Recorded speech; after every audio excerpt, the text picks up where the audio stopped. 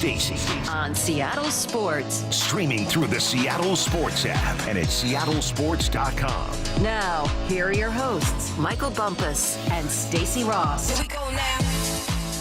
Hawks Live is back, and you can join Michael Bumpus and Tom Moyer tonight, starting at 7 p.m. at Bellevue Square Center Court for a live broadcast and preview of this week's game against the Titans, plus a visit from newest Seahawk Rashid Shaheed. That's tonight at 7 p.m. at Bellevue Square Center Court.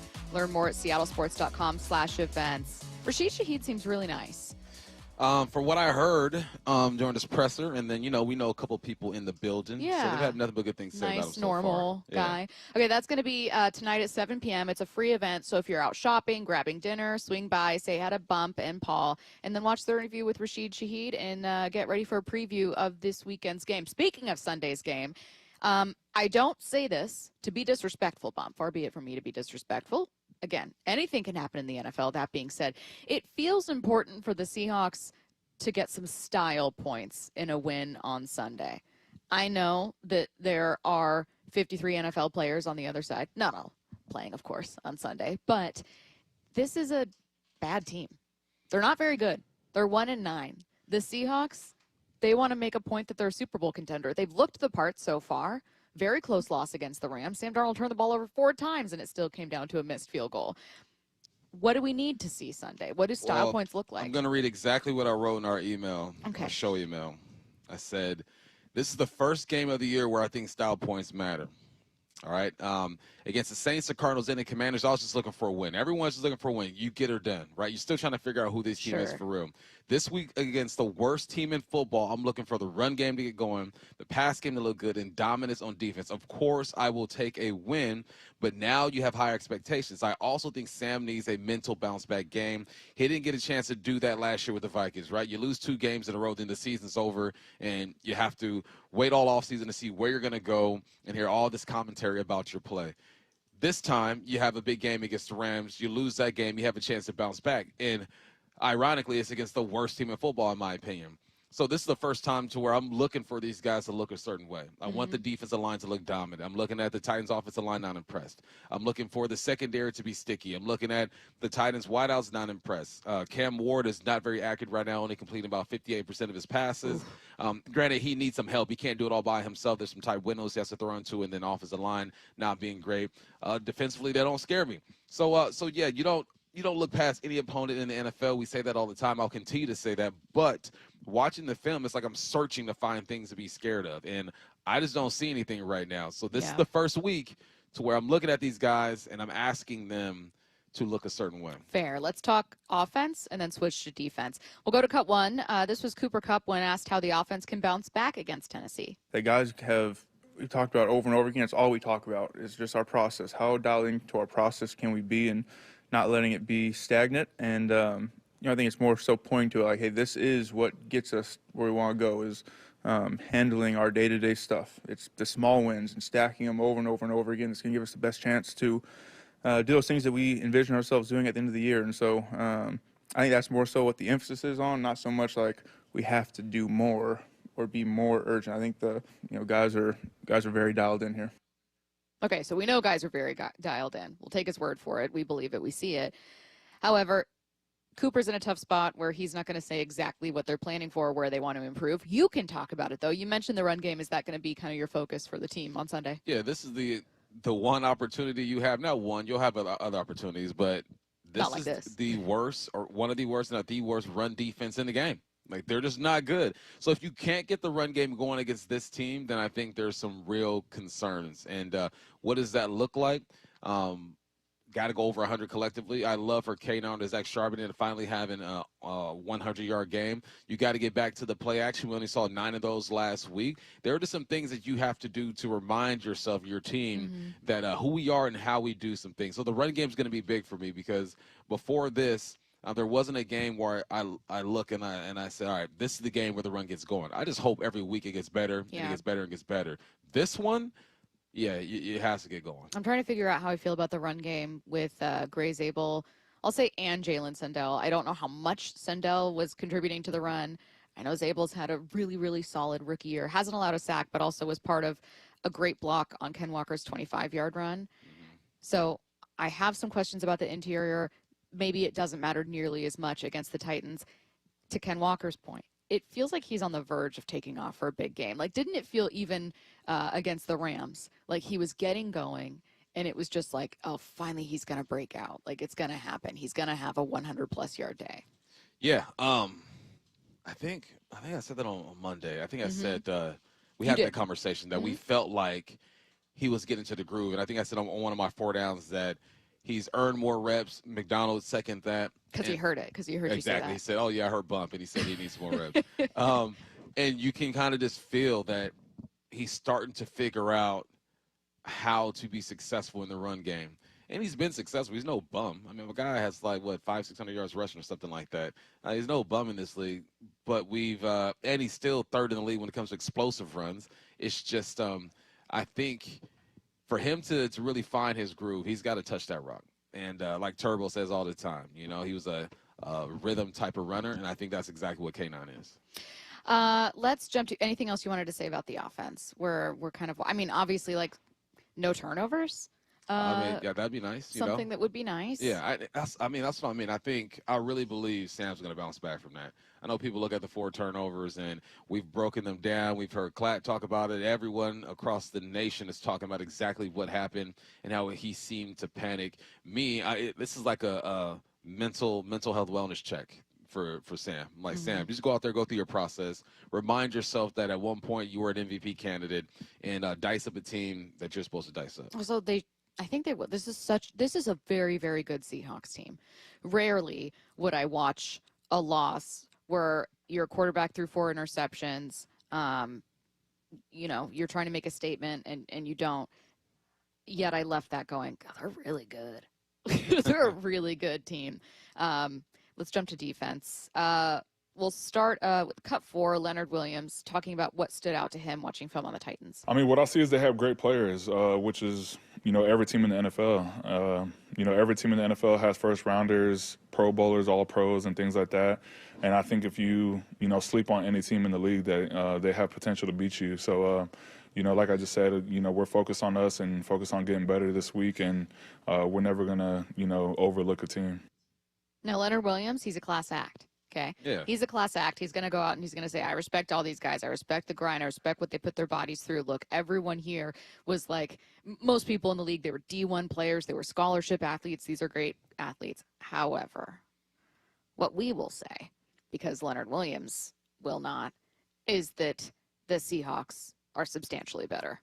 Yeah, no, that's the professional approach. You're supposed to do that, and you're supposed to say that. But I guarantee you when they're in these meeting rooms and it's just a D line, they're saying, fellas, we got to eat. We are better than this group. We have to get after them. And it's okay to say that. Yeah. It's almost like people think it's a sin to look at film and think we are better than them.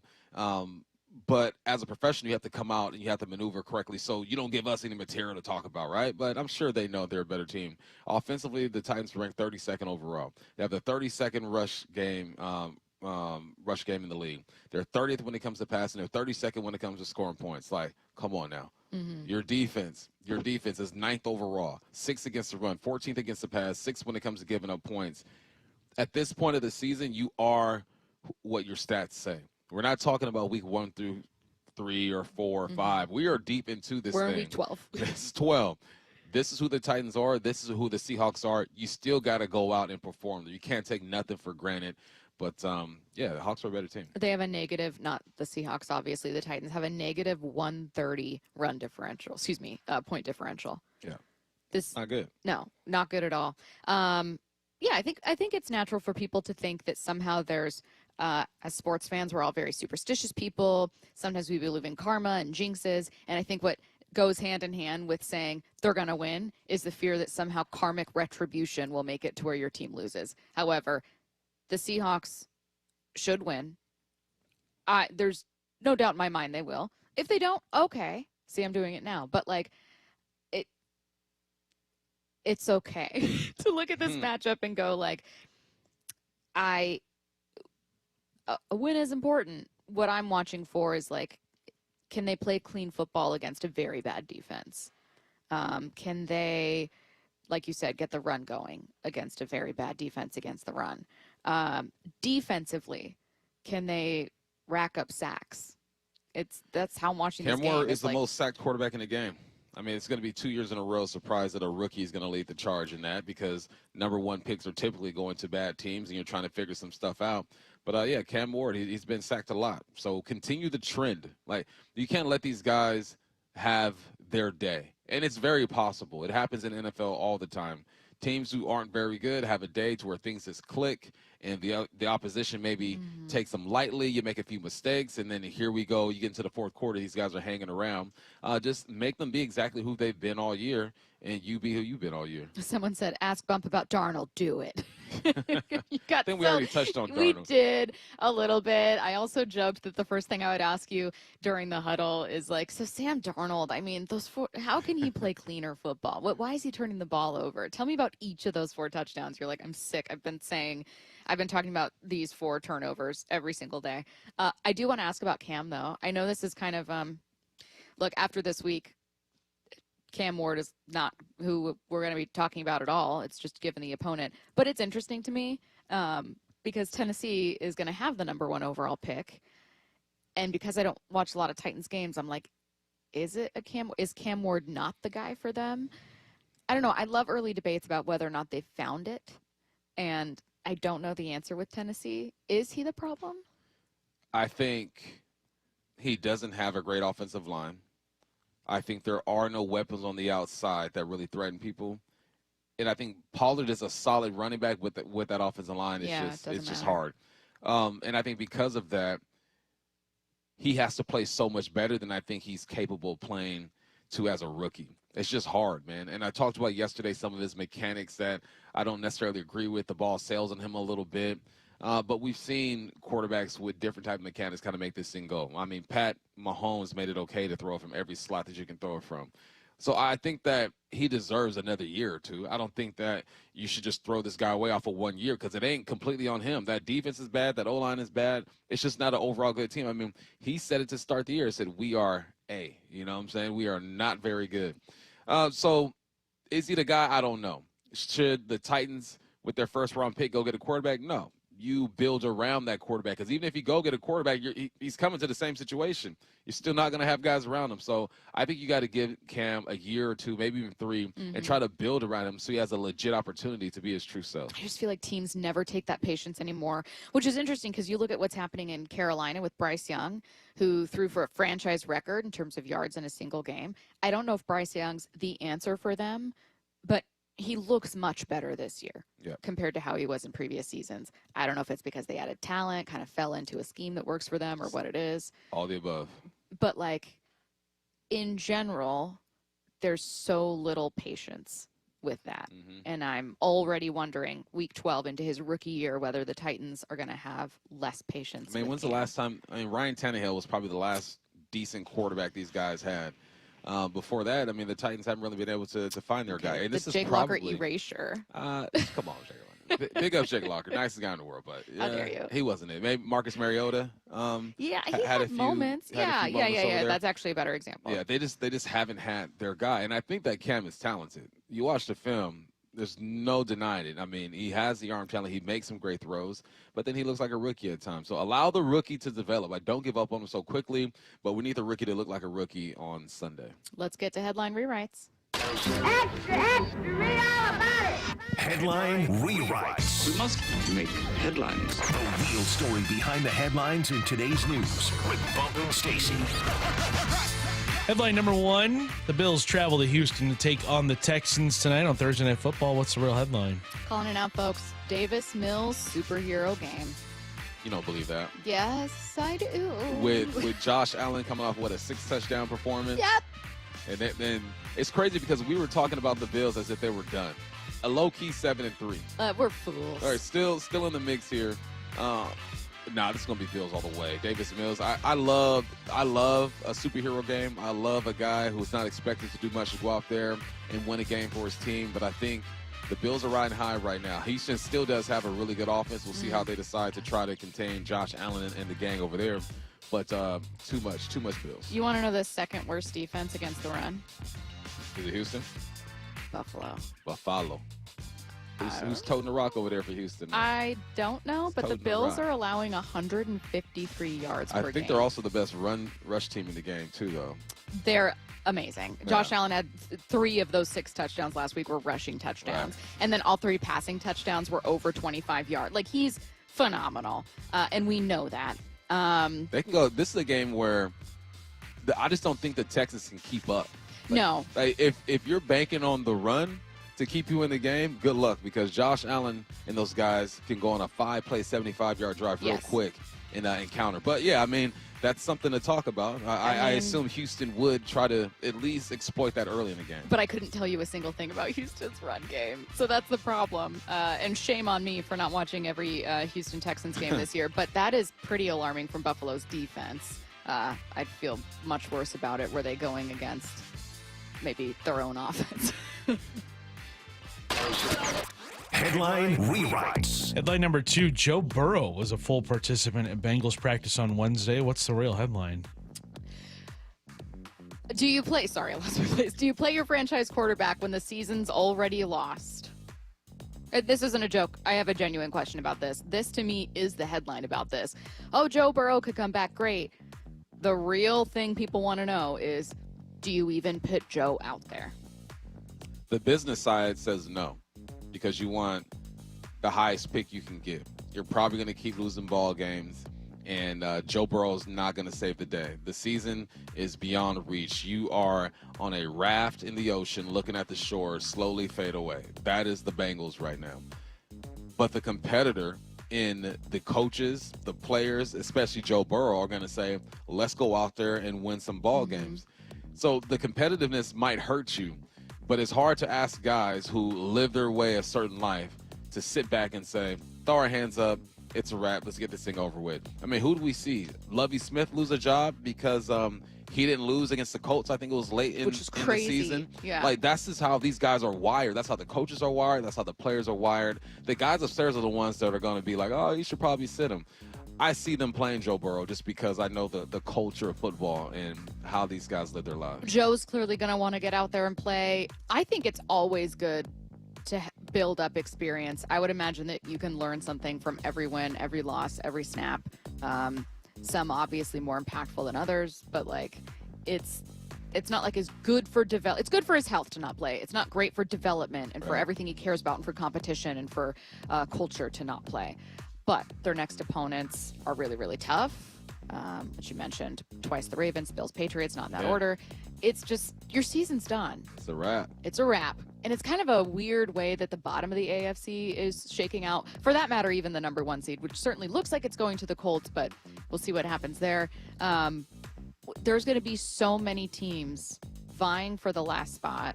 A 10-win team, we already know 10-win teams get in, but I think it's going to be a bunch of tiebreakers. Oh, dang.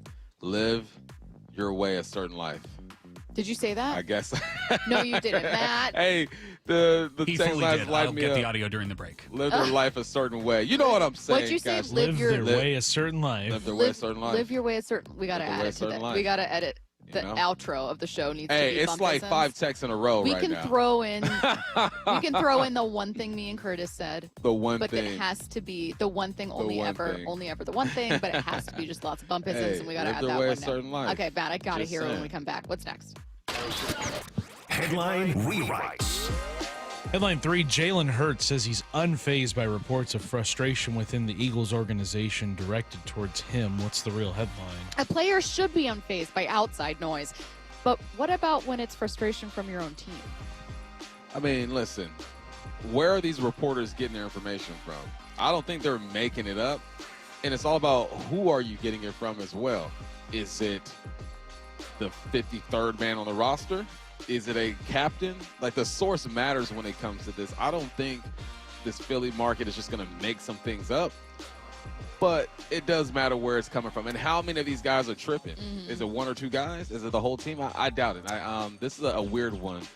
And we're talking about a team that is still winning ball games. Now, they got Dallas coming up, and it's going to be this Eagles defense against this Cowboys offense, which I think will be a good matchup. But as long as they keep winning, They got to try to block this out. But the way they're winning doesn't really give you confidence that they're going to be a juggernaut once you get into the playoffs. I think it's interesting that it used to be like Diana Rossini on so many of these reports, and it was really bothering people where they were like, Diana, what is your deal with the Eagles? I think it's interesting that it's not just Diana Rossini anymore. I also think it's interesting that it's not just A.J. Brown's unhappy. A.J. Brown doesn't like Jalen. A.J. and Jalen are fighting. Now it's like, oh, coaches are frustrated because they go through all of this prep and they have a plan, and then Jalen just does things his own way. That's a new angle, and that makes it sound like it's coming from like some assistant in that coaching Somebody room. Snitch, man. You know what I'm saying? That's a very specific thing. I'm not even saying I wholly believe it, but I'm saying where there's smoke, there's fire. Has this team proven that even with that smoke, they can win a Super Bowl? Yeah. Rumors were existing about issues in the locker room last year, and this team still went on and won a Super Bowl. None of it ended up mattering. Do I think there have been successful teams where players didn't like each other, where players didn't like a coach? Yep, absolutely. So in that way, I don't think it fully matters or should be the top storyline. I do think it's an interesting one.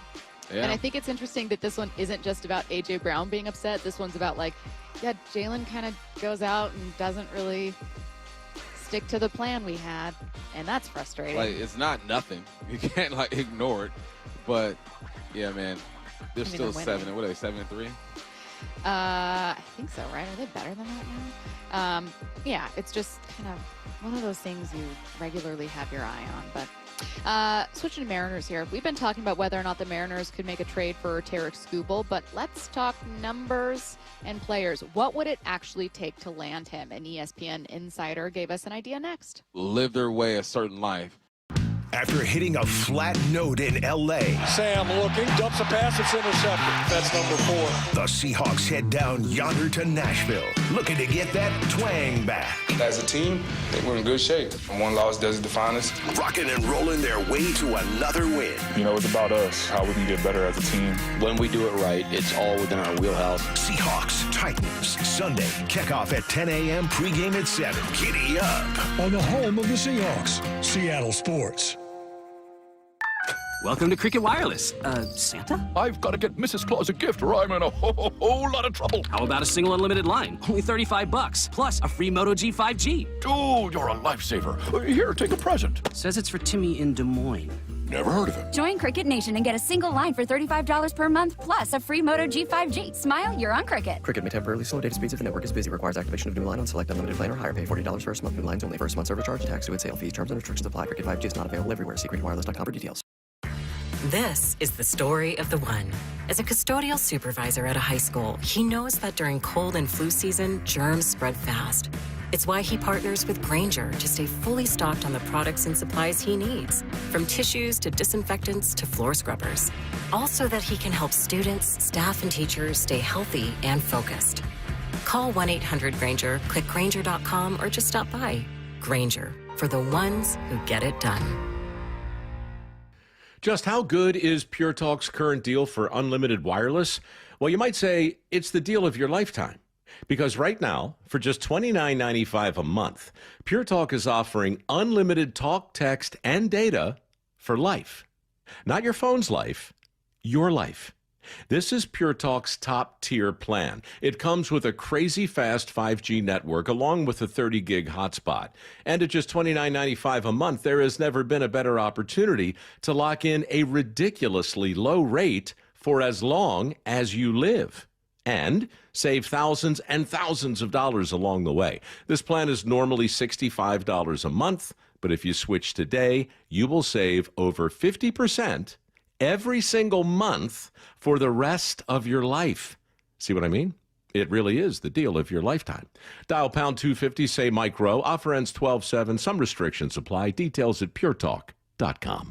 Winter's here, Seattle. Is your roof ready? Get $500 off by scheduling your free estimate at 3treeroofing.com. Let us make your roofing project easy this winter. Our certified crews deliver worry-free installations backed by industry-leading warranties, even in the rainy season. 3Tree Roofing, your Puget Sound roofing experts. This year, make comfort the first gift during the Black Friday sale at Home Comfort Alliance. Through December 1st, call to get savings up to 75% off furnaces, air conditioners, backup generators, EV chargers, water heaters, and more. If your system's over 12 years old, upgrade now before it breaks and save. And remember to schedule your consultation before December 1st and save up to 75% and take 18 months to pay off 0% financing OAC. Visit HomeComfortAlliance.com today. The insurance world, it can be confusing. So have First Mark Insurance guide you through it by taking the free First Mark Challenge. They'll explore offerings from top carriers for better coverage and lower rates. They save the Heward family thousands. Go to FirstMarkInsurance.com. We live for the jaw droppers. Gets hit in the backfield and drops. Guess who?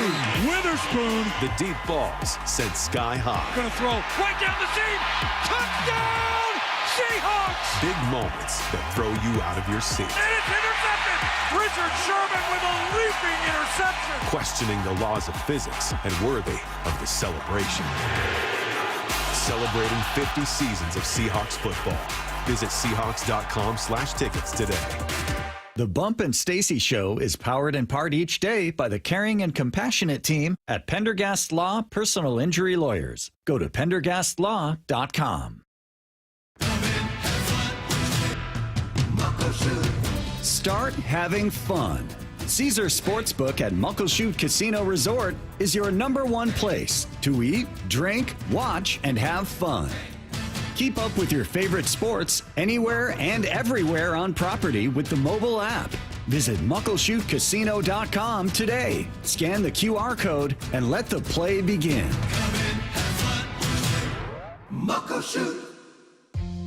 Ryan Roland Smith here. For more than 35 years, the NBA Health Insurance Trust has been helping local builders, contractors, and their employees save money and gain peace of mind. They offer customized group health plans from the state's leading insurance providers. Small and mid-sized businesses deserve big healthcare access.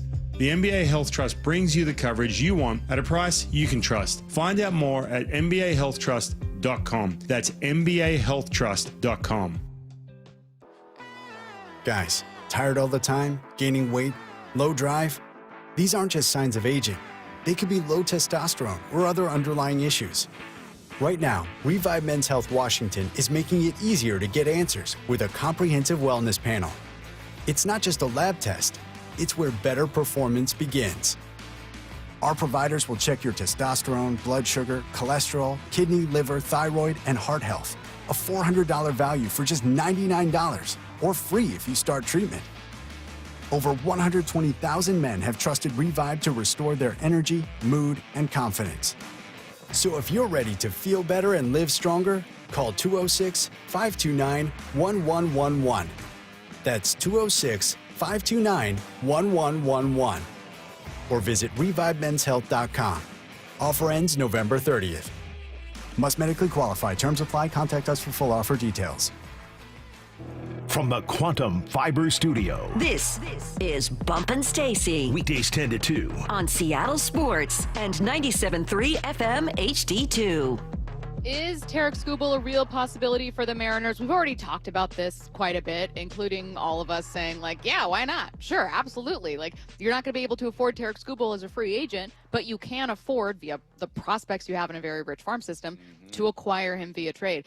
There were some earlier reports that the Seahawks, Buster Olney had this for ESPN, that the Seahawks were a potential candidate to land Tarik Skubal. And then in Jeff Passan's latest offseason preview for ESPN, he had, in like just a random offhand comment, wrote, you know, the Mariners have the prospects, but not the desire. So it was just kind of a, can't tell whether the Mariners are hot or cold on this idea, but let's talk about what it would actually cost. Buster Olney, on with Brock and Salk, gave an idea of what it would take. First, he did confirm in Cut 5 that the Tigers will be listening. The Tigers are going to be listening to offers for him, and appropriately so, because he's a Scott Boras client. He's eligible for free agency next fall. The Tigers, they're in a position where they know, because he's a Boras client, that he's almost certainly going to go to free agency. And to keep him, they would have to pony up $350 million plus, maybe $400 million, because teams like the Mets are going to be lined up, the Dodgers, the Yankees, the big market teams, will take a shot at him. Okay, let's talk about recent comps, what it could look like. So again, Buster Olney already saying the Tigers are going to be listening. He adds that it would be smart for them to talk to teams with loaded farm systems. The Mariners, one of those. But let's go to Cut 7, asked if there's a recent comp. Well, yeah. I mean, Corbin Burns, a franchise pitcher, was traded from the Brewers to the Orioles with 1 year of team control 2 years ago. But even him, and he went out as a free agent and, got a whopper contract last winter to sign with the Diamondbacks. I don't think it's a perfect comp, because as great as Corbin Burns is, he's not Tarik Skubal. and the prospects that the Brewers got back, or the players the Brewers got back, helped them, and they're good players. I still think the price would be steeper. And the Tigers, where they at, and if you're going to trade Skubal and you're going to try to contend in 2026, you would want a pitcher to anchor the deal. Curtis, do you offhand have a memory of what was given up for the Corbin Burns deal, or kind of what that ended up costing? How it's similar to what Seattle could give? Yeah, I mean, the Orioles have a really deep farm system, and I don't recall them giving up like the top of their farm system. Okay. So I brought up the trade here. It says the Brewers traded Burns to the Orioles in exchange for DL Hall, who has become, I believe, he's part of their starting rotation. Spent a lot of time on the injured list in 2024. Actually spent a lot of time on the injured list too in 2025. But he was at the time like 25 years old. And then Joey Ortiz, who is an infielder for the Brewers, got off to a good start, but hit .239 last year with 11 home runs. So, I mean, maybe he develops into something a little bit more.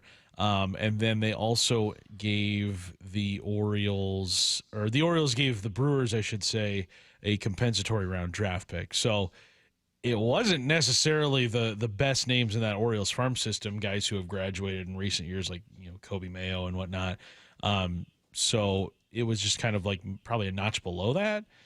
So when I look at what the Mariners have in their farm system and a comparable trade package to give back to the Tigers, I don't know if it's going to be, the guys like Colt Emerson or Kate Anderson or anything like that. It might be, guys maybe at the back end of the top 10.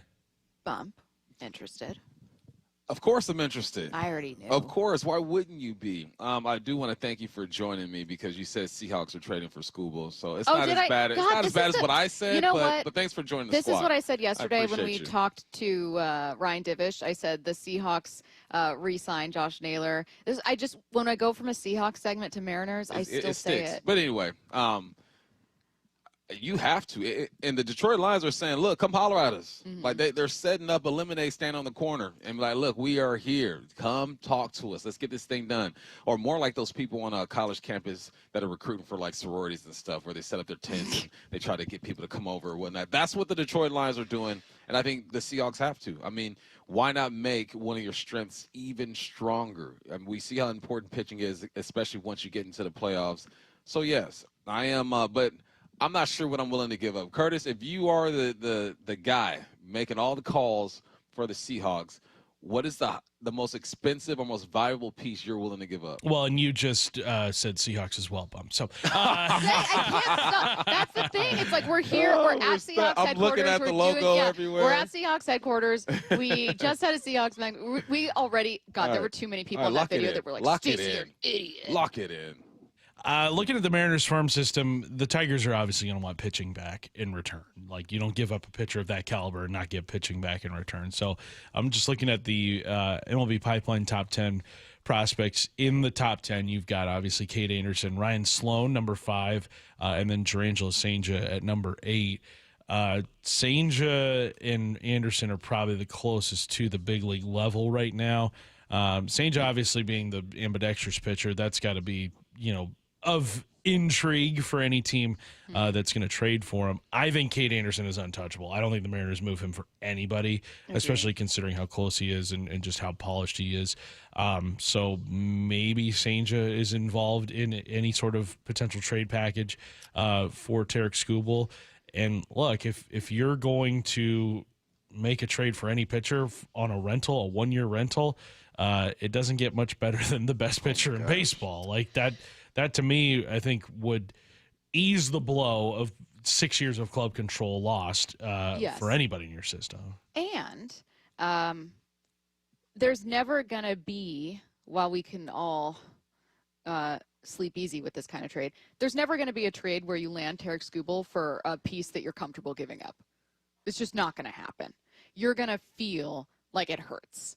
And so I think there's a lot of people going, oh, God, I don't know. Like, you're sacrificing the future for 1 year of Skubal. Scott Boras is his agent. You know he's not going to re-sign with you. You know you can't afford it. What if he gets hurt? What if you trade? What if you give up a bunch of club control and a great prospect for a month of Tarik Skubal? What if he has a bad year? And I completely understand it.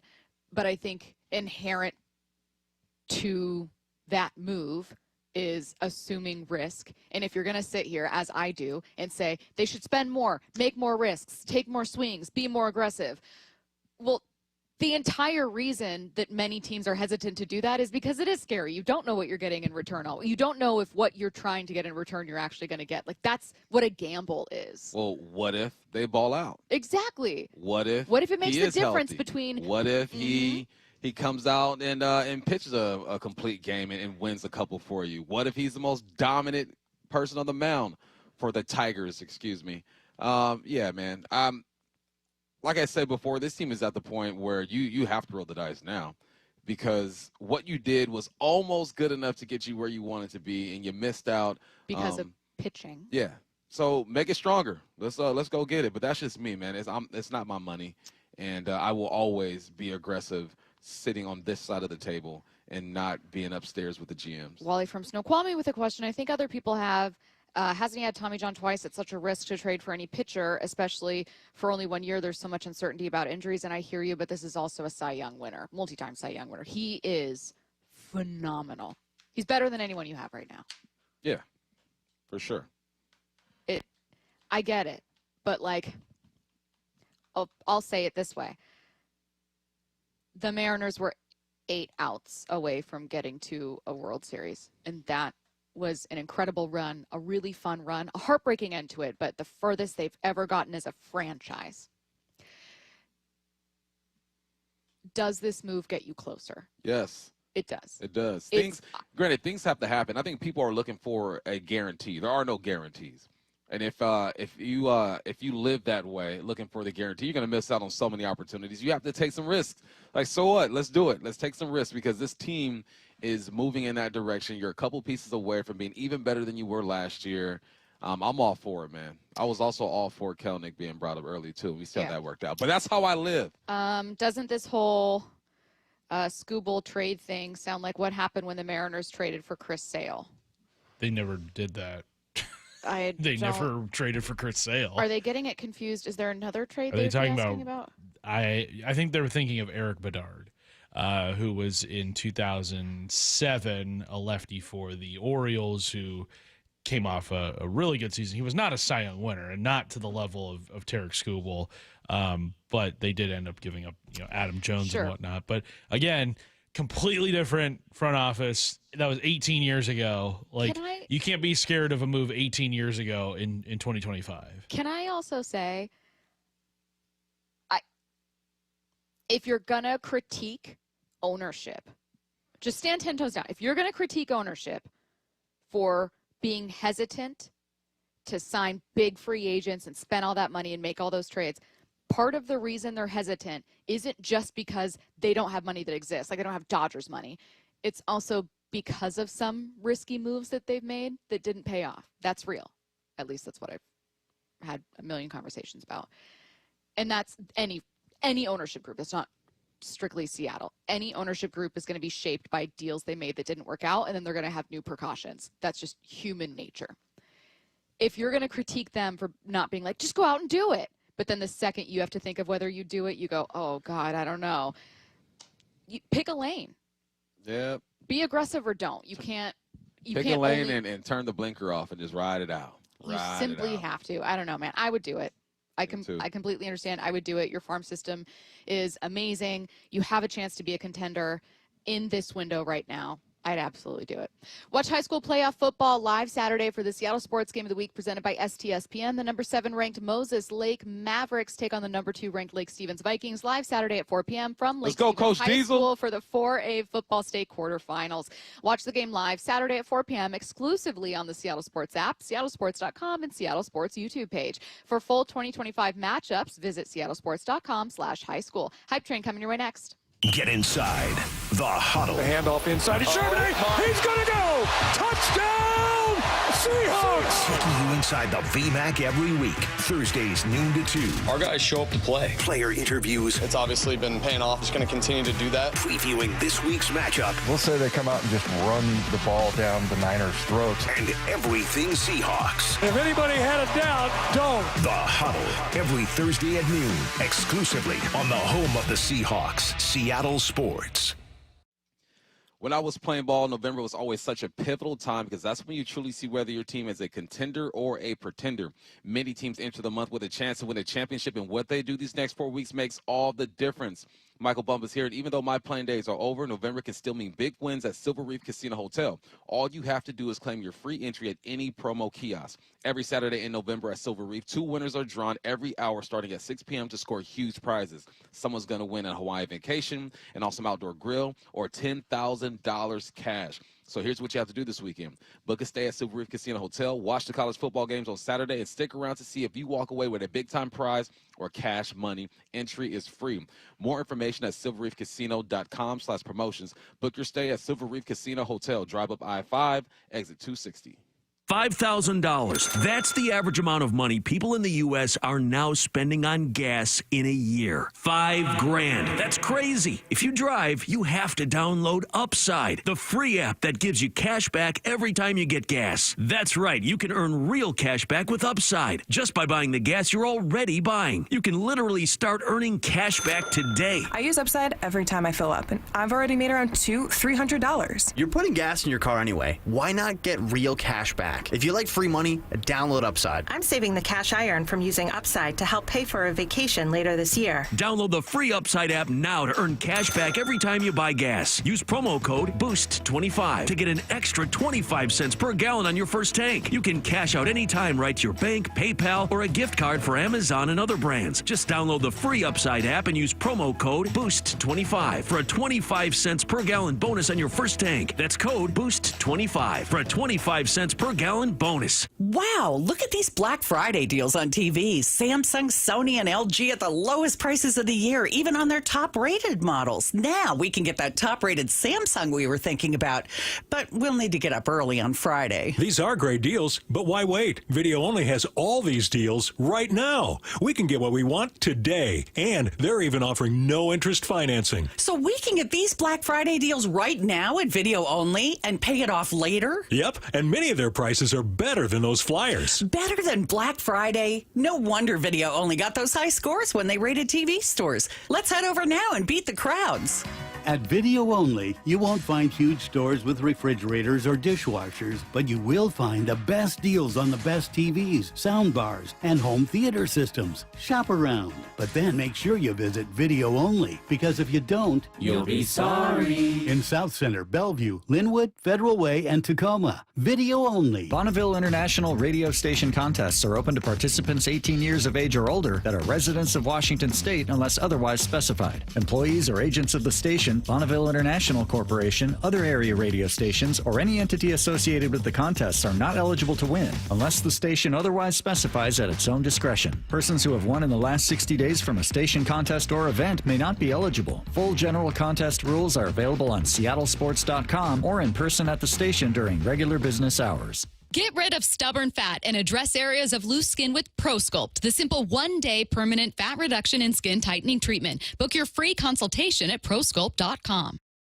I saw her texting, coming up to a stop sign. And so I saw the accident coming, and she T-boned us. In the blink of an eye, Crystal's life changed when she suffered a severe spinal injury. The pain was something I had never experienced before in my neck. I got massage therapy. I saw a chiropractor. I was prescribed muscle relaxers so I could sleep. I got depressed. Nothing was relieving the pain. Drugs, sleepless nights, and depression. Sound familiar? I'm Dr. Mark Shelley, a chiropractic physician and board-certified functional neurologist. At Sound Pain Solutions, our treatments include high-dose laser combined with spinal decompression and other comprehensive therapies to rehabilitate damaged discs.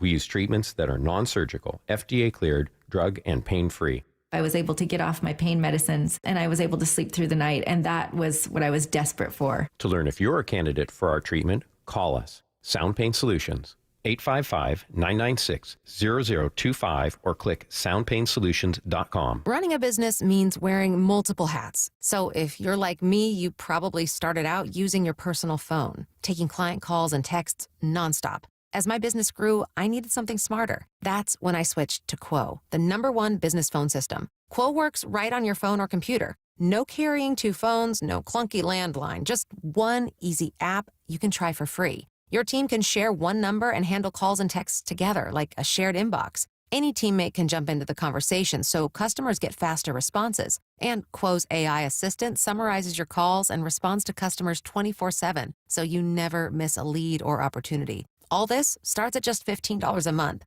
That's basically 2 coffees. You can even keep your current business phone number. Find out why 90,000 businesses trust Quo. No missed calls, no missed customers. Try Quo for free at quo.com/sports. That's quo.com/sports to try Quo free. QUO.com/SPORTS. From the Quantum Fiber Studio. This is Bumpin' Stacy. Weekdays 10 to 2. On Seattle Sports and 97.3 FM HD2. Getting back to the Seahawks with senior NFL writer for The Athletic, Ted Nguyen, coming up in 15 minutes. Right now, let's head to the station for Hype Train. I got some back-to-back football ones to start. The Texans and Bills are facing off tonight in Houston for Thursday night football. Bills are a 3.5-point favorite. It feels like it should probably be more than that, but it won't matter because this is your first Hype Train. Davis Mills and for CJ Stroud and the Texans will upset the Bills. Listen, the Bills are coming off a game where Superman looked like Superman once again. And the Texans have done nothing this year to make me believe in what they got going. I know. They've won the last 2 games. You beat the Jags. What more could they possibly do for you? You beat the Titans by 3. Whoop-de-doo. I don't believe in them, man. I know that their defense is on point. We talked about the Bills and their run defense isn't the greatest. But I'm not bought in. I think that Josh Allen is going to continue his wave of greatness from last week and produce 5 touchdowns instead of 6 this week. All right, Davis Mills and the Texans will actually upset the Buffalo Bills. Bump is not boarding. He doesn't believe in the Texans despite their back-to-back wins. Curtis, are you boarding? Well, as the great Destiny's Child once sang, can you pay my bills? Can you pay my telephone bills? Do you pay my automobiles? They did not sing, can you pay my Davis Mills? Can you pay my telephone Davis Mills? And that is a point. Do you pay my automo Davis Mills? No, let him cook, Matt. No, the Texans will not upset the Buffalo Bills tonight. Okay.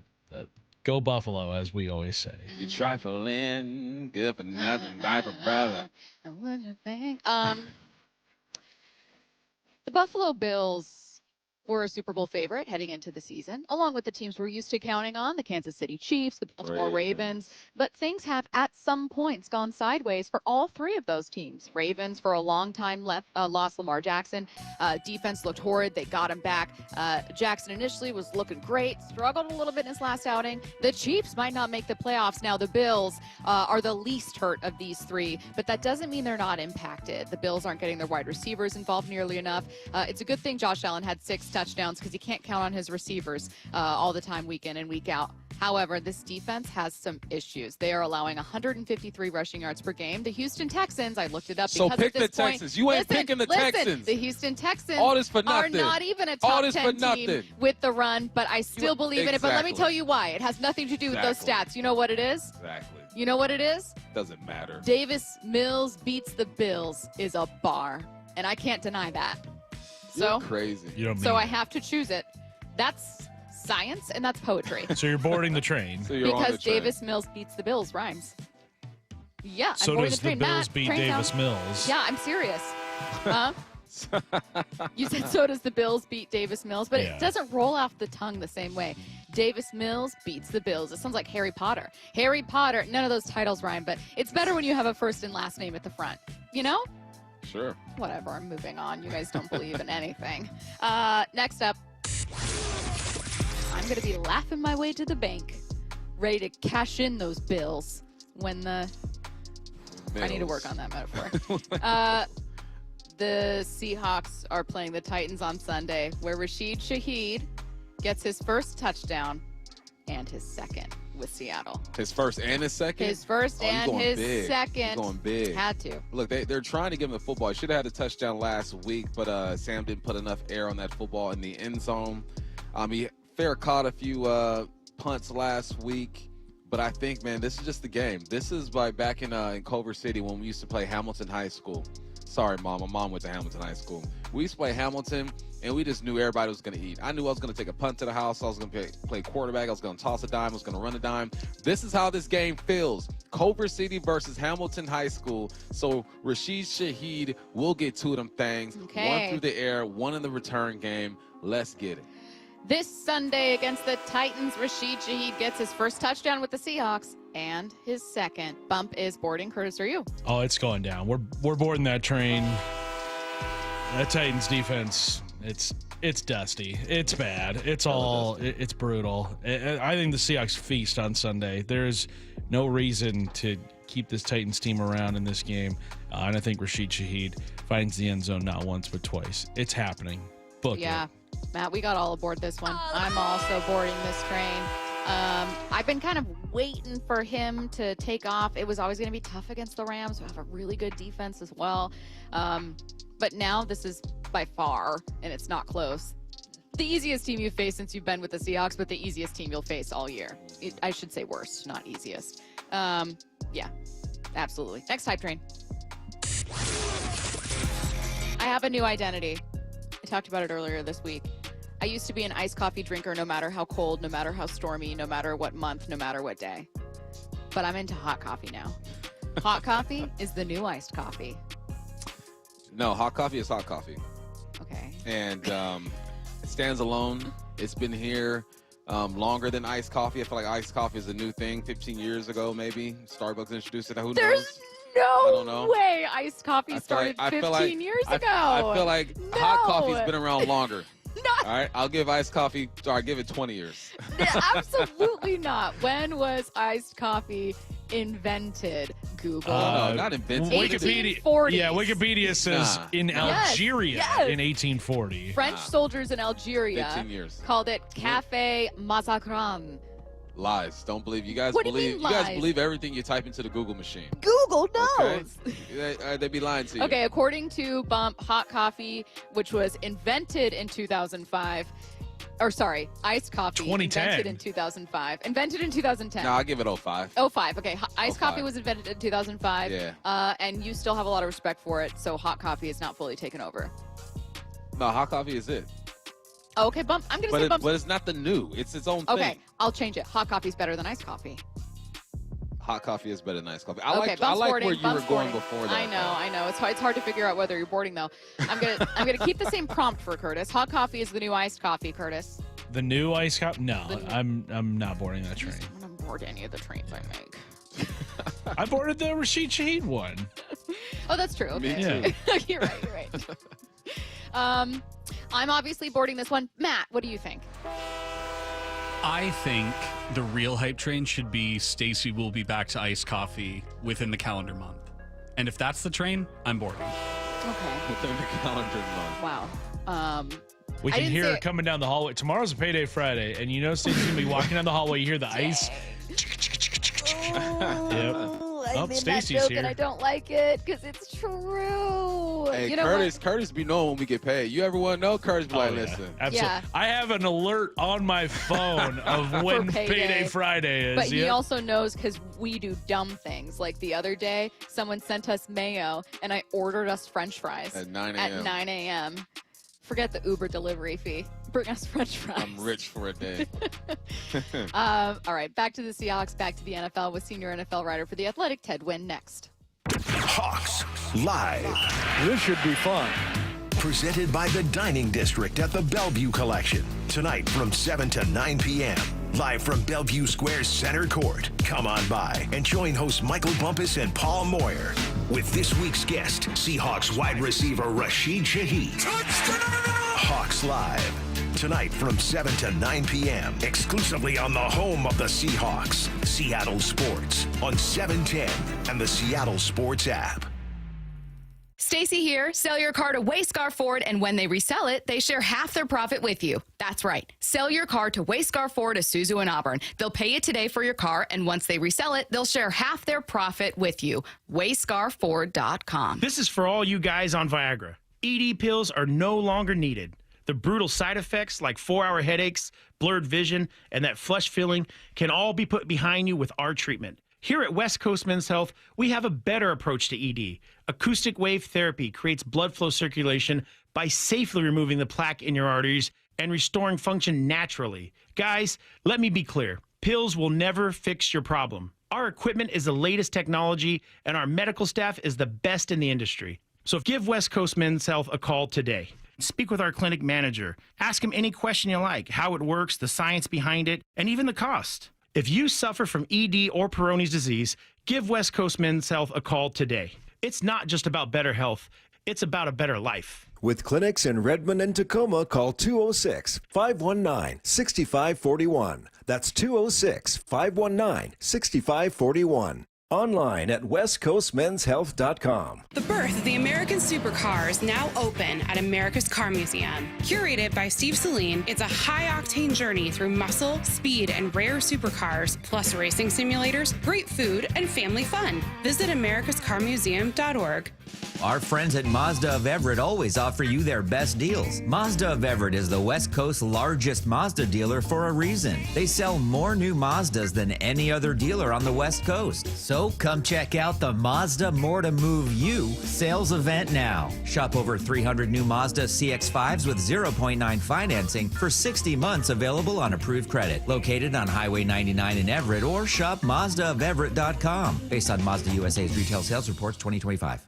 This is the story of the one. As a maintenance supervisor at a manufacturing facility, he knows keeping the line up and running is a top priority. That's why he chooses Grainger. Because when a drive belt gets damaged, Grainger makes it easy to find the exact specs for the replacement product he needs. And next day delivery helps ensure he'll have everything in place and running like clockwork. Call 1-800-GRAINGER, click Grainger.com, or just stop by. Grainger, for the ones who get it done. If you're one of the millions of Americans behind on your taxes, if you're afraid to open your mail because IRS collection letters could be coming, listen carefully. The IRS is cracking down, taking paychecks, freezing bank accounts, revoking passports. That's a fact. But here's what most people don't know. There are official tax relief programs designed to help struggling taxpayers. Programs that could save you thousands if you qualify. No one knows these programs better than the experts at Optima Tax Relief. Optima's award-winning team will fight to protect your paycheck, your passport, and your property. Their tax attorneys and licensed tax professionals will work tirelessly to get you the best deal possible with the IRS. Every day, penalties and interest keep piling up, so don't wait. Call Optima now for a free consultation. Call 800-343-6460. 800-343-6460. 800-343-6460. Optima Tax Relief. Some restrictions apply. For complete details, please visit OptimaTaxRelief.com.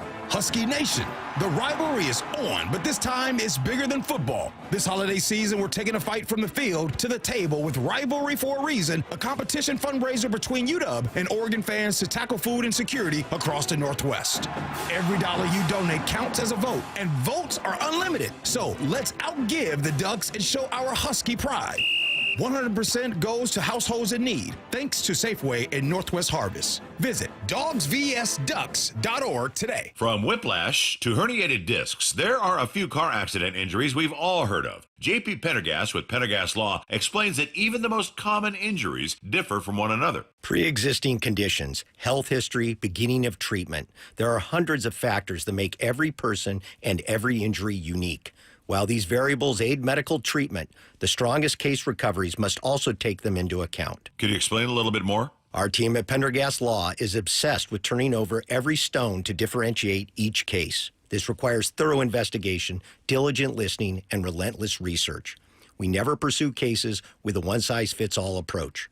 We built our success by treating every injury and every case with the individualized attention our clients need and deserve. Pendergast Law's individualized approach to even the most common injuries makes the difference in case outcomes. It's another reason why I can't recommend them enough. If you or a loved one has been injured in a car accident, call Pendergast Law. We can help. Let's go! This is Seattle Sports. Streaming through the Seattle Sports app. KIRO AM Seattle. KIRO FM HD2 Tacoma. Home of the Seahawks, Mariners, and everything Seattle sports. Seattle Sports Snapshot. The Bills are taking on the Texans tonight for Thursday night football at NRG Stadium in Houston. The Texans defense remains one of the best in the league, but this is a tough one, even with the Bills' defensive struggles, since Houston still won't have C.J. Stroud. Instead, it's backup Davis Mills starting. Bills right now 3.5-point favorites. Snapshot brought to you by Miller Lite. When it's game time, it's Miller time. From the Quantum Fiber Studio, this is Bump and Stacy on Seattle Sports. Streaming through the Seattle Sports app and at seattlesports.com. Now, here are your hosts, Michael Bumpus and Stacy Ross. Here we go now. Seahawks and NFL with senior NFL writer for The Athletic, Ted Nguyen, joining us now on the Emerald and Casino Sportsbook Hotline. Ted, how's it going? Good. How are you? Fantastic. Unfortunately for the Seahawks, they're not coming out of Week 11 with a win, but I actually felt pretty good. I mean, Sam Darnold turned the ball over 4 times, and they came within a missed field goal of taking this one. So while I think there's some Sam Darnold doubt, I actually felt even better about the defense. What were your feelings about the Seahawks leaving this game? Yeah, I mean, I think defensively they played really well against one of the most explosive offenses in the league in the Rams. I mean, you know, when you turn the ball over 4 times and you still have a chance to win the game at the end, and you're still able to keep that score pretty low for the opposing team, it says a lot about the Seahawks defense, which I think is still the best in the league. So, I mean, I think offensively there's some issues that we'll talk about, but defensively, what they're able to do with Nick Emenwari, that 4-man pass rush, it's pretty incredible. What does this game coming up mean for Sam Darnold? We were talking about it to open our show, and look, this game against the Titans is a game that we feel the Seahawks should win. And me personally, I said this is like a mental health wellness check for Sam Darnold. Like, he has to get back into his groove and remind himself who he is. How do you view this game against the Titans, even though we feel like the Seahawks should win this handily? Yeah, I mean, to me, I think this is a game where you really need to get the running game right, because the Rams challenged Seahawks to run the ball, use a lot of sub personnel with nickel and dime, and the Seahawks were never really able to establish a consistent run game going against those sub personnel, those too high looks. And that's really how the Rams were able to contain that explosive Seahawks offense, because they were able to get those defensive backs on the field, stop those explosive pass plays that they were so used to getting. And when they tried to run the ball, they had a drive right in the second quarter where they just ran it, and they were able to get into the red zone. But it was just so inconsistent. I think they only had a 44% success rate against nickel personnel. So this is a game where I think, you really need to work on that run game. Not that, you're going to treat the Titans like a practice team or whatever, but they are one of the worst run defenses in the league, and you want to see them come out and really run the ball effectively against this type of defense. Is there a pattern you've noticed, or maybe just something you see with the run game and going, why'd they do that? Is it a physicality thing? What do you see? Yeah, I mean, I think, when you're running outside zone, when you have one area of weakness or one block goes wrong, it can really ruin the whole thing. So it's difficult to pinpoint exactly where there's a weakness. But, I mean, Poona Ford, the nose tackle, defensive tackle for the Rams, had a really good game, and he was able to get in the backfield. So I think it's just a matter of, communicating, understanding when to get off your combo blocks, and the running backs be able to find the right hole and just try to maximize yardage instead of trying to go sideways too much. Defensively, these guys pretty much kept the Hawks in the game against the Rams. You mentioned Poona Ford on one side, but you got Leo and Jay Reed and the gang on the other side. Is a dominant performance expected against the Titans? What do you see in their offensive line over there? Yeah, I mean, this offensive line, the Titans' offensive line is a major issue. So I would expect the Seahawks four-man rush to really dominate this offensive line and give Cam Ward a ton of trouble. And also, this might be the worst group of pass catchers in the league as well. So, you can play a little bit more man. You can be aggressive if you want and blitz and leave those guys on islands. Not that it's really the Seahawks style. But, I mean, there's just a ton of options available to Mike Macdonald, I think, against this team where you don't really have to worry about them getting an explosive pass play against your defensive backs if you leave them in one-on-one coverage.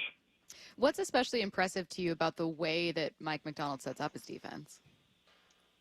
I love the simulated pressures, like when you're showing pressure, but you only rush four, but one of the guys from the second or third level is actually a rusher. And I think he's just one of the best defensive play callers in the league. I mean, we always hype up the offensive play callers and how they set things up. I think Mike Macdonald is really aggressive in how he calls it, not just as far as pressures, but in terms of looks and just calling pressures at the right time. Offensively, our tight ends, A.J. Barner and Arroyo, I feel like have the potential to be two of the best tight ends in the game. Last week, you had A.J. Barner with 10 receptions for 70 yards. What do you think the potential is, in that group when you look at those two? Yeah, I mean, I think, A.J. Barner obviously was on the team already, but drafting Elijah Arroyo was really, I think, a huge part of why this offense is successful, because when to get into those heavy personnel, Arroyo is just such a mismatch against linebackers because of his vertical speed and his ability to create separation. And Barner obviously is a guy that could block, and you see him running those underneath routes and getting yards after the catch. I mean, he could run that quarterback sneak with him too. So I think just getting two tight ends that have that type of skill set and that type of skill is where the league is moving towards. So I think it was really, good. It was good planning to bring Arroyo to pair with Barner, because getting those two tight ends, getting multiple tight ends that you could use is really where the league is trending. Where do the Seahawks rank in terms of teams league-wide, not just in the NFC, that you kind of have the most faith in right now? Sorry, can you repeat that? Yeah, where do the Seahawks rank in terms of teams league-wide that you have the most faith in? And I'm talking about like an actual Super Bowl contender. Yeah, I mean, I would say they are definitely a top five team as far as being a contender. I mean, before this game, I just thought they were one of the most consistent teams in the league in all three phases: special teams, offense. They were one of the most explosive units in the league, and defense. I think they're the top defense in the league. I just think that the big issue is that every time we've seen Sam Darnold in a high leverage game, he's played really bad in the last couple of years. So I think, the onus is on him to get that monkey off his back when he gets into another high leverage game, to prove that he can play in these games and take care of the ball and be a valuable player. So that's my biggest concern. And also, again, the running game needs to be more consistent. But I feel like this team is a very complete team, but it's on them to be able to perform when the stakes are high. We've had many opportunities to see number twos out there. Drake Thomas started as a number two. Seems like he's the guy now. We've seen Ty Okada. Josh Jobe is like a floater a little bit. Who has been, I wouldn't say the biggest surprise, but the most improved player do you think so far for the Seahawks? I don't watch these guys enough to really see their trajectory as far as improvement. But I would say Nick Emenwari is a guy that I watched a lot when he was in college, and the upside was there. You see the high-end plays, but there are also a lot of negative plays too, especially when he's playing coming from depth. So to me, he was a very boomer bust player in the draft, and that was the reason why he fell to the second round. And I just thought he found a perfect home in Seattle, where they started him in nickel, where I think is a perfect spot for him to start out his career.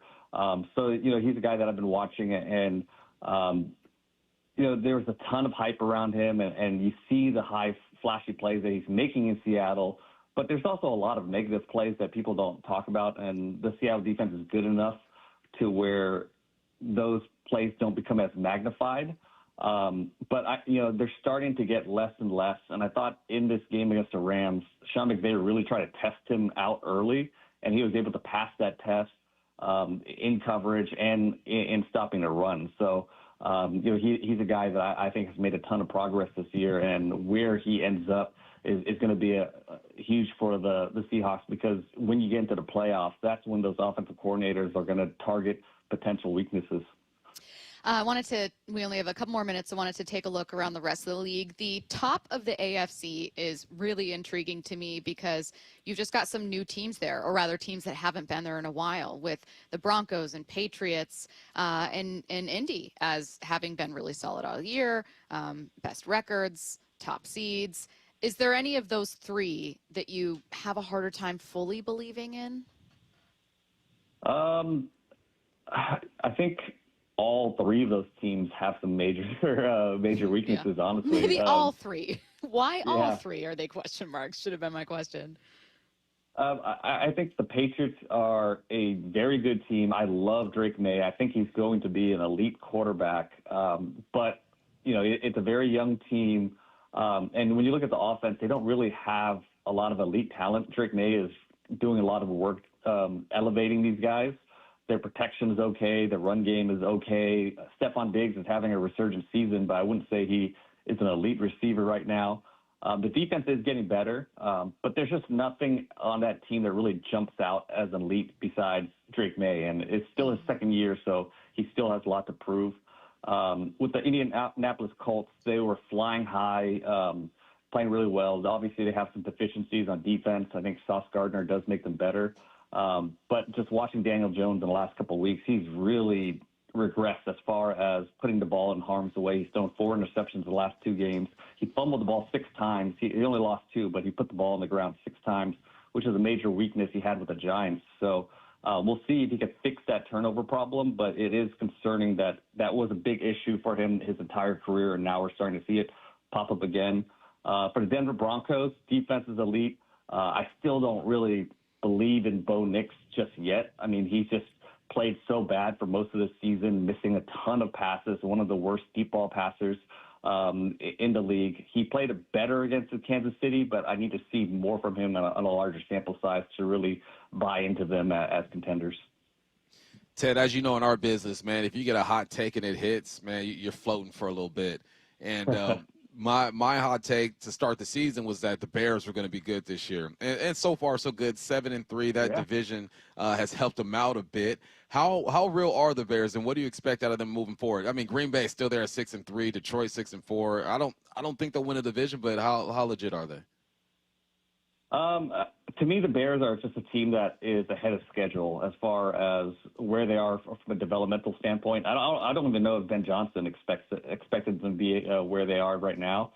They won a ton of one-score games. I think for them, the good thing is Ben Johnson, he was able to carry his offensive magic into the Bears and instantly turn that offense into one of the most explosive units in the league. They create a ton of explosive plays. They're not that efficient from down to down, but because of great play calling and because of Caleb Williams and his ability to create They are one of the most explosive units in the league. Defensively, I think Dennis Allen is doing some good things with very little talent. But this is a team that have won a ton of one-score games. I mean, they beat the Raiders by 1 point off of a missed field goal. So when you're winning all these one-score games, there is a bit of luck involved, and that luck could change at any time. Look at the Kansas City Chiefs. They won 10 games by one score last year, and this year they're 0-5 in one-score games. So that luck could turn at any time. But I think for them, it's a good thing that they're ahead of schedule as far as where they're supposed to be on their timeline. But I don't really see them as contenders this year just quite yet. He is senior NFL writer for The Athletic, Ted Nguyen. Thank you, Ted. No problem. Thanks for having me on. Hawks Live is back, and you can join Michael Bumpus and Paul Moyer tonight, starting at 7 p.m. at Bellevue Square Center Court for a live broadcast and preview of this weekend's game against the Titans, plus a visit from newest Seahawk Rashid Shaheed. That's tonight, 7 p.m., Bellevue Square Center Court. Learn more at seattlesports.com/events. Let's get to 4 Down territory. This is 4 Down territory, going inside the game with former Seahawks and Coug wide receiver Michael Bumpus. First down, Bump. What would you like to see from the Seahawks secondary? Tight coverage. Man them up. Watching the film, Alec Maynard doesn't scare me. Big up Stanford. Big up Dave Wyman. Shamir Dyke, I think I saw you say his name. He don't scare me. Van Jefferson doesn't scare me. There's nothing on the perimeter that I feel like these guys cannot handle. You got to bully these dudes, man. You got to – I remember the first time I was brought down to reality. I was an All-American my junior year. We went and did the 7-on-7s. The first time I saw Mark Sanchez, I was like, dang, he's different, right? You can just tell. And then we line up. We play against these twins. Their last name were Peyton. And I thought I was the man. And Peyton choked me out and threw me to the ground. I go, oh, man, there's a different talent out there. And I had to check myself. Like, all right, come on, get ready to go. I want them to do what Peyton did to me back in the day when I was in 11th grade and humble me and make me realize that there are bigger, faster, stronger guys out there. I want these guys to be aggressive, man. I want Spoon talking his talk. I want Riq playing with confidence. I want Josh Jobe getting in there. Man these dudes up. Line them up. 1-on-1. Let's go get it, because I think they can handle it. Second down.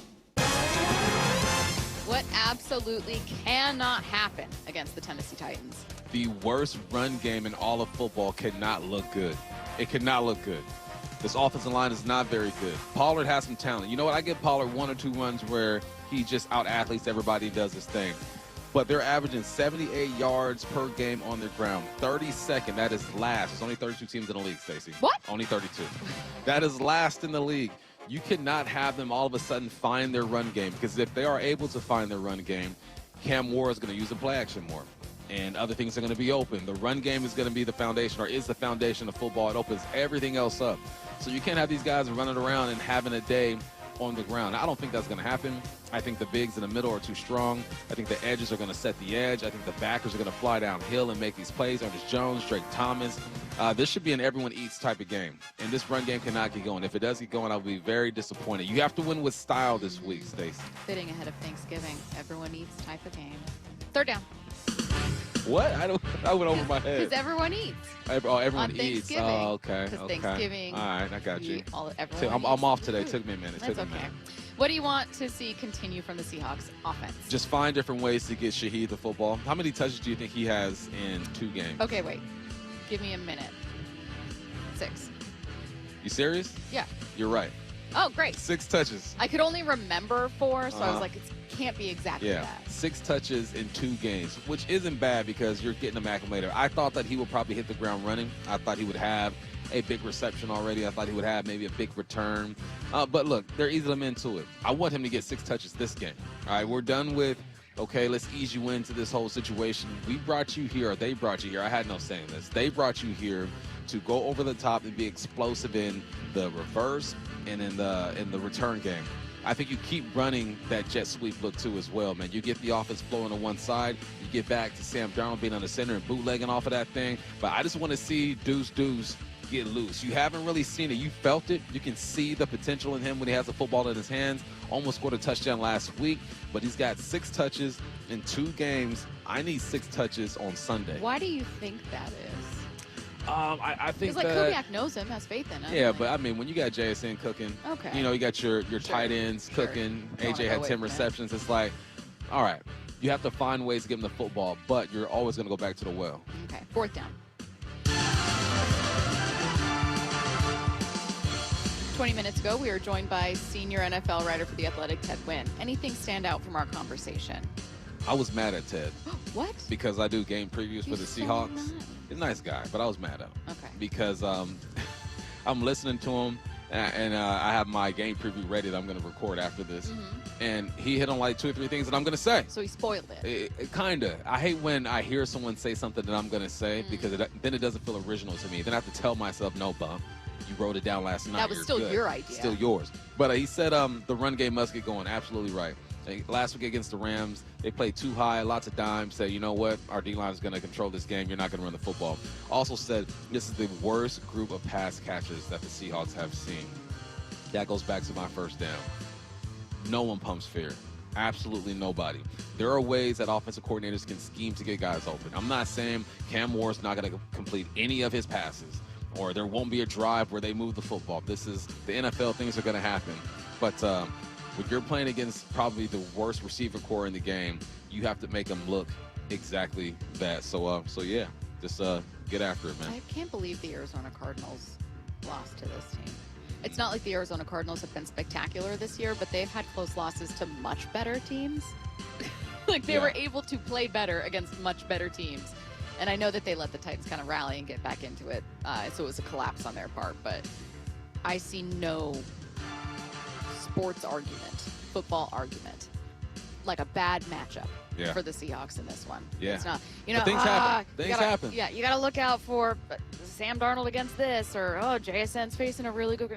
Nope. I just, again, put aside your fear of sports karma.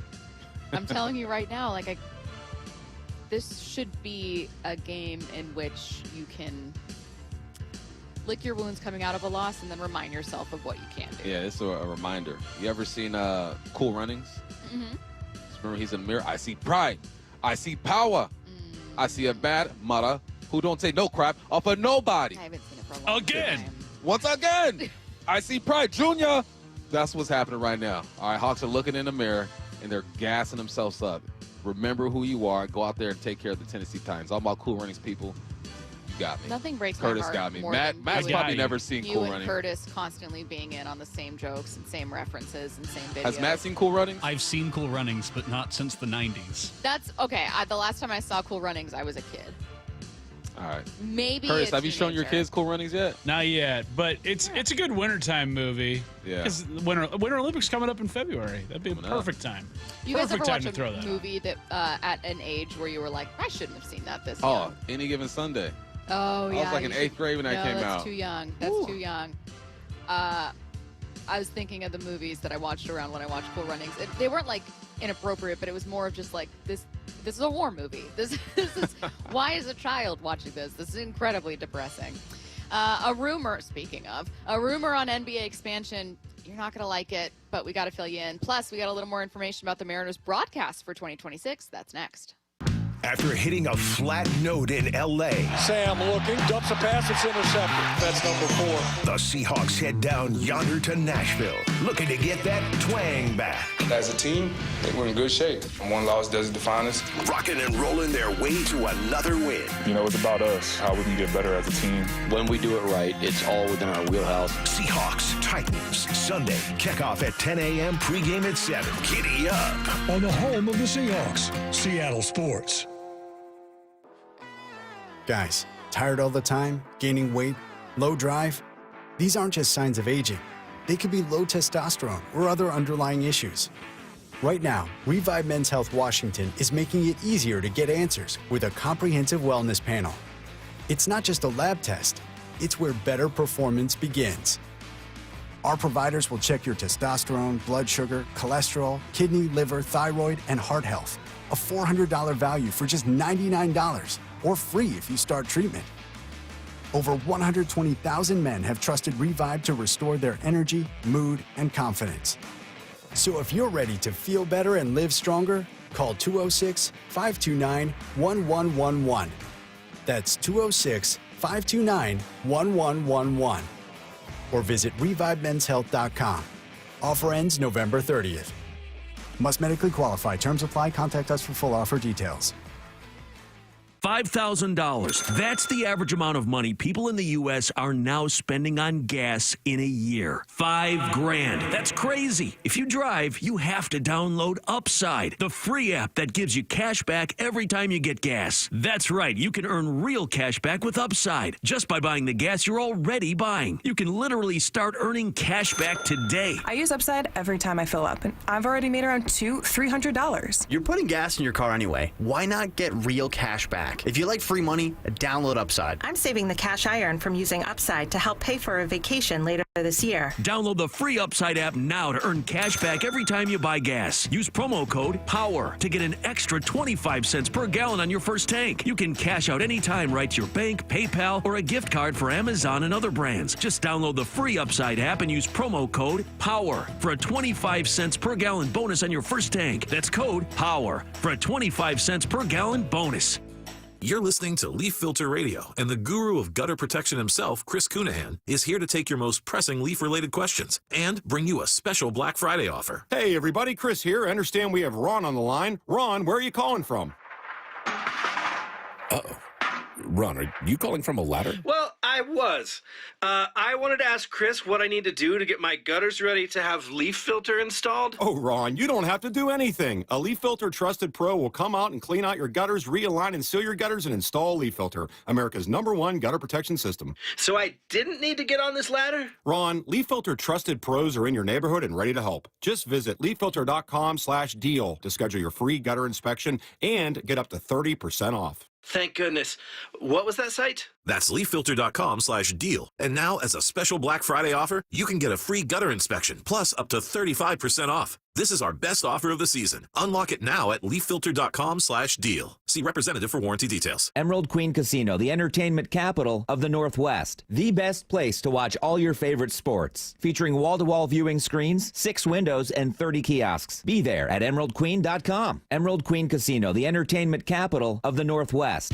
Don't miss the Daniel Jeremiah Show, presented by Marquee Data. I think he's been awesome. Tuesday mornings at 8:30 with Brock and Salk. If this is where he is right now, he could win an MVP.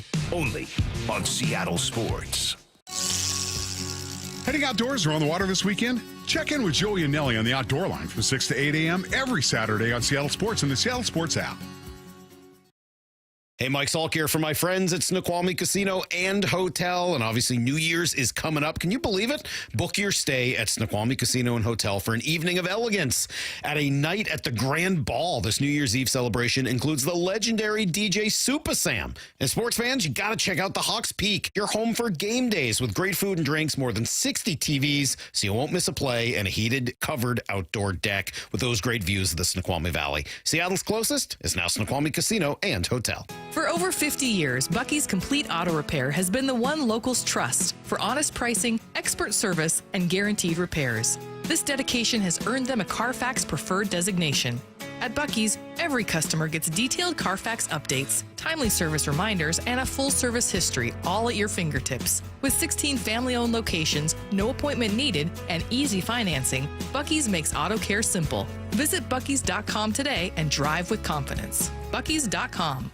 Wow, look at these Black Friday deals on TVs. Samsung, Sony, and LG at the lowest prices of the year, even on their top-rated models. Now we can get that top-rated Samsung we were thinking about, but we'll need to get up early on Friday. These are great deals, but why wait? Video Only has all these deals right now. We can get what we want today, and they're even offering no-interest financing. So we can get these Black Friday deals right now at Video Only and pay it off later? Yep, and many of their prices are better than those flyers. Better than Black Friday? No wonder Video Only got those high scores when they rated TV stores. Let's head over now and beat the crowds.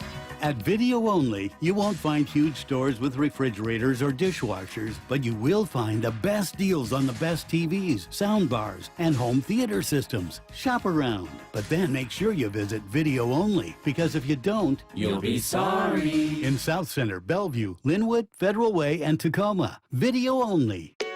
This is The Timeline with Bump and Stacy. Brought to you by 1-800-DUI-AWAY. Want to feel depressed about possible NBA expansion? Great! Here's Bill Simmons, saying Las Vegas has leapfrogged Seattle as the league's top priority if they ever choose to expand. Cut 10. Unfortunately, we're not getting expansion. Although there is some Vegas buzz building again. I don't think it's out of the realm of possibility that the league adds one more team, not two, that they have 31 teams and that they jump on this Vegas market while there's like a real opportunity and real money behind it and a lot of groups and a lot of interest. And the price would have to be, my guess, what I've been told, is somewhere between $7 and $8 billion, at least $7, because that's what it's basically what the Celtics got when you put in all the other stuff, all the puts the minority owners had. That would mean 30 times 250. Every team gets $250 million cash. They don't have to share it with the players, just money into their pockets. And they'd be sacrificing going from a 1/30th media right to a 1/31st media right. But they'd be getting this $250 million up front. And if you think about it, how long are you going to own an NBA team? It's weird. The expansion was dead. I think they moved toward this NBA Europe thing, but there's some Vegas buzz again. I'm just telling you. I'm not saying that Bill Simmons isn't incredibly well connected. I mean, he has books on the NBA and NBA history, and yes. However, are we positive NBA expansion appears dead? I would believe that the league is still interested in expansion, and I would also believe that Vegas is leapfrog Seattle. I don't know if I'm all in on NBA expansion, in the States at least, being dead.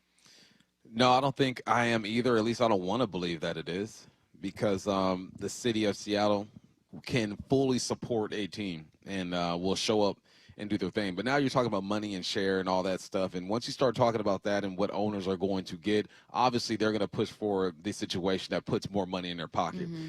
And Las Vegas, it's a destination. I don't know what Raiders games look like. I haven't really looked into the crowd. Is it a full stadium when they play? I don't think it matters to NBA owners. I think they're just very interested in the financial benefits of doing that, the connections with sports gambling, the market. Yeah, I agree 100%. But I'm just curious. Like he says, Vegas is ready to support a team, but Vegas is such a weird market because everything that I read about Vegas right now is that tourism is down too. Like it's down. When I went to Vegas in February, the streets weren't cracking like it used to be. Mm-hmm. But yeah, it comes down to money. Whatever's going to put more money in these owners' pockets, they are going to support. They're going to say, forget about the tradition of the Seattle. I mean, a top 5 player in the league right now is from Seattle. You know what I mean? It doesn't matter to them. They don't care about Seattle. It's ridiculous, man. So I feel bad for the city if they don't get it. Curtis, I have 2 questions for you. Mm-hmm. First, do you buy Bill Simmons saying NBA expansion appears dead? I buy that it's not happening probably for the next 3 or 4 years. I think it's very much on the back burner of the NBA right now. Okay. But it will happen. Just it's not at all a priority. I believe it's not at all a priority, but I mean, this media rights deal just kind of messed everything up for everybody, and then all these owners started selling, and it wasn't just back end of the NBA owners. It was the Celtics and Lakers, the 2 most prominent franchises were selling their which reset the market for everything. You heard in that clip, $7 to $8 billion is going to be the expansion fee. So it just keeps climbing. But yeah, I don't think we're going to see expansion by at least 2 teams in the next few years. It's going to be a while. Oh, I wouldn't be surprised if it took us 10 years to get the NBA back to Seattle, which brings me to my second question.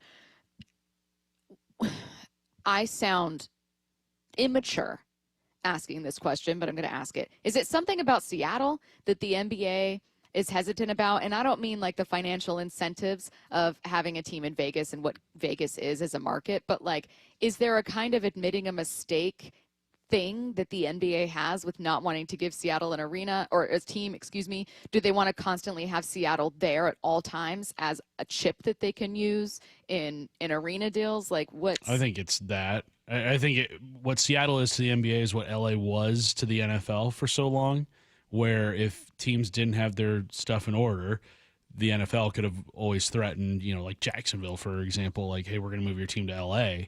And then, the Rams and Chargers eventually moved to L.A., which kind of took away that market. And the NFL doesn't really have a market right now that they can threaten other teams with. You look in the NBA right now, I would say the 2 teams most likely to consider relocation are probably New Orleans and Memphis at the current moment because, the Pelicans have nothing going for them. They are so poorly run.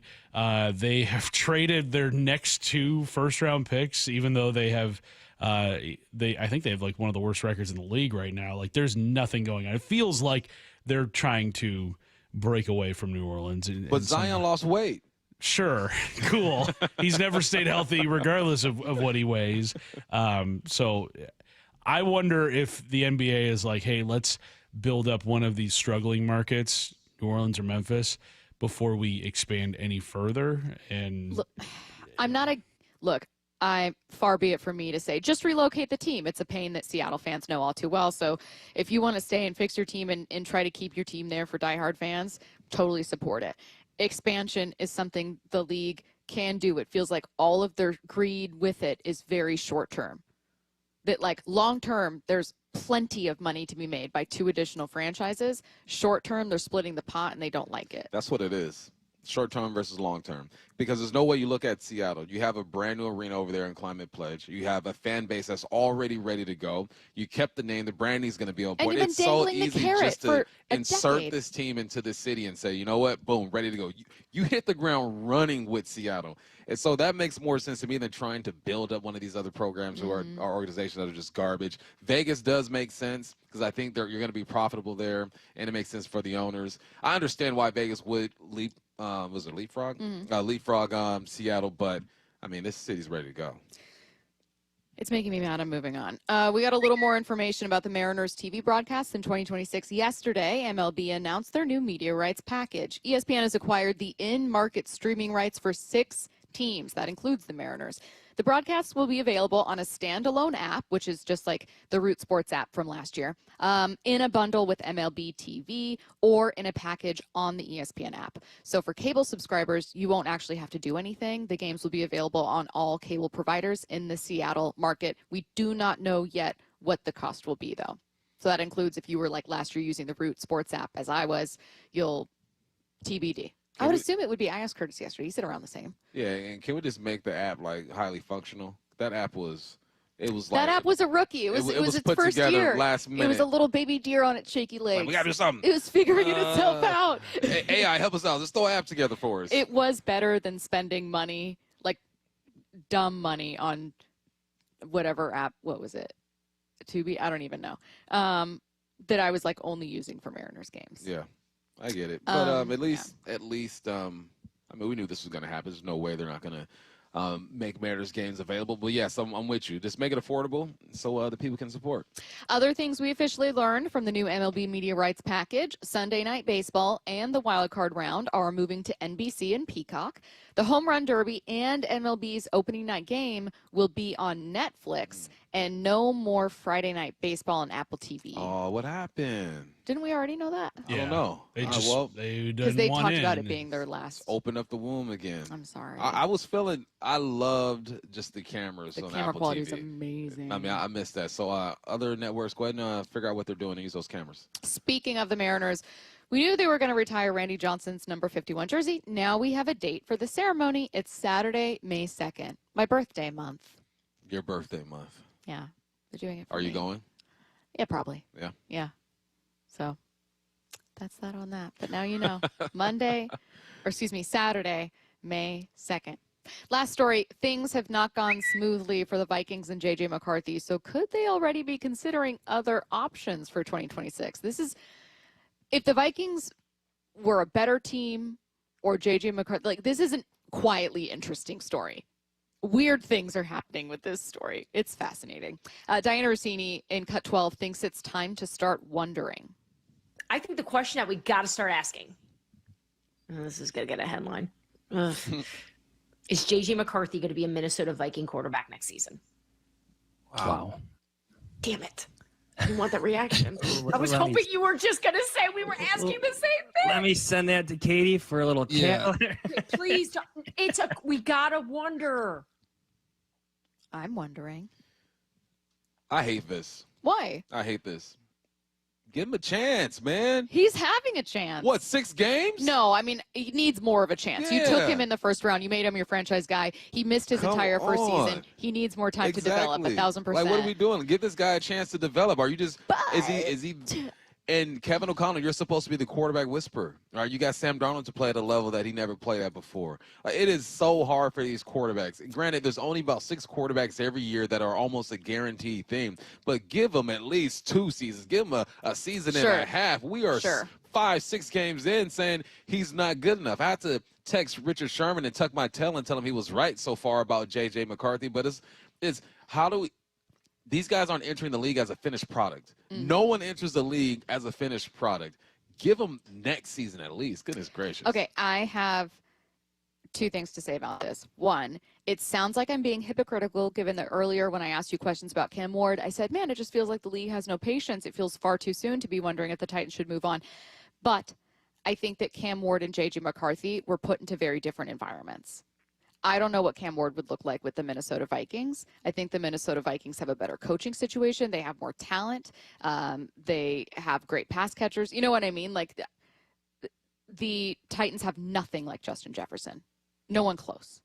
It's laughably vast, that divide. So, like, yes, there needs to be more patience with young quarterbacks in general. We have learned that lesson a million times. Secondly, J.J. McCarthy in the quarterback background situation is interesting. Just yesterday, he said he was like, his quarterback coach has kind of he wasn't blaming his quarterback coach, but talked about his time with Michigan, just that he's learning a lot of new things about how to play quarterback and kind of unlearning certain things about it. So put that on the scouting department. You did all your scouting. You knew what Michigan was running. You know what type of offense he was running. That's on y'all. Develop this dude. Give him another chance, man. I'm going to throw my pen deserves another chance. Goodness gracious. Deserves another chance. I might be with Richard Sherman on this one, though. The Huddle's coming your way at noon with guests Riq Woolen and Christian Haynes. What I need to know next, if you've got a question you need answered, text it to 866-979-3776 now. The one and only Mark Schlereth with Wyman and Bob. Despite the fact Darnold played as bad a game as maybe he's played in years, they were within a field goal of winning. That's one of those you walk away from and you look at Sam Darnold and say, hey, dude, you don't have to prove anything to us. You don't got anything to prove. Like, you have earned it. You are really playing great football. You just got to clean up those mistakes, and you don't have anything to prove to your organization. On Seattle Sports, on YouTube, and the Seattle Sports app. Stacy here, and if you're like me, you usually hate looking for a new car. Most of that's because you're never quite sure who to trust. It's why I loved my own experience at Wayscar Ford in Auburn. Chris, Mark, and Way himself, these are real people. I know them. They were super accommodating, and they listened. They want to ensure that your experience is the same, hassle-free and with zero pressure. I also can't tell you how amazing it feels to finally upgrade to a new car as someone who put off getting one for years and years and years. I ended up with a Bronco Sport. I'm obsessed with it. Heated seats, heated steering, all-wheel drive in the winter in Seattle is absolutely worth it. Wayscar Ford's family-owned and operated for 103 years in Auburn. They offer a lifetime powertrain on all new Fords, and when they say no pressure, they mean it. If you change your mind within 5 days or 500 miles, take it back for a 100% refund. Learn more at wayscarford.com. Hey, it's Brock Hewitt here, and you got to take the First Mark Insurance Challenge. It could save you a lot of money and get your family better coverage. First Mark has saved my family thousands of dollars every year. Take the First Mark Challenge. It's totally free. Just simply go to firstmarkinsurance.com. Comcast Business is celebrating the holidays by giving your business the $1,000 holiday bonus when you switch to a gig speed internet package. Just imagine the thousands of possibilities of a $1,000 prepaid card. Like possibility number 12, a new laptop for the office holiday hero. Or possibility number 108, smart speakers to deck those hallways. Or possibility number 192, new equipment for the new year. Or possibility number 555, Bluetooth holiday lights for office decor. Switch to Comcast Business, designed for 100% reliability with business internet and wireless connect, plus advanced cybersecurity, and now get the $1,000 holiday bonus. Comcast Business, powering possibilities. Ends 12/14/25. New customers only with 2-year agreement. Requires qualifying gig package. Other restrictions apply. Carpoolers using the SR 167 Express toll lanes now need a Flex Pass set to HOV mode to ride free. That's a change. Having Good to Go always costs less than pay by mail. That is not a change. Learn more at goodtogo167.com. This is the story of the one. As a custodial supervisor at a high school, he knows that during cold and flu season, germs spread fast. It's why he partners with Grainger to stay fully stocked on the products and supplies he needs, from tissues to disinfectants to floor scrubbers. All so that he can help students, staff, and teachers stay healthy and focused. Call 1-800-GRAINGER, click Grainger.com, or just stop by. Grainger, for the ones who get it done. Husky Nation, the rivalry is on, but this time it's bigger than football. This holiday season, we're taking a fight from the field to the table with Rivalry for a Reason, a competition fundraiser between UW and Oregon fans to tackle food insecurity across the Northwest. Every dollar you donate counts as a vote, and votes are unlimited. So let's outgive the Ducks and show our Husky pride. 100% goes to households in need, thanks to Safeway and Northwest Harvest. Visit dogsvsducks.org today. Heading outdoors or on the water this weekend? Check in with Joey and Nelly on the Outdoor Line from 6 to 8 a.m. every Saturday on Seattle Sports and the Seattle Sports app. Hey, Mike Salk here for my friends at Snoqualmie Casino and Hotel, and obviously New Year's is coming up. Can you believe it? Book your stay at Snoqualmie Casino and Hotel for an evening of elegance at a night at the Grand Ball. This New Year's Eve celebration includes the legendary DJ Super Sam. And sports fans, you got to check out the Hawks Peak. You're home for game days with great food and drinks, more than 60 TVs, so you won't miss a play, and a heated, covered outdoor deck with those great views of the Snoqualmie Valley. Seattle's closest is now Snoqualmie Casino and Hotel. For over 50 years, Bucky's Complete Auto Repair has been the one locals trust for honest pricing, expert service, and guaranteed repairs. This dedication has earned them a Carfax Preferred designation. At Bucky's, every customer gets detailed Carfax updates, timely service reminders, and a full service history, all at your fingertips. With 16 family-owned locations, no appointment needed, and easy financing, Bucky's makes auto care simple. Visit Bucky's.com today and drive with confidence. Bucky's.com. I had pain, I had numbness in my feet. That pain and that numbness just got worse and worse and worse as time went on. This is Greg describing life with neuropathy. I went to 5 podiatrists, tried different treatments, tried different orthotics, tried different shoes, had cortisone shots in the tops and the bottoms of my feet. Saw a neurologist. All my medical doctors said, can't help you. Live with the pain. You're not going to be able to sleep. This is your life. And then I just gave up until I found Sound Pain Solutions. I'm Dr. Mark Shelley, a chiropractic physician and board-certified functional neurologist at Sound Pain Solutions. Our neuropathy treatments can rehabilitate damaged nerves. We use FDA-cleared, non-surgical, drug and pain-free procedures that help neuropathy sufferers like Greg find relief. I feel better. I mean, just feeling better is huge. If you experience numbness, shooting or burning pains, or loss of balance, call us. Sound Pain Solutions, 855-996-0025, or click soundpainsolutions.com. From the Quantum Fiber Studio, this is Bumpin' Stacy. Weekdays 10 to 2 on Seattle Sports and 97.3 FM HD2. Get your questions in, a question that you need answered, to the text line, 866-979-3776. What I need to know. Did the Vikings make Sam Darnold good, or did the 49ers? I say the 49ers. I say it takes a village. And I think that he picked up some things with the 49ers. He learned. He talked about how, what did he say, Purdy used to prepare. Learn from him. Then you go over to Kevin O'Connell, and he transfers over some knowledge to him as well. It takes a village, man. I think he learned at both stops. If you're not learning, you're dying. This one's actually from our last segment, but I'm including it into what I need to know. We were talking about NBA expansion. Bill Simmons saying, look, expansion's basically dead. Whether or not there will be expansion to Seattle. Someone said, how does a new franchise cost was one of the prohibitive things.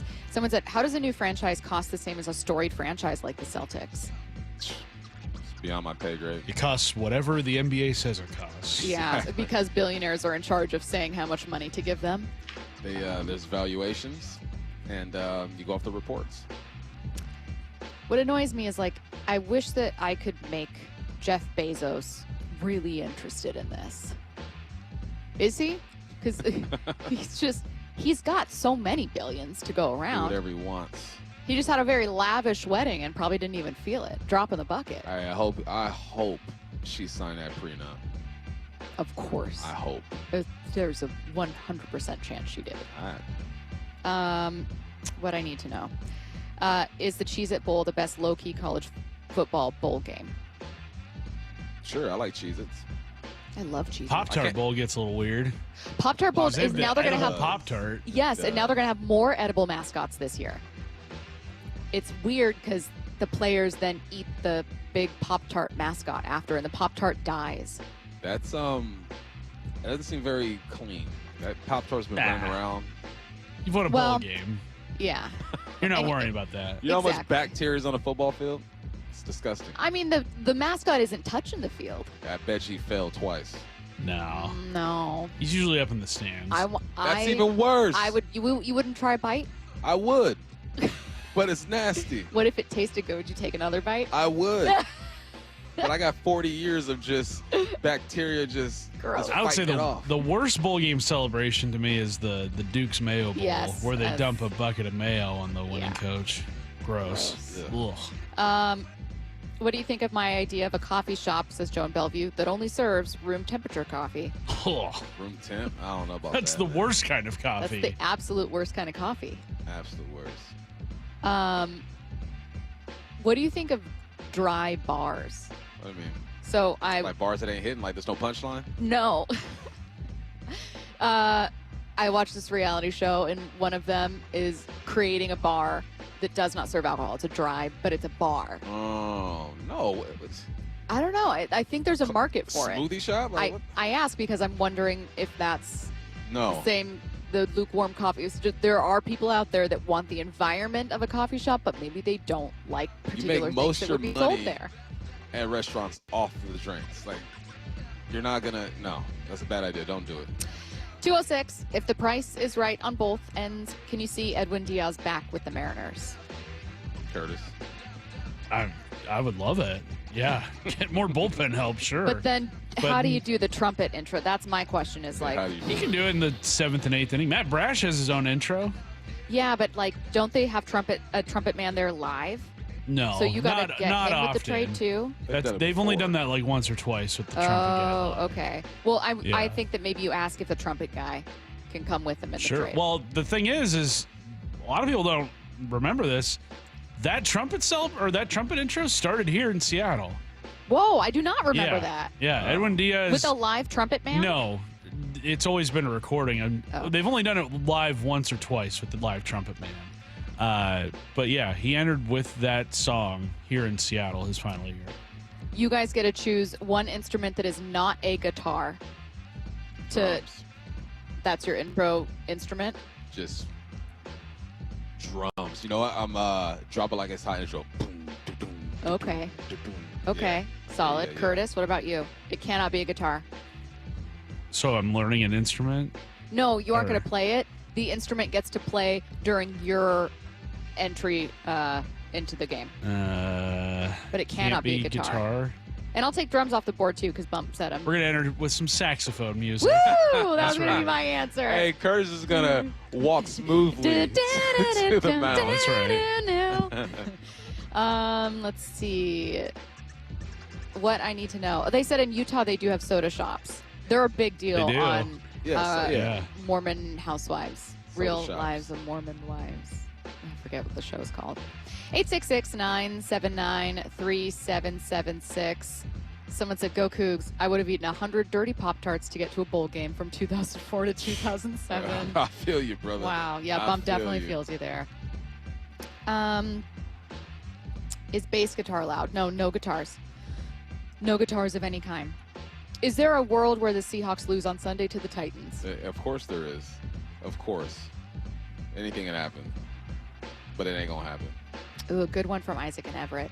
Which network, I'll throw in apps too, has the best score bug? Oh, Curtis loves some score bugs. It's a lot not of controversy Fox. about apples, but I like it. It is not Fox. Fox is horrible with their NFL one. It's the CW, of course. Yeah. Every Saturday, college football Saturday, Obviously. CW. I'll go NBC. They're just pretty good.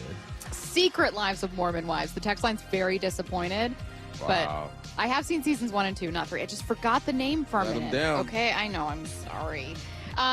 We have some guests we're very excited about today. Riq Woolen is going to join us. Christian Haynes is going to join us. And, of course, Dave Wyman is with us from 12 to 2 for The Huddle. It's coming your way next. Some people don't enjoy because you want that instant gratification. I understand that. Cabernet, merry-go-round, nighttime, dark time, hand-dandled. Cacophony of noise. And I believe that Jets Patriots will give us a game for the ages. Live their way a certain life. Naylor reportedly signing with the Seahawks.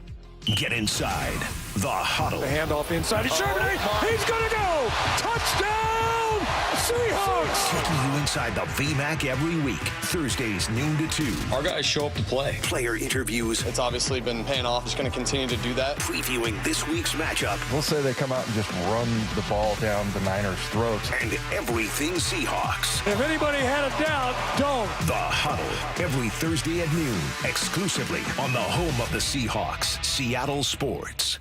Running a business means wearing multiple hats. So if you're like me, you probably started out using your personal phone, taking client calls and texts nonstop. As my business grew, I needed something smarter. That's when I switched to Quo, the #1 business phone system. Quo works right on your phone or computer. No carrying 2 phones, no clunky landline, just one easy app you can try for free. Your team can share one number and handle calls and texts together like a shared inbox. Any teammate can jump into the conversation, so customers get faster responses. And Quo's AI assistant summarizes your calls and responds to customers 24/7, so you never miss a lead or opportunity. All this starts at just $15 a month. That's basically 2 coffees. You can even keep your current business phone number. Find out why 90,000 businesses trust Quo. No missed calls, no missed customers. Try Quo for free at quo.com/sports. That's quo.com/sports to try Quo free. QUO.com/SPORTS. You're listening to Leaf Filter Radio, and the guru of gutter protection himself, Chris Cunahan, is here to take your most pressing leaf-related questions and bring you a special Black Friday offer. Hey, everybody, Chris here. I understand we have Ron on the line. Ron, where are you calling from?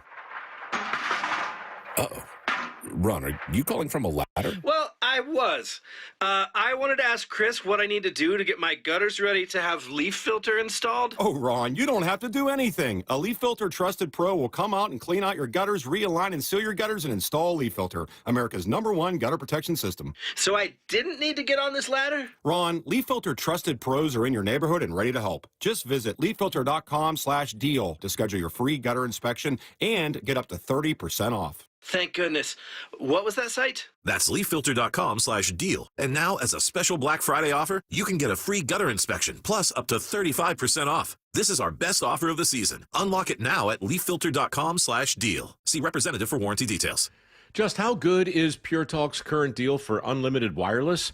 Well, you might say it's the deal of your lifetime. Because right now, for just $29.95 a month, Pure Talk is offering unlimited talk, text, and data for life. Not your phone's life, your life. This is Pure Talk's top-tier plan. It comes with a crazy fast 5G network along with a 30-gig hotspot. And at just $29.95 a month, there has never been a better opportunity to lock in a ridiculously low rate for as long as you live. And save thousands and thousands of dollars along the way. This plan is normally $65 a month, but if you switch today, you will save over 50% every single month for the rest of your life. See what I mean? It really is the deal of your lifetime. Dial pound 250, say micro. Offer ends 12/7. Some restrictions apply. Details at puretalk.com. What is that sound? Ugh, that sounds like a plumbing sound. Luckily, there's a company that fixes all the plumbing sounds across Puget Sound. That's All Sound Plumbing. Puget Sound's plumbing experts. Have a sound? Visit allsoundplumbing.com. Life's expensive enough, isn't it? Groceries, gas, kids' activities. Sometimes your roof needs replacing, but your budget says not now. Hi, I'm Justin Shirley, CEO of State Roofing and Exteriors. We want to help with an offer to lift that weight off your shoulders. Get 0 down, 0 payments, and 0 interest for up to 24 months. Or save up to $3,000 on a new roof today. Call 866-ROOF-ROOF or visit stateroofing.com.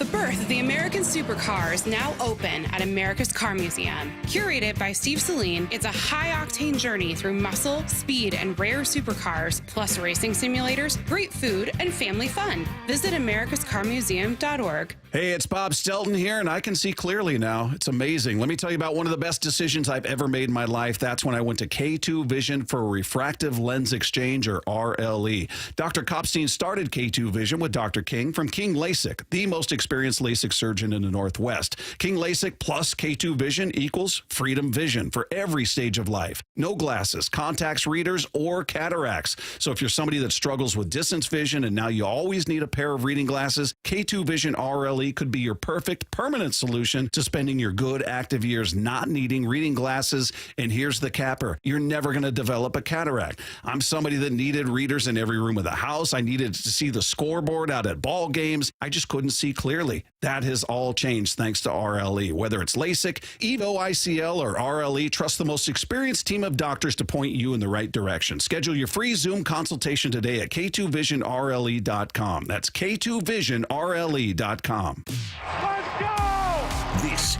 is Seattle Sports. Streaming through the Seattle Sports app. KIRO AM Seattle. KIRO FM HD2 Tacoma. Home of the Seahawks, Mariners, and everything Seattle sports. This is The Huddle. The handoff inside. He's Germany. He's going to go. Touchdown, Seahawks. Exclusively on Seattle Sports on 710, Seattle Sports on YouTube, and the Seattle Sports app with hosts Michael Bumpus, Stacy Rosk, and Dave Raible. Time to go inside The Huddle. For the next 2 hours, we are getting you ready for Week 12 Seahawks-Titans, but that's going to have to include a look back at the Rams game, plus a few visits from Seahawks today. Riq Woolen joining us, Christian Haynes. We're also going to take a listen and talk with some of your favorite Seahawks voices. Guys, let's start with looking back at this game against the Rams. We knew that this one would be close, that it would be hard-fought, two very evenly matched teams. Unfortunately, Seahawks coming away with a loss. But, Dave, what are you taking away from this one? Well, number one, the turnover ratio in the NFL is undefeated. You eventually, and really they had, 16, I think, going in and giveaways. So that eventually caught up to them because, there's a lot of, this was a game of what ifs, right? Like, what if that punt goes out the back of the end zone? What if a touchdown isn't negated by a penalty? You got a holding penalty on a touchdown. The one that stood out to me the most was the Shaheed pass that was in the corner of the end zone. Sam makes that throw all the time, and it was probably 6 inches from being in his hands instead of the defender tipping it away, and there's a touchdown instead of a field goal. So, yeah, there was a lot of that, and, it just it kind of came down to two really good teams, and they took advantage of that. And it's not just, turning the ball over. It's that, you're taking away a possession from yourself and handing it to the other team. So that's the way to look at that. And then, the 61, the other thing about the 61-yard field goal, I mean, it's a 61-yarder, but it's also got to be 10 feet high. So it's got to be longer than that. So, I mean, a lot of people were complaining about, it was a terrible, whatever. But, I mean, he had to kick that thing with a trajectory and, all that. I mean, if that ball doesn't go out of the back of the end zone, does that mean that it's a 41-yarder or 40-yarder? I don't know, because now you're opening a new window to the universe. You can't complain about a guy not matching a career high. Yeah. So, I mean, to me, I thought the best thing I heard after that game was Ernest Jones' defense of Sam Darnold. Bump, what about you? Same question. Maybe sticking with you after this one, or a takeaway you had out of this game? Sticking with me is that this defense is for real. Matthew Stafford came in playing like an MVP, and he didn't perform like an MVP. Yeah, he had 2 touchdowns, no interceptions, but one of his touchdowns was on the 3-yard line. You toss it to Devontae Adams. He didn't have that type of game. End of the day, you tip your cap to the Los Angeles Rams. They did what they needed to do to win this ball game, but this defense is legit. You needed a turnover. Kobe said, I got you, punched the football out. You give yourself another opportunity. And at the end of the game, the offense still moved the ball down the field enough to have an opportunity to win this ball game. So, yes, everyone is going to point out Sam Darnold's performance. I get it. I acknowledge it. I receive it. But with all that being said, you still had a chance to win this ball game against a really good Rams team. Yeah, I'm glad you mentioned Sam Darnold had a bad day. The numbers of the offense and the team as a whole outpaced the Rams. They had more yards. They had more first downs. They were better on third downs. I mean, this was a game that on paper, the Seahawks, we knew they had a chance to win and that they did in the last second. But like Dave said, they had many chances actually because they still found a way to produce, and most importantly, the defense found a way to shut Stafford down. Let's talk about the opposing quarterback and what the Seahawks defense did against him, Dave. This was Matthew Stafford's one of his worst games as a Ram in terms of yards per completion, total yards in the game, just overall efficiency. What did Seattle's defense do so well? First of all, they were really good in coverage, and he's not gonna give the ball away, and so I thought that, and then they didn't get home, but there was lots of pressure. You could say the same thing on the other side, right? There were no sacks in this game, so but I think Stafford is he's a winner. He knows how to win. I think he's very calm, as much as we talk about Darnold coming back, and that's maybe one of his best assets is that he's able to flush things and go back out. Stafford, absolutely that. Like, he's the master of that. So didn't get frustrated and just took what the defense was giving him, and did a really good job. It was kind of impressive to watch him, and also very frustrating to watch Matthew Stafford because he is really. I know this sounds very cliche, but he's just a really good football player. I'd say the same thing about Nakua. They just do other things that a lot of like quarterbacks and receivers don't do. Yeah, he's absolutely amazing. You don't want to give too much credit, but then you have to know what you have to give respect. Yeah. And then it helps give your own defense a little more credit here. Bump, let's talk about approach. Let's talk about game plan. What's something that maybe you would have liked to see more of? And I'm talking about outside of production. Something you maybe would have liked to see, would have been curious to see more of against the Rams, and for that reason might be looking for in this game against the Titans. More play action. You got away from that. And I'm not sure why you really got away from it. I think sometimes as a coordinator, you kind of push things aside because you feel a bit of pressure. You're like, okay, we have to go downfield and make a drive. And you kind of forget what got you there at some point. And I think play action would have taken some more pressure off of Sam Darnold. And get the defense flowing in certain ways. When you're playing against a defense like the Rams, where they're sticky on the outside, big ups Kobe Durant, I called you out, you shut me up.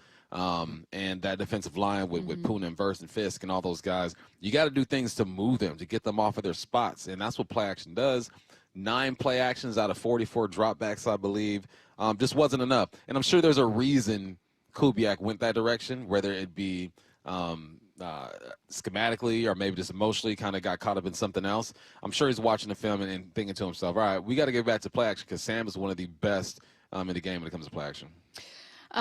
Wyman, Titans have been struggling all year long. They are 1-9. So I asked this question with the assumption that there's opportunity to improve on a couple things, but is there an area that you specifically are going to be watching closely in this one for Seattle? Yeah, of course, the takeaways. I mean, that's the one thing that can actually make the playing field level, right? If you get more possessions. They're terrible offensively right now. I mean, they're dead last in almost every number. But, and I would say get after the young quarterback, have a sack fest. That's what I call it on our show. And I think it's 5 or more is a sack fest. That's the official stat. Okay. That's my official stat, a sack fest. Yeah. But, he's been sacked 41 times, and I think that's most in the NFL. So, I think get after that kid. And, I think good things will happen. I feel like the defensive line, did you see Jaron Reed down there? He was barking on the sidelines. I saw that, yeah, and he almost walked out on the field. Like, there are a bunch of dogs on that D-line. And DeMarcus Lawrence, and he had a couple of plays down on the goal line where they scored, but they, I think the Seahawks, they gave up, I think that was the drive from 8 yards out or whatever. But those guys are just dogs. And I can imagine that after that game, those guys were pissed. That defensive line group. So, I think that's probably the best thing they can do is get after Cam Ward. Yeah, kind of echoing that. and then throwing it your way bump is what I really like about this team. I was thinking about it when you were mentioning the play action and Dave, when you were mentioning just the pressure in general of like, I really appreciate that there is an identity we've come to know about this team, that we have a measure of they didn't do as much play action as they normally do. They weren't as effective in the past as they normally are. Like, you know what they want to do and who they are. And that's really cool to see week in and week out. So I was thinking about that. But what I especially like about the defense is, in addition to getting violence, you've gotten personality with it too. Yeah, I think a lot of defense, obviously it's scheme and all that stuff, is personality. The best defenses have this certain personality of aggressiveness, brash, in your face. We don't give a you-know-what. Yeah. Like, when you start seeing that and you combine that with the play that these guys have, it's a good situation. Well, let's talk to a member of this defense, Riq Woolen, joining us next. The one and only Mark Schlereth with Wyman and Bob. Despite the fact Darnold played as bad a game as maybe he's played in years, they were within a field goal of winning. That's one of those you walk away from and you look at Sam Darnold and say, hey, dude, you don't have to prove anything to us. You don't got anything to prove. Like, you have earned it. You are really playing great football. You just got to clean up those mistakes, and you don't have anything to prove to your organization. On Seattle Sports, on YouTube, and the Seattle Sports app. Hey, it's Dr. Coogan with Eastside Weight Loss Clinic, and I have great news. We're having our biggest sale of the year. Over $300 off our normal pricing through December 19th. We know it's hard to stay on track during the holidays, and we want to help. This could be the year you actually lose weight over the holidays and set yourself up for success in January. The best part, you can lose weight and still enjoy those special holiday dinners. No shots, no exercise, no fake food. Just a plan that teaches you how to reset your metabolism and keep the weight off for good. Free consultation at eastsideweightlossclinic.com. Yeah, Mike Salk here, and I've worked with Eastside Weight Loss Clinic for years, and this is the biggest sale I've ever seen from them. $300 off? I did the program myself, losing 35 pounds in just 8 weeks. Take advantage of this awesome sale before the holidays. Join the 4,000 clients who we've helped lose 20 to 30 pounds in 60 days and take advantage of our lowest pricing of the year. Even if you want to start in January, lock in these prices now. Our remote programs allow you to lose weight from anywhere. Schedule your free consultation at eastsideweightlossclinic.com. Dr. Ryan Coogan, D.C. Results may vary. Majority of the people that are coming to see us are within our community. These are people who are providing maybe services that we also use in our community. So the LJ way, to me, somebody can come into a retail setting and not feel like they got to have their guard up. And that's been a long-standing thing in the car business that, we've tried to shape. Todd and Brett, they made it really easy. You either take care of the customer or I will. So that empowered you, so if something does come up, to do the right thing. It wasn't just working for a store, right? I was working for a legacy. I can't tell you how many people have come in and said, I've bought 3 cars here. My family has bought 7 cars here. My father or my mother have bought cars here. That's kind of rare nowadays, to get that type of longevity. You have to be doing something right. The LJ Way is the Lee Johnson Auto family. I saw her texting, coming up to a stop sign, and so I saw the accident coming, and she T-boned us. In the blink of an eye, Crystal's life changed when she suffered a severe spinal injury. The pain was something I had never experienced before in my neck. I got massage therapy. I saw a chiropractor. I was prescribed muscle relaxers so I could sleep. I got depressed. Nothing was relieving the pain. Drugs, sleepless nights, and depression. Sound familiar? I'm Dr. Mark Shelley, a chiropractic physician and board-certified functional neurologist. At Sound Pain Solutions, our treatments include high-dose laser combined with spinal decompression and other comprehensive therapies to rehabilitate damaged discs. We use treatments that are non-surgical, FDA-cleared, drug and pain-free. I was able to get off my pain medicines, and I was able to sleep through the night, and that was what I was desperate for. To learn if you're a candidate for our treatment, call us. Sound Pain Solutions. 855-996-0025 or click soundpainsolutions.com. This is the home of the Seahawks. Going to let one fly deep. Got a man out there. Ball is caught down at the 10-yard line, and it's JSN Seattle Sports.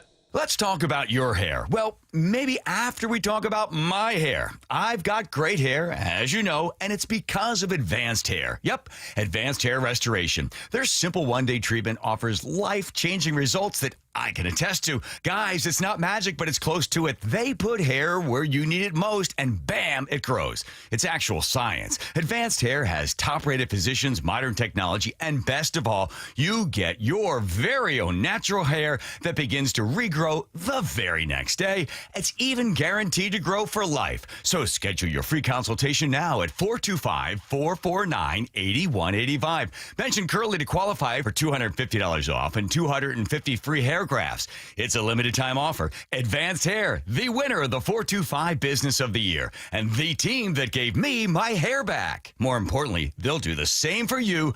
Guaranteed. 425-449-8185 or advancedhair.com. Wow, look at these Black Friday deals on TVs. Samsung, Sony, and LG at the lowest prices of the year, even on their top-rated models. Now we can get that top-rated Samsung we were thinking about, but we'll need to get up early on Friday. These are great deals, but why wait? Video Only has all these deals right now. We can get what we want today, and they're even offering no-interest financing. So we can get these Black Friday deals right now at Video Only and pay it off later? Yep, and many of their prices are better than those flyers. Better than Black Friday? No wonder Video Only got those high scores when they rated TV stores. Let's head over now and beat the crowds.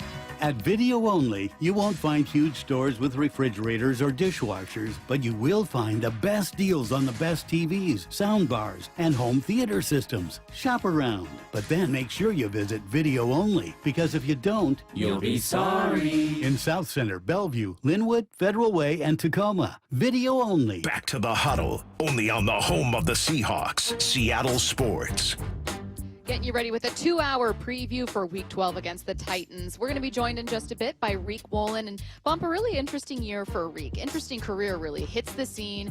Defensive Rookie of the Year runner-up and absolutely phenomenal as a Pro Bowler. He was the runner-up? Wasn't he the runner-up? Because he was a Sauce Gardner, right? Yeah, he got robbed. Yeah, Wow. It was an absolutely phenomenal season. Was tied for first in the league in interceptions.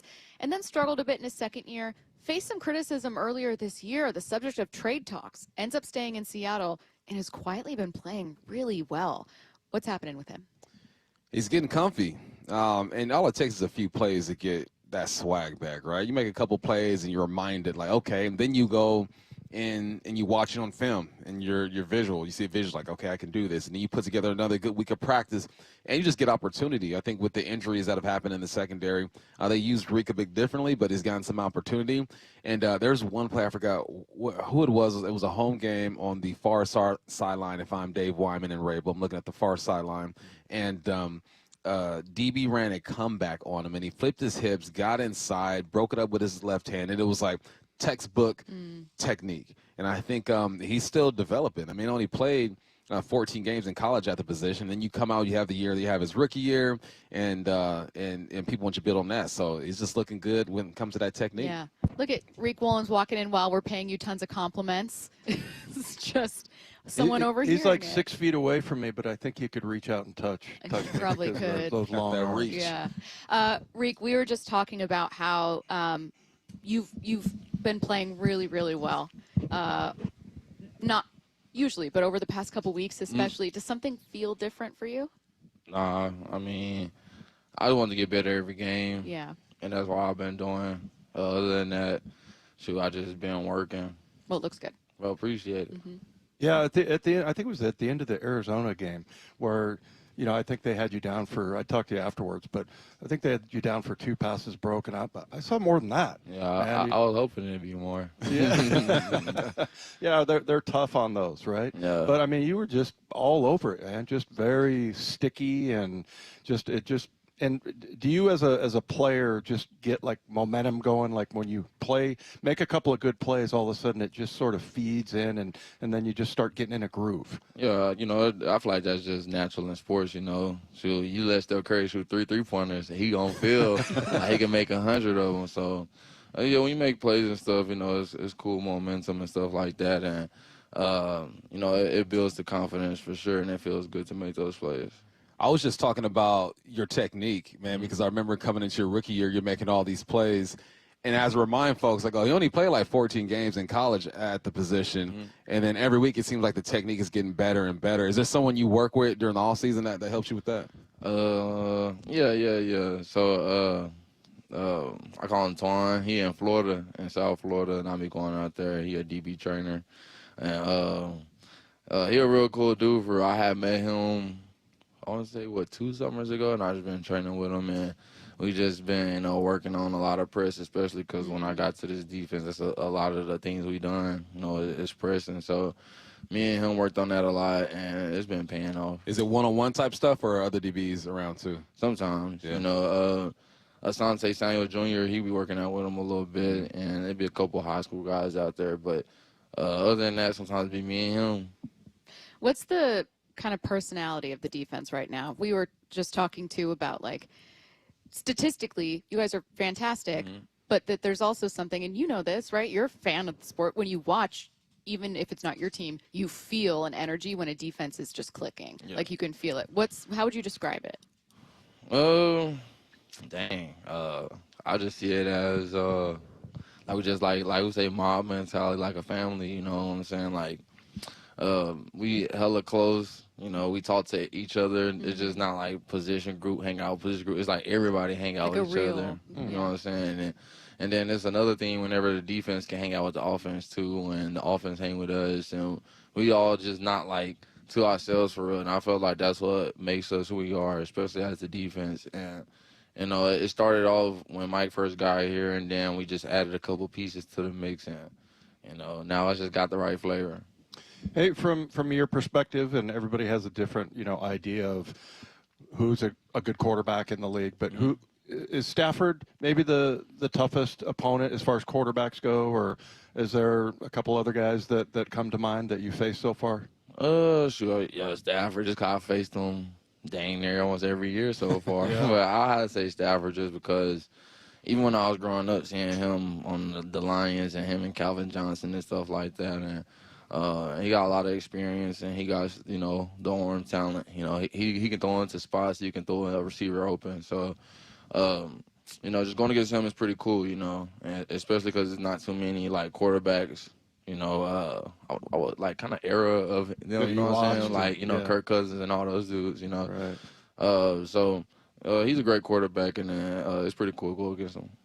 I was an offensive guy, so when we get into shootouts, I'd be like, let's go, back and forth. Kind of different for defense, man. How fun was that game, watching their defense do their thing, and you guys come out and do their thing? It was like, for us, it's stressful because we have no control over the game, so we're watching it, but just how fun are those moments? Honestly, it's a lot of fun, man. It's something that you work towards too, just because every game isn't going to be like a blowout game, and so whenever we practice those situations in practice and then we execute them in a game, it's pretty cool. And to be in those tough spots, it'll play along later on in the season, especially when you go to playoffs. So just being able to be comfortable in those situations and go through them, you need them sometimes. Yeah, that's like when people say, oh, it's a boring game if there's not 6 touchdowns, and you're like, I saw amazing defensive play. I don't know what you're talking about. This is phenomenal. Hard-hitting tackles. This is great. From the point of view, speaking of a cornerback, what can you tell us about JSN? What's tough about what he does? What's good about what he does? When you're looking at it from your eyes and your knowledge, what do you see? God has been getting better since he got here, man. I remember when he first got here, and we would go each other in training camp. And compared to now, it's just a whole different type of guy. I feel like he got faster. He's involved in his game, and just because people would think he was just a guy in a slot. And then I was telling people, especially after this camp, I was like, this is probably the hardest receiver I done went against. You know what I'm saying? And being able to go against him throughout camp was pretty crazy. And just going throughout the season and actually seeing it, it's like, bro, the dude puts the works in. He got great hands. The routes has always been there. You know what I'm saying? I just told him, I feel like he got faster or something. That's the main thing. Do you take credit for it? Or are you like, see, you went against me, so you have to step it up a little bit? Sure. Honestly, I just say it's arm sharpening arm because it helps me too. That's the best receiver in the league, man. And usually whenever you got a top receiver, you got good corners. You know what I'm saying? So being able to go against him is just a blessing for real. You kind of talked about this a little bit. I don't know if you heard the quote from Ernest Jones after the game where he was defending Sam Darnold. it's pretty cool. Oh yeah, no, it is, man. I ain't never heard nothing like it before. You know what I'm saying? I know. It's too bad they bleeped it out. But yeah, I mean, that kind of sort of demonstrated how tight you guys are. And you were talking about that earlier, that like you guys hang out with receivers and offensive linemen and all that. Is that a Mike McDonald thing? Is that something different? Because I know he got you guys together, and somebody was saying that they got to know Michael Dixon, and is that something that he has? Oh yeah, brought no, to the team? for sure. We got like some days we have like different meeting groups. It's like I don't say like groups of 10, and then it'll change throughout the season, and we'll just have like 20 minutes just to talk about the team and the culture and like what are we trying to implement and stuff like that. And people also talk about like stuff and about like in their career, like what helped them get here, or different little things they picked up and stuff like that. So you get to hear people's stories a little bit. Man, we've seen a lot of names out there. I mean, I don't think the defense has played together fully healthy not once so far this year. Like J-Love's been out there. We've seen Okada, D'Anthony, Drake done stepped up. And people ask me, like, I have all the answers. What are you seeing? And I think, man, it's just the preparation got to be on point for the 2s and 3s to come in and play the way they've been playing. The prep has to be on point. What is your guys' preparation like? So we just, just like I said in camp, it goes back to that. We got a thing called there's no drop off. And whenever we have practice and guys, everybody gets reps, especially during camp. It was a big thing for everybody getting reps. And in the season's kind of hard for everybody to get reps, but whenever you get those reps and you make the most of them at practice, it shows in the game. And that's why the guys you've named, whenever they get to the game, is nothing new to them. Because at practice, they take advantage of those reps. And then they just keep stacking them, and then it shows in the game. You guys playing great football right now. He is Seahawks corner Riq Woolen. Riq, thanks so much. Appreciate you. Thank you for having me. Christian Haynes joins us next. Hawks Live. This should be fun. Presented by the Dining District at the Bellevue Collection. Tonight from 7 to 9 p.m. Live from Bellevue Square Center Court. Come on by and join hosts Michael Bumpus and Paul Moyer. With this week's guest, Seahawks wide receiver Rashid Shaheed. Touchdown! Hawks Live. Tonight from 7 to 9 p.m. Exclusively on the home of the Seahawks. Seattle Sports on 710 and the Seattle Sports app. It's hard to believe the holidays are almost here. And do you or someone on your wish list want the gift of fitness? Well, Brock Heward here, and the Top Fitness Black Friday sales event is on right now. I've told you all for years, there is nothing better than a home gym, and to give it as a gift and to friends, even better. And right now, you could save up to $1,000 on Inspire gyms, Inspire treadmills, and True treadmills, plus get free delivery and assembly on Precor treadmills, ellipticals, and exercise bikes. You can also save, how about this, up to 50% on last year's display models. With Olympic weight bars starting at $50 and home gym attachments and accessories, well, they're up to 50% off starting at just $10. So it's no secret why everyone from personal trainers to pro athletes love Top Fitness. You can visit them in Tukwila, Linwood, or Bellevue, or simply go to topfitness.com. Take care of your family, take care of your friends, take care of yourself with the Top Fitness Black Friday sales event on right now. Top Fitness, your best place for home fitness equipment. I know a lot of you guys are listening from your phones right now, so it's the perfect time to give a shout out to my friends over at AT&T. The other guys will make claims saying this and that about how great their network is, and I'm just here to set the record straight that AT&T is America's fastest and most reliable wireless network. I don't know about you guys, but it just gives me so much peace of mind when I'm going to do the things I love, and I know my wireless network's got me. Like if I'm going to a concert or a basketball game or even something outdoorsy, knowing I'm going to have fast service and can share what I'm up to is a game changer. You want to know you can post what you want to post, call who you want to call. And with AT&T, it literally doesn't matter where you're going. I promise you, they're already there. Don't just take it from me. Actual tests prove AT&T is America's fastest and most reliable wireless network. When you compare, there is no comparison. Based on Root Metrics' United States Root Score Report, 1H 2025 tested with best commercially available smartphones on 3 national mobile networks across all available network types. Your experiences may vary. Root Metrics rankings are not an endorsement of AT&T. Confidence is knowing you're ready to handle whatever comes your way. That's what it feels like to take on your workday with Cintas. They make sure your AEDs are up to date, your fire extinguishers are tested and inspected, your floor mats are cleaned and delivered, and your workwear looks good, feels good, and is freshly laundered with the Cintas Apparel Plus program. So are you ready to take on today? Visit Cintas.com and get ready for the workday. Here's a tale of Becky. Didn't know what to do with new meds prescribed and no real cost clue. She squinted at prices, that can't be right. Then tapped GoodRx and saw the light. She can get a deal. Book telehealth if she feel.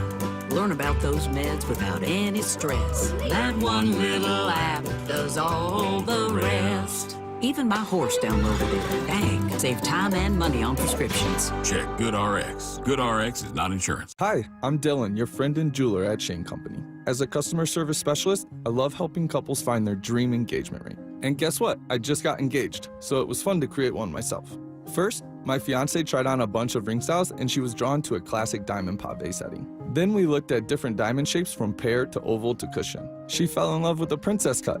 At Shane Company, you can create a one-of-a-kind ring and get it in days, not weeks. Because a friend wants you to have a magical holiday proposal. Shane Company, your friend and jeweler. The home of the Seahawks, Seattle Sports. Touchdown! Seahawks! Ken Walker III! Get everything Seahawks at seattlesports.com. Stacy Rost here from Seattle Sports. Ladies and gentlemen, this is for you too. Stubborn fat is really hard to get rid of. And then there's all those gimmicky lasers, fat freezing methods, prescriptions. But imagine a simple solution that takes just one day and provides immediate, noticeable results. Introducing ProSculpt. ProSculpt uses air-assisted technology that's safe and gentle, yet powerful, delivering instant fat-reducing and skin-tightening results.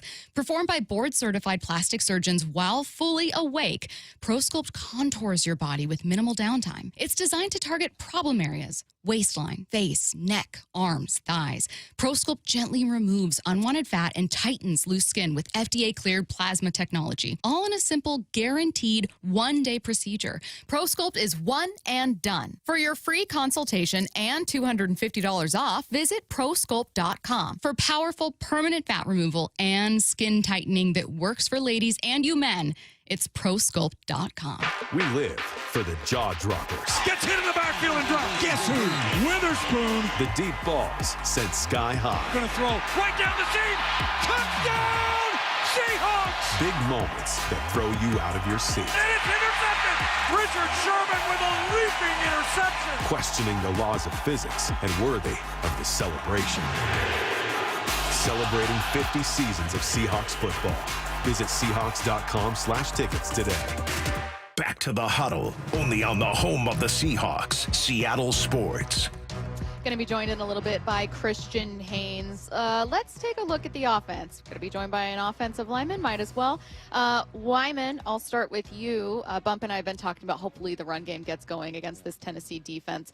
Is that something that you're going to be tracking closely here? Yeah, definitely. We talked about this yesterday. I was just looking at the report at the end of the NFL GSIS. They always have the 10 longest plays.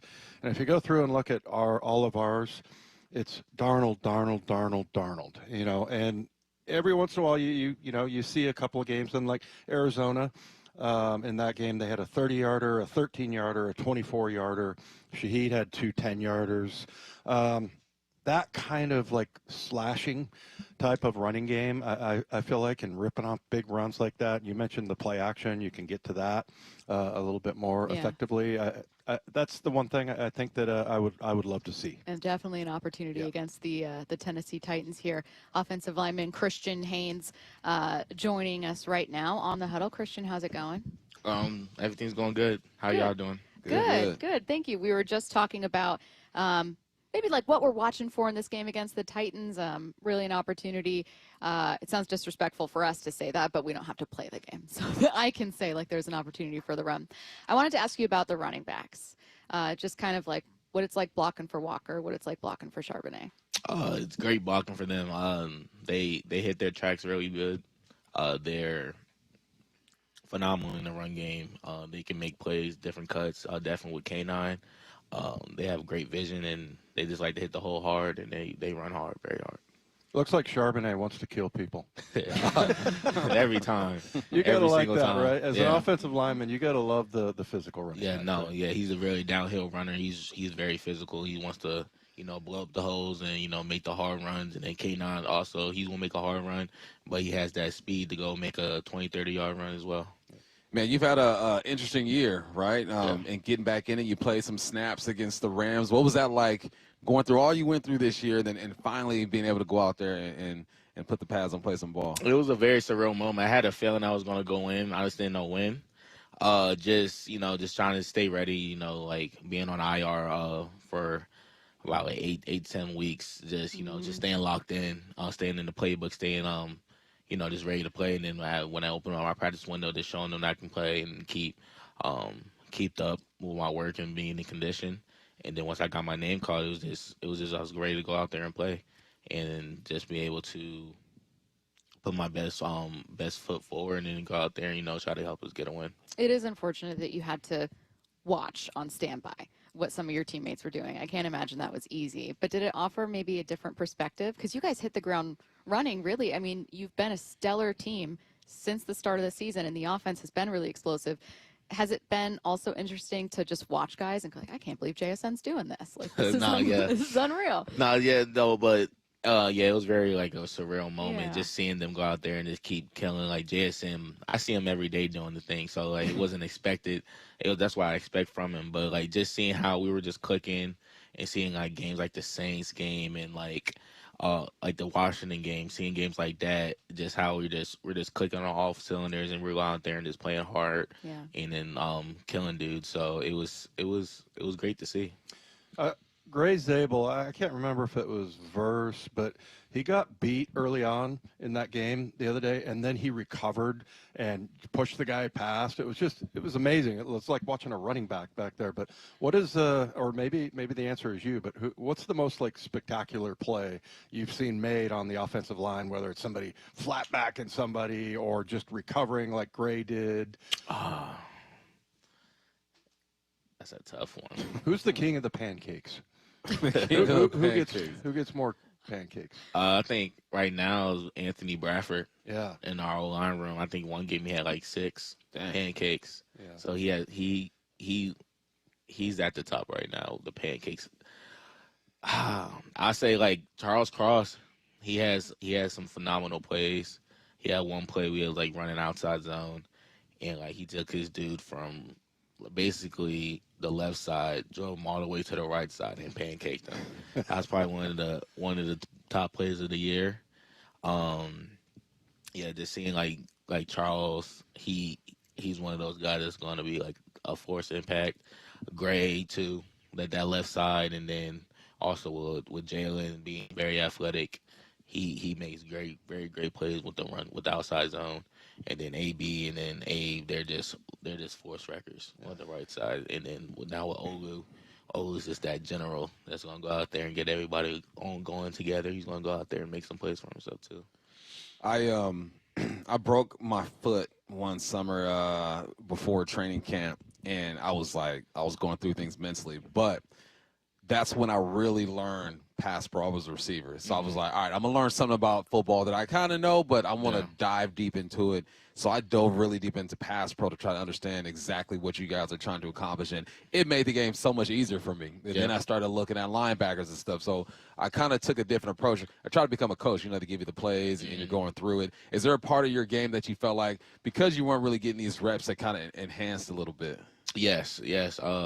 Definitely. Like, I try to say okay, what is like the tight ends doing? What are the running backs doing? And like certain protections, even in the run game. I didn't go far as like, all right, what's the routes like for receivers?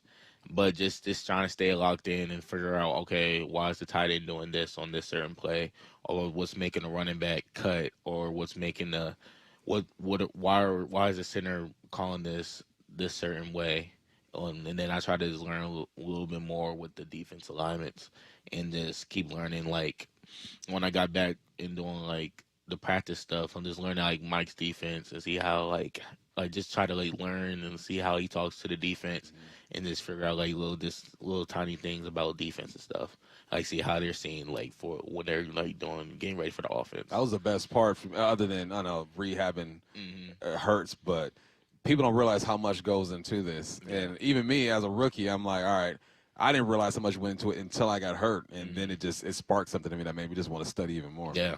Maybe on a related question, what's something that people who don't play or haven't might not understand about when they're trying to evaluate offensive line play?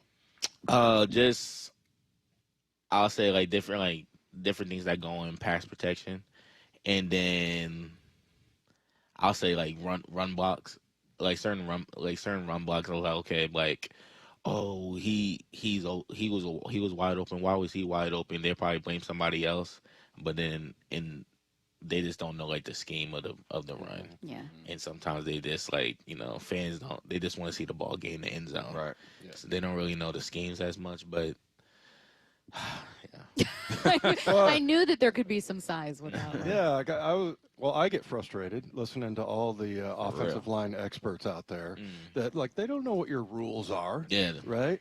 I mean, do you pay attention to that kind of stuff? Nah, you can't, right? You can't pay attention to that stuff. Just pay attention to what's in the room and then the people in the building. So, Well, I think also offensive line is like that's the one position group where people know the least about. Yeah. Right. Yeah. I mean, and yet you get lots of experts out there. Yeah. Yeah. Run game. All right. So what's your favorite run? I love asking these linemen. I hear duo a lot. I'm an outside zone guy. Yeah. Yeah. So it was like when Kubiak came in, he's a big outside zone scheme guy. I was just like very excited. Yeah. Because like that was something that I came from in college, and then like it's like a funny joke with like my past old lineman buddies. Like we call it outside zone mama. So like that's mama. That's our favorite run, and I think that's one of my better runs. I'll say, or transportation. Like getting out in space and running. Mm-hmm. Last one before we let you go. Clint Kubiak comes to you guys and says, I got a great trick play up my sleeve. One of you is going to be an eligible receiver. Who's it going to be? Who has the best hands? Which offensive lineman on this team? Are you volunteering yourself? I volunteered myself. Okay. But Now one of you, this is a make or break play here. I think I'll say Jalen Sundell. Yeah. Okay. I'll say Sundell. Okay. I think he'll get out in space good, disguise, catch the ball and run. Yeah. Well, I hope Clint's listening. I hope he works that in. He is Christian Haynes, kind enough to join us for the huddle. Christian, thank you so much. Appreciate you. The latest from Sam Darnold coming up next. After hitting a flat note in L.A., Sam looking, dumps a pass, it's intercepted. That's number 4. the Seahawks head down yonder to Nashville, looking to get that twang back. As a team, I think we're in good shape. One loss doesn't define us. Rocking and rolling their way to another win. It's about us, how we can get better as a team. When we do it right, it's all within our wheelhouse. Seahawks, Titans, Sunday. Kickoff at 10 a.m., pregame at 7. Giddy up. On the home of the Seahawks, Seattle Sports. I had pain, I had numbness in my feet. That pain and that numbness just got worse and worse and worse as time went on. This is Greg describing life with neuropathy. I went to 5 podiatrists, tried different treatments, tried different orthotics, tried different shoes, had cortisone shots in the tops and the bottoms of my feet. Saw a neurologist. All my medical doctors said, can't help you. Live with the pain. You're not going to be able to sleep. This is your life.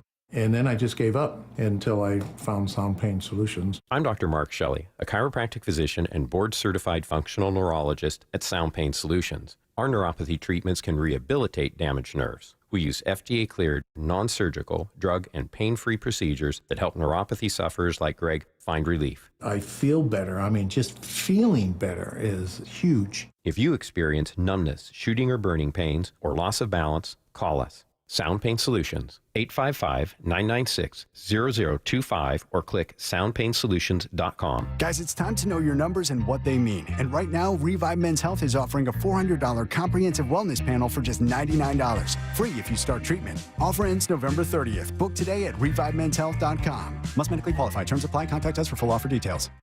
We are well into the rainy season, Seattle, but it's not too late to get your roof replaced. Schedule your free estimate at 3treeroofing.com and get $500 off your roofing project this winter. Our certified technicians build a custom plan for your home, ensuring a worry-free installation even in the winter months. Replace your roof now while material prices are low and lead times are short. Stop wasting your time on costly repairs and Band-Aid fixes. Visit 3treeroofing.com to schedule your free estimate today and secure your $500 discount. 3Tree Roofing, your Puget Sound roofing experts. Running a business means wearing multiple hats. So if you're like me, you probably started out using your personal phone, taking client calls and texts nonstop. As my business grew, I needed something smarter. That's when I switched to Quo, the #1 business phone system. Quo works right on your phone or computer. No carrying 2 phones, no clunky landline, just one easy app you can try for free. Your team can share one number and handle calls and texts together like a shared inbox. Any teammate can jump into the conversation, so customers get faster responses. And Quo's AI assistant summarizes your calls and responds to customers 24/7, so you never miss a lead or opportunity. All this starts at just $15 a month. That's basically 2 coffees. You can even keep your current business phone number. Find out why 90,000 businesses trust Quo. No missed calls, no missed customers. Try Quo for free at quo.com/sports. That's quo.com/sports to try Quo free. QUO.com/SPORTS. Tune in this Sunday as your Seattle Seahawks take on Tennessee. Kickoff at 10 a.m. Muckleshoot Casino Resort, proud sponsor of the Seattle Seahawks and the biggest and best in the Pacific Northwest. Sparta's Pizza reminds listeners many uniformed personnel and healthcare providers will spend this holiday season working hard to keep us safe. These heroic men and women spend long hours away from home, protecting our freedom and providing critical medical care. Please thank them for their many sacrifices and putting their lives on the line for us every day. Happy holidays to you and yours from the entire team at Sparta's Pizza and Spaghetti House, serving the best pizza in the universe for over 40 years. Come visit them in Linwood, Bothell, Mill Creek, or online at spartaspizza.com. Imagine all that could happen in 5 years. Jobs may change, kids will grow, new memes will come out, but also, what if you had reliable, intelligent Wi-Fi and the price didn't change for 5 years? Well, thanks to the Xfinity 5-year price guarantee, you actually don't have to worry about that part of your future. You're guaranteed 5 years of Wi-Fi that boosts speeds to your devices that need them the most, that finds and fixes any issues before you even notice them. It's like a super intelligent Wi-Fi that keeps you protected from threats online. Plus, well, you get incredible gaming speeds on multiple devices with no one battling for bandwidth. And for the next 5 years, all your devices will be working in perfect harmony. And you get our best equipment with no annual contracts, no fees, and no strings. So even though kids will grow up and you still won't understand 6, 7, your internet will stay sharp, reliable, and most importantly, the price will stay put. All with the Xfinity 5-year price guarantee. Lock in your price and unlock the possibilities. Xfinity, imagine that. Restrictions apply. Select plans only. This is The Huddle. Every Thursday from noon to 2. On Seattle Sports. 2nd down and 8 at his own 41. Arroyo in motion from left to right. Now he sets. Darnold out of the shotgun. 4-man rush. Here's a throw downfield. Reaching up. One hand. Are you kidding me? Holy catfish. It is going to be a catch in bounds, and it's a one-hand stab by number 11, tiptoeing on the sidelines. He got behind Darius Williams for 28 yards, and the Seahawks right back to the line of scrimmage on Jackson Smith and Jigba's big catch. Talking right now with reporters at Virginia Mason Athletic Center, it's Seahawks quarterback Sam Darnold. Let's take a listen. I feel like, good last couple days preparing for these guys. Obviously a really good defense we're playing. I feel like these last few games they've played really well.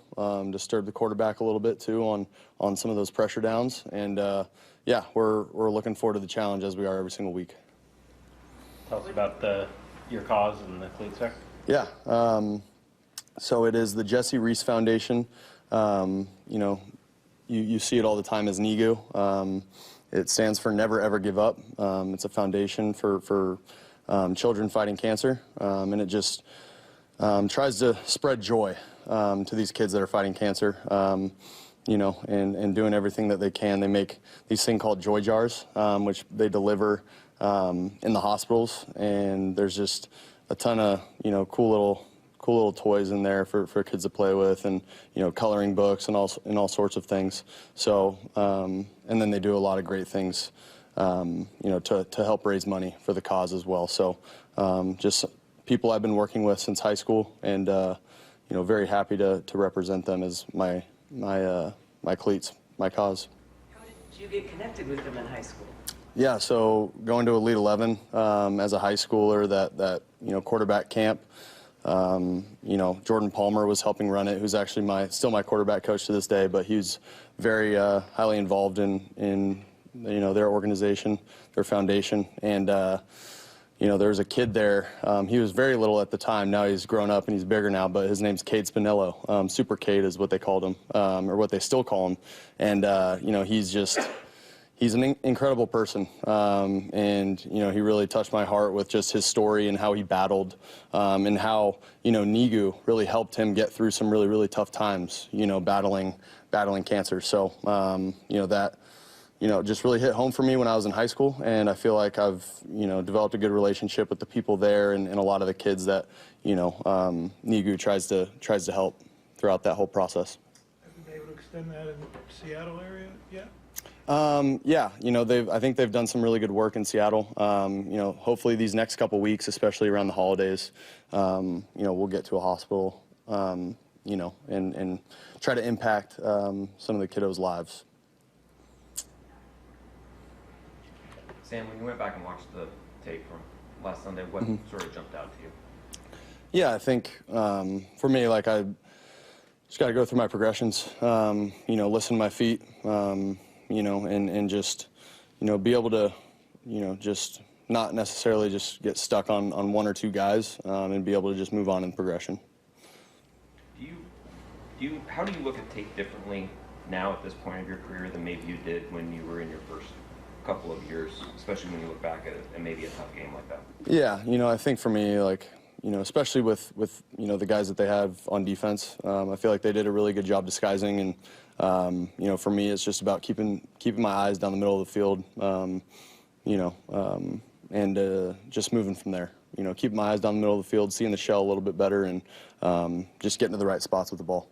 Getting stuck on one or two guys, how often has that been an issue? Why was it against the Rams? No, I think just, just having a better, understanding when the ball's snapped, just what the coverage is, and, when, a guy's going to come open and when he's not. I think just, when I say get stuck on a progression, I mean just seeing one side of the field and feeling like there's a chance that someone's going to get open over there rather than just moving on and clicking through my progression as I normally do.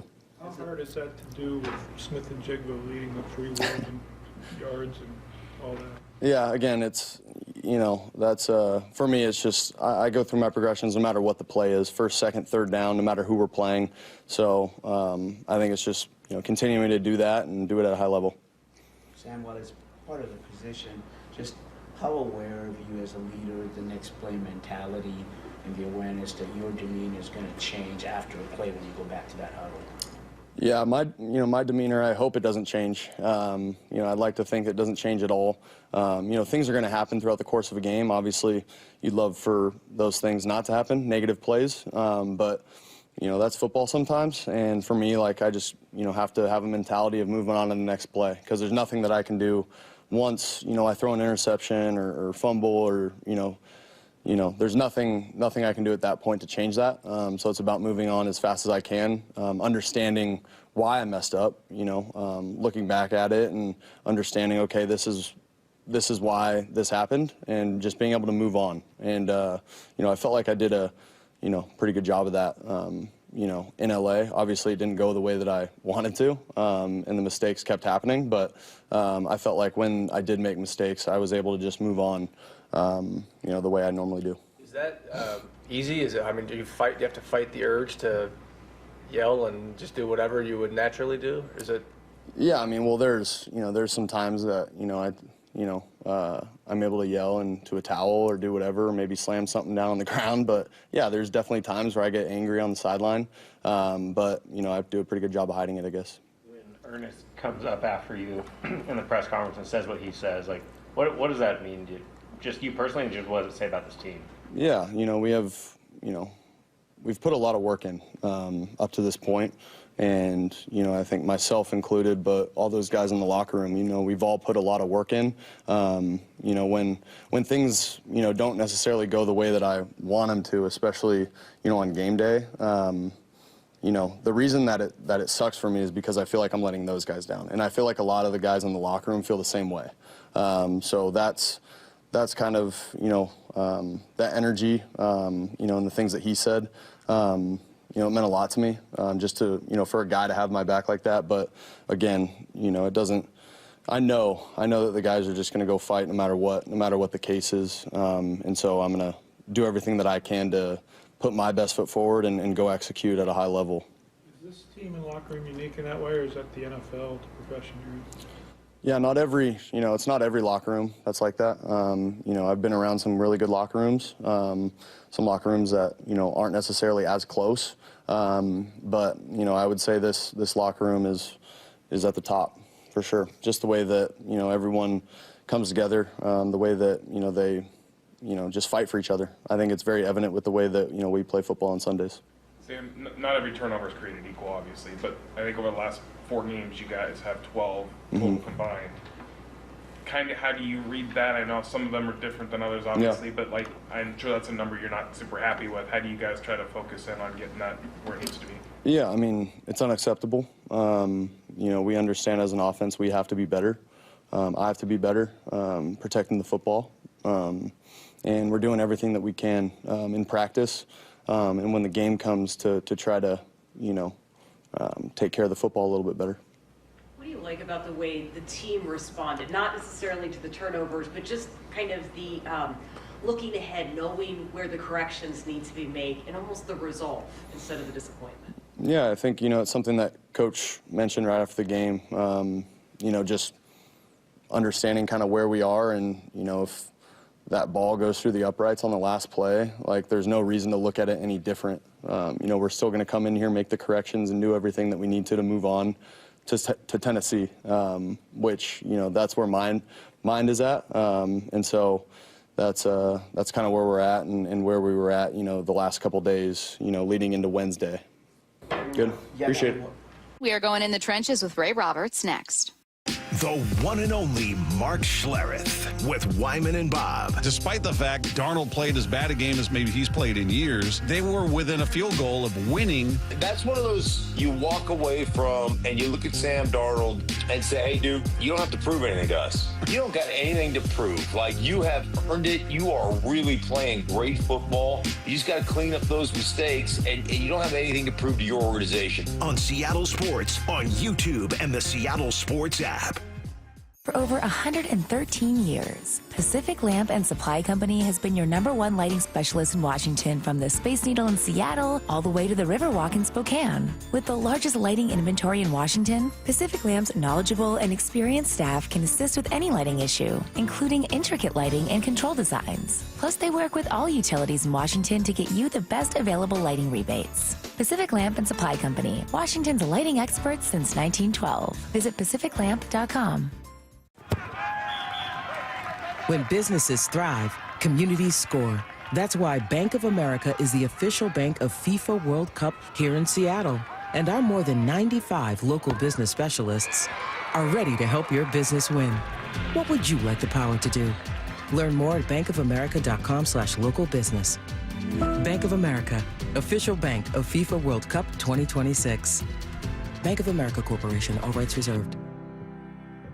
Matt Coker here with West Coast Men's Health. In the past 5 years, we've seen thousands of men at our clinics. Most guys tell us the same story, that in their early 50s, it's not that they couldn't function, they just needed help. They started taking Viagra, and it worked great at first. But after a few years, it stopped working. The problem is that their arteries had become more restricted since they started taking it, because Viagra does not unclog arteries. Here at West Coast Men's Health, we use acoustic wave therapy to target the real problem. We break down plaque and clear up the arteries so blood can flow like it did in your 20s. This restores function. And guys, listen to this. You won't have to take a pill anymore. So if this sounds like you, give West Coast Men's Health a call today and see how we can help.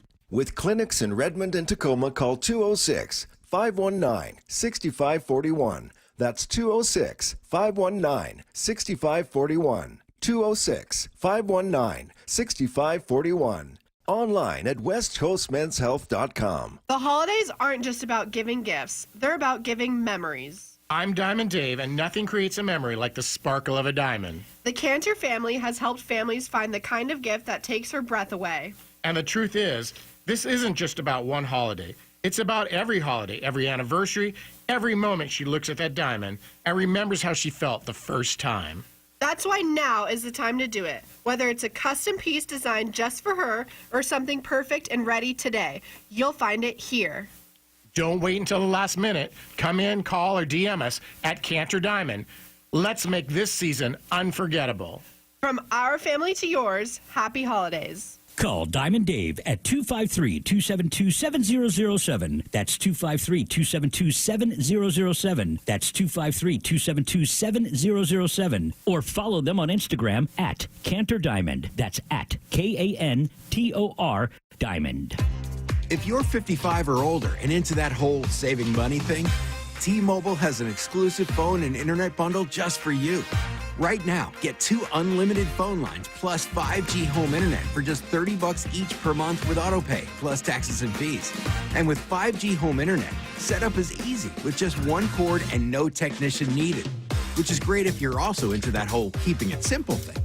Switch now and experience the best mobile network in the U.S. Visit your local store to start saving. T-Mobile, it's better over here. Based on analysis by Ookla Speed Test Intelligence data Q4 2024 to Q1 2025. Ookla trademarks used under license. Unlimited on our network. Customers on voice plan may notice speeds lower than other customers and further reduction if using more than 50 gigs a month due to data prioritization. Video streams and SD on this plan. Home internet pricing after $20 a monthly bill credit plus $5 per line without autopay. Debit or bank account required. See 5G device coverage and access details at T-Mobile.com. Step into Seahawks game day at the Pro Shop, where the roar of the 12s begins. And official Seahawks gear is always within reach. Touchdown, Seahawks! This is the Pro Shop. Visit the official store of the Seattle Seahawks, located at Lumen Field and the Landing in Renton. For over 50 years, Bucky's Complete Auto Repair has been the one locals trust for fast, friendly service with guaranteed repairs. With 16 family-owned locations and a Carfax preferred badge, Bucky's makes it easy with same-day service and available financing. Visit buckys.com. Let's go! This is Seattle Sports. Streaming through the Seattle Sports app. KIRO AM Seattle. KIRO FM HD2 Tacoma. This is The Huddle. The handoff inside to Sherman. He's going to go! Touchdown! Seahawks! Exclusively on Seattle Sports on 710. Seattle Sports on YouTube and the Seattle Sports app with hosts Michael Bumpus, Stacy Rost, and Dave Wyman. Time to go inside The Huddle. We are going in the trenches with Ray Roberts joining us right now. Ray, how's it going? Hold on 1 second. I'm next on the diving board. Hey, well, let me get this drink. Oh, God. Margarita. Okay. I'll be right over. Oh, wait, where are you again? Puerto Vallarta. Puerto Vallarta, yeah. We have a timeshare here at this Vedanta World, so it's pretty cool. Are you next to a pool with a drink in hand while you're talking to us? Well, I just put the drink down so I can come to like a nice quiet place. And I got my workout in earlier, went to the beach, got in the ocean a little bit, and now we're just chilling at the pool. What a scene. Nice. I brought my raincoat to work today and yesterday. Ray, I'm going to start by asking, fittingly, though, an offensive line question, but I'd love to have your perspective on this one. It was a tough day for Sam Darnold against the Rams. What did you make of the protection what the offensive line did? Well, you know, it's for the history of this this series, since I've been following, doing this pregame, postgame show with the Seahawks, the Rams defensive line has always given the Seahawks offensive line trouble. And it didn't matter who the 5 we had starting was. It was just always a tough game. And they do a really good job of their line stunts, really sacrificing for each other. And they do a really good job of really executing the stunts they're trying to do to create pressure. And, last year they got quite a few sacks, but this year they got a lot of pressure that maybe forced Sam to hold on to the ball a little too long, throw it when he didn't want to throw it, and got some interceptions. But I think this really, Stacy, is going to come down to a couple things. One is coaching, because this is the time of the year where the coaching, to me, separates teams from the other people. It separates you from other teams because right now you have to hold your culture together. You have to hold the confidence together. You have to get the offense back on track and believing that they can play the way they've been playing and keep winning. And then you have to keep your defense mentally locked in to go through some of these tough times. Like the hold the Rams to the points that the Seahawks did is a really hard thing to do, and they played some good defense. But now, I love the way Ernest Jones approached the post game, just saying that just F around and find out if you're going to ask me about Sam Darnold, and because they're in it to win it, and they know that you're going to have a bad game, and so they're going to carry him through it. And I think they have to have that mindset to get to the next game and come out with a win.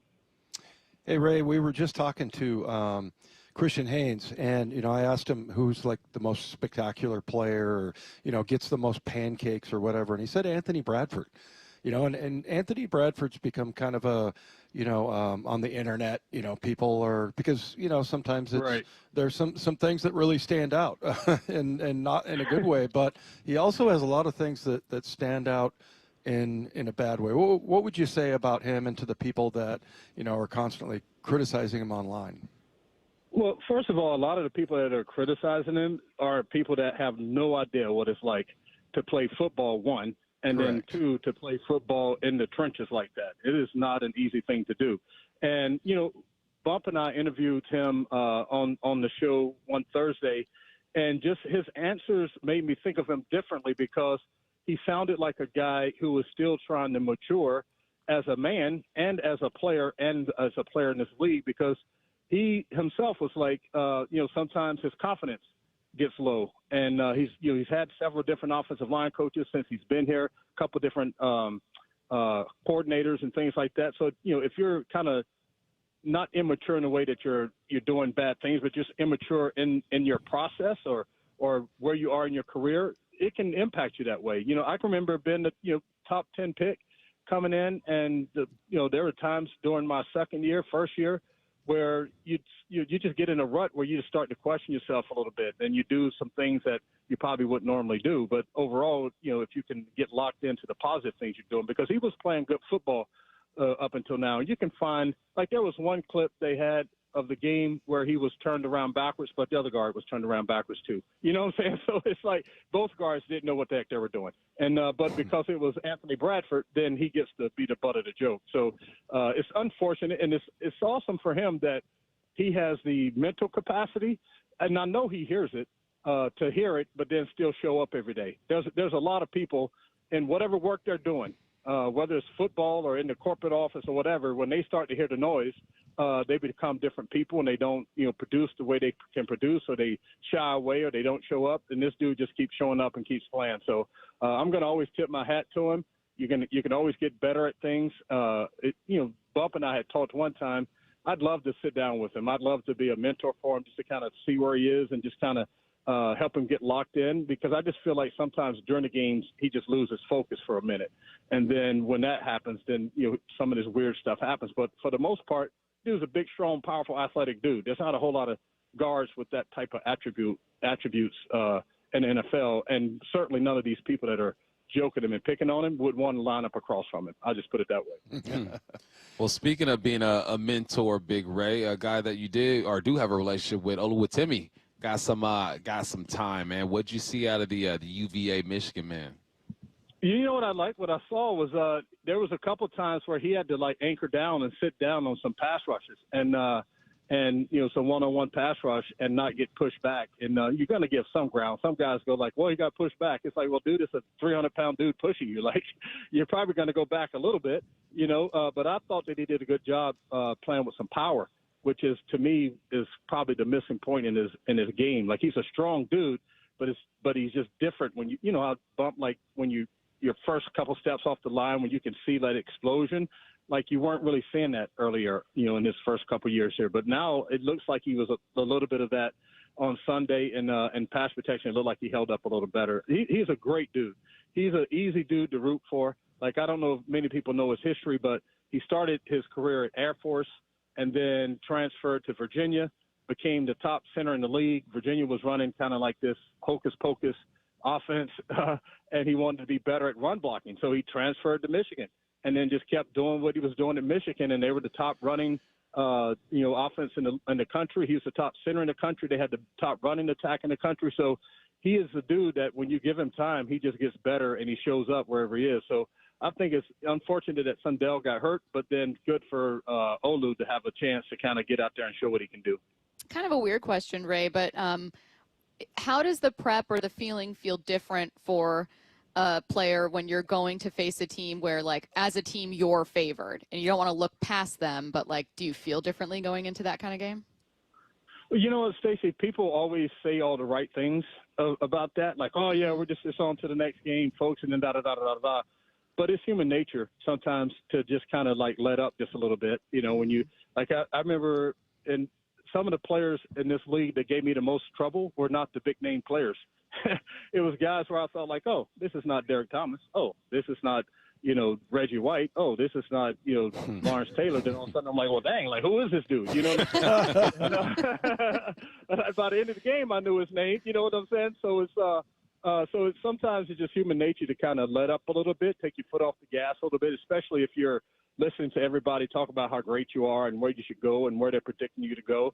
But if this is another one of those situations that then falls back on the coaching and leadership, like who can keep the guys locked in, find the motivation, find the commitment to their process that has gotten them to this place, and stay locked in on that. And then the games do just become one after the other. But if you allow yourself time to kind of read the clips in the press and believe your own hype, then you have a chance to kind of have a let up. All right, Ray, we're going to let you go enjoy that sun, and we appreciate you taking the time today on the huddle. Thank you so much. Thanks, Ray. No problem. Hey, I'm gonna do three cannonballs for Dave, Mike, and Stacy. So make mine just a little one. If you hear the earth shaking a little bit, just go like, man, like Ray did a cannonball for real, for real. Where'd all the water go? Thank you, Ray. Where'd all the water go? Tsunami. Talk to you guys later. Thanks, Ray. Before we hit break, did you guys feel the same as players? Like, if you ever went into a game where you were like, and even if it's one-on-one, where you're like, I've watched this guy, like, this is it. Have you ever been surprised by someone? There was a guy at Stanford that was a fellow linebacker, and he was a walk-on. And whenever we would do drills, there was 3 times he knocked me on my butt, and I'm like, "How is this happening? What is it?" Yeah, there was just yeah. So I mean, I've had that where somebody just has your number. Pat Chung, I did not respect him enough. First play of the game, he walks down in the slot. I'm like, let's get this. Chokes me out, throws me to the ground. Here we go, Pat. I was like, okay, Pat. And he ends up winning Super Bowls with the New England Patriots. Yeah. But, yeah, I was on point after that. I scored a touchdown on him after that, though. But he got me. Coming up next, Steve Raible's going to help us preview Week 12. After hitting a flat note in L.A. Sam looking, dumps a pass, it's intercepted. That's number 4. The Seahawks head down yonder to Nashville, looking to get that twang back. As a team, I think we're in good shape. One loss doesn't define us. Rocking and rolling their way to another win. It's about us, how we can get better as a team. When we do it right, it's all within our wheelhouse. Seahawks, Titans, Sunday. Kickoff at 10 a.m., pregame at 7. Giddy up. On the home of the Seahawks, Seattle Sports. Stacy Rost here from Seattle Sports. Ladies and gentlemen, this is for you too. Stubborn fat is really hard to get rid of. And then there's all those gimmicky lasers, fat freezing methods, prescriptions. But imagine a simple solution that takes just one day and provides immediate, noticeable results. Introducing ProSculpt. ProSculpt uses air-assisted technology that's safe and gentle, yet powerful, delivering instant fat-reducing and skin-tightening results.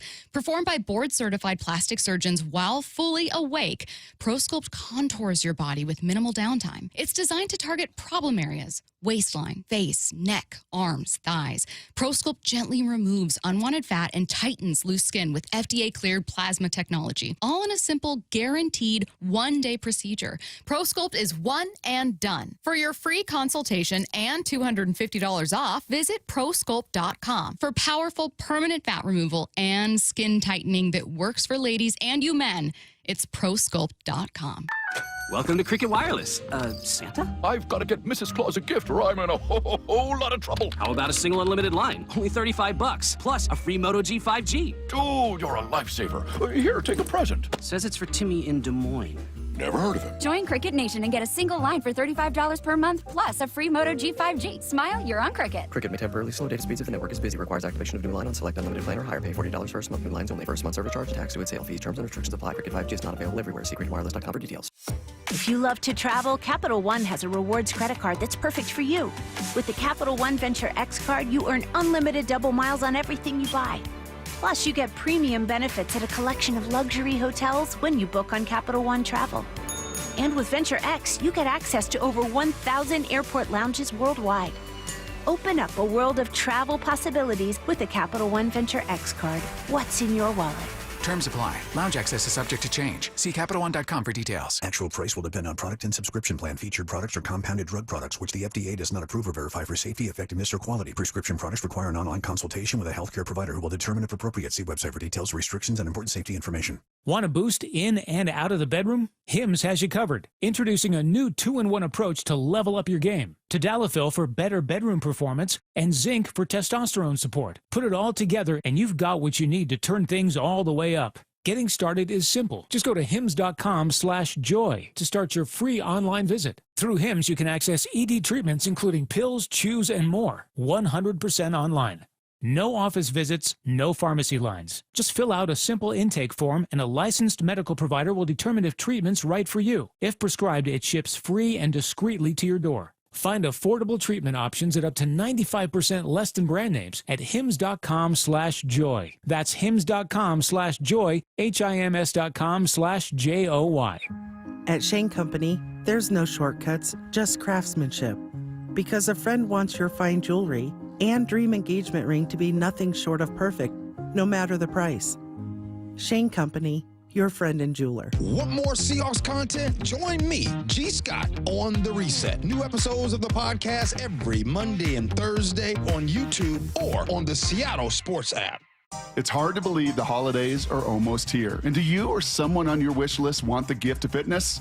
Well, Brock Heward here, and the Top Fitness Black Friday sales event is on right now. I've told you all for years, there is nothing better than a home gym, and to give it as a gift and to friends, even better. And right now, you could save up to $1,000 on Inspire gyms, Inspire treadmills, and True treadmills, plus get free delivery and assembly on Precor treadmills, ellipticals, and exercise bikes. You can also save, how about this, up to 50% on last year's display models. With Olympic weight bars starting at $50 and home gym attachments and accessories, well, they're up to 50% off starting at just $10. So it's no secret why everyone from personal trainers to pro athletes love Top Fitness. You can visit them in Tukwila, Linwood, or Bellevue, or simply go to topfitness.com. Take care of your family, take care of your friends, take care of yourself with the Top Fitness Black Friday sales event on right now. Top Fitness, your best place for home fitness equipment.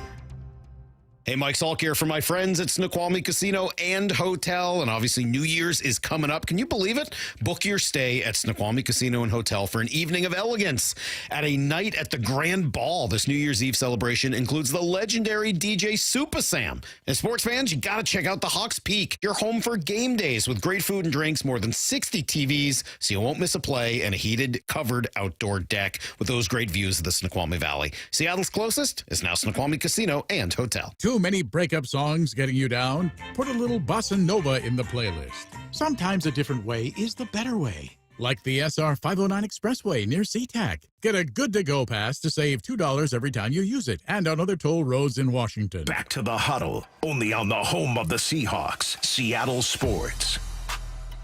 Wyman, what can you tell me about the Tennessee Titans? How about this? Okay. Cody Barton's playing really good football. I didn't even realize. Of course you would say that. I know. Yeah, I know. I get blamed for being like a Cody Barton fan club Defender. member. But he covered a whip route on a receiver, Christian Kirk, and knocked the ball down. And he's got 3 interceptions. A linebacker covering a receiver. You know what? That couldn't happen in this room. Wyman, the brand is the brand, and the brand is strong. Yep. Don't go away from Cody it. is playing a ball, though. Voice of the Seahawks, Steve Raible, joining us right now. Steve, we were just talking about, well, we spent a good chunk of time today talking about the Rams and kind of how we felt about the team coming out of that, and then looking ahead, obviously, to the Titans. I wanted to ask one more question about the Rams, though, and that was how you felt leaving that game, because I entered the game thinking the Seahawks were a contender and left thinking the same. What about you? Absolutely. I really, there are no moral victories, and everybody says that. And I know all players and certainly coaches think that. But when you walk out of there and you see the look in guys' eyes that said, we should have won that game. I mean, not like we let it get away from us or anything like that. We should have won that game is what they're thinking.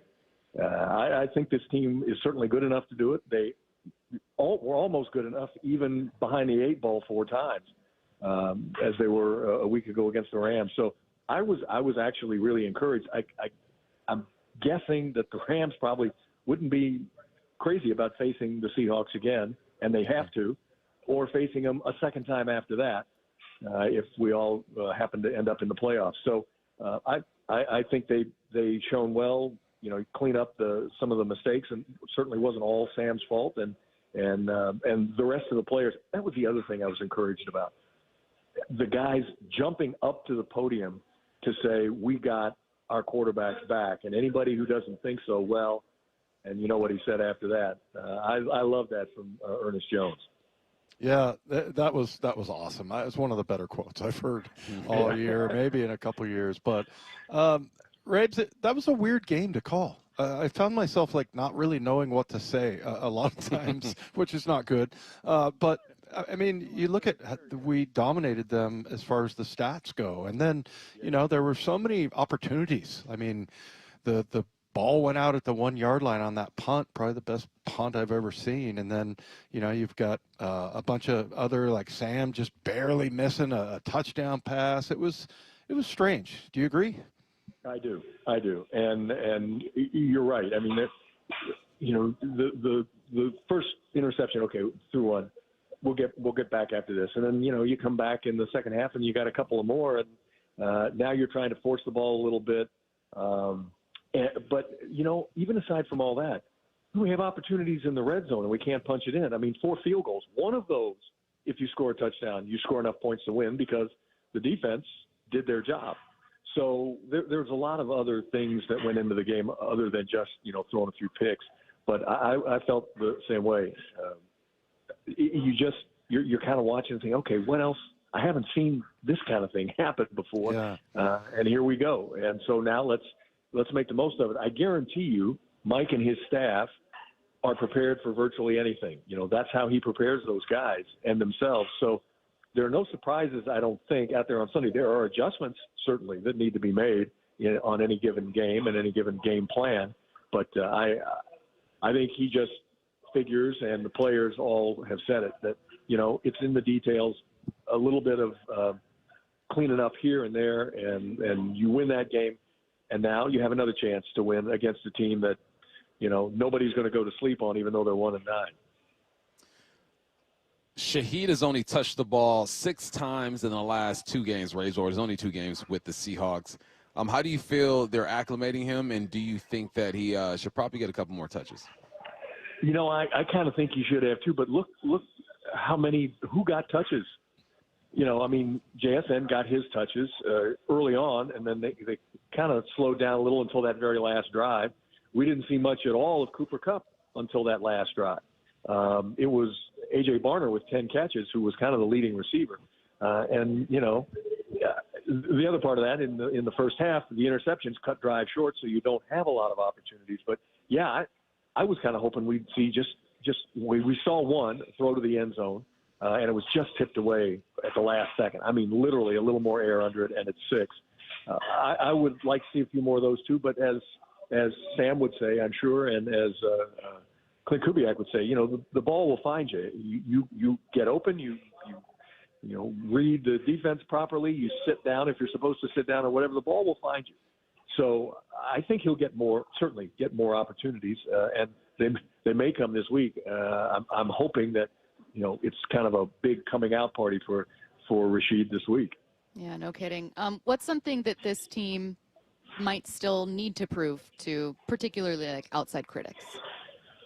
The Seahawks, that is. Yes. Yeah.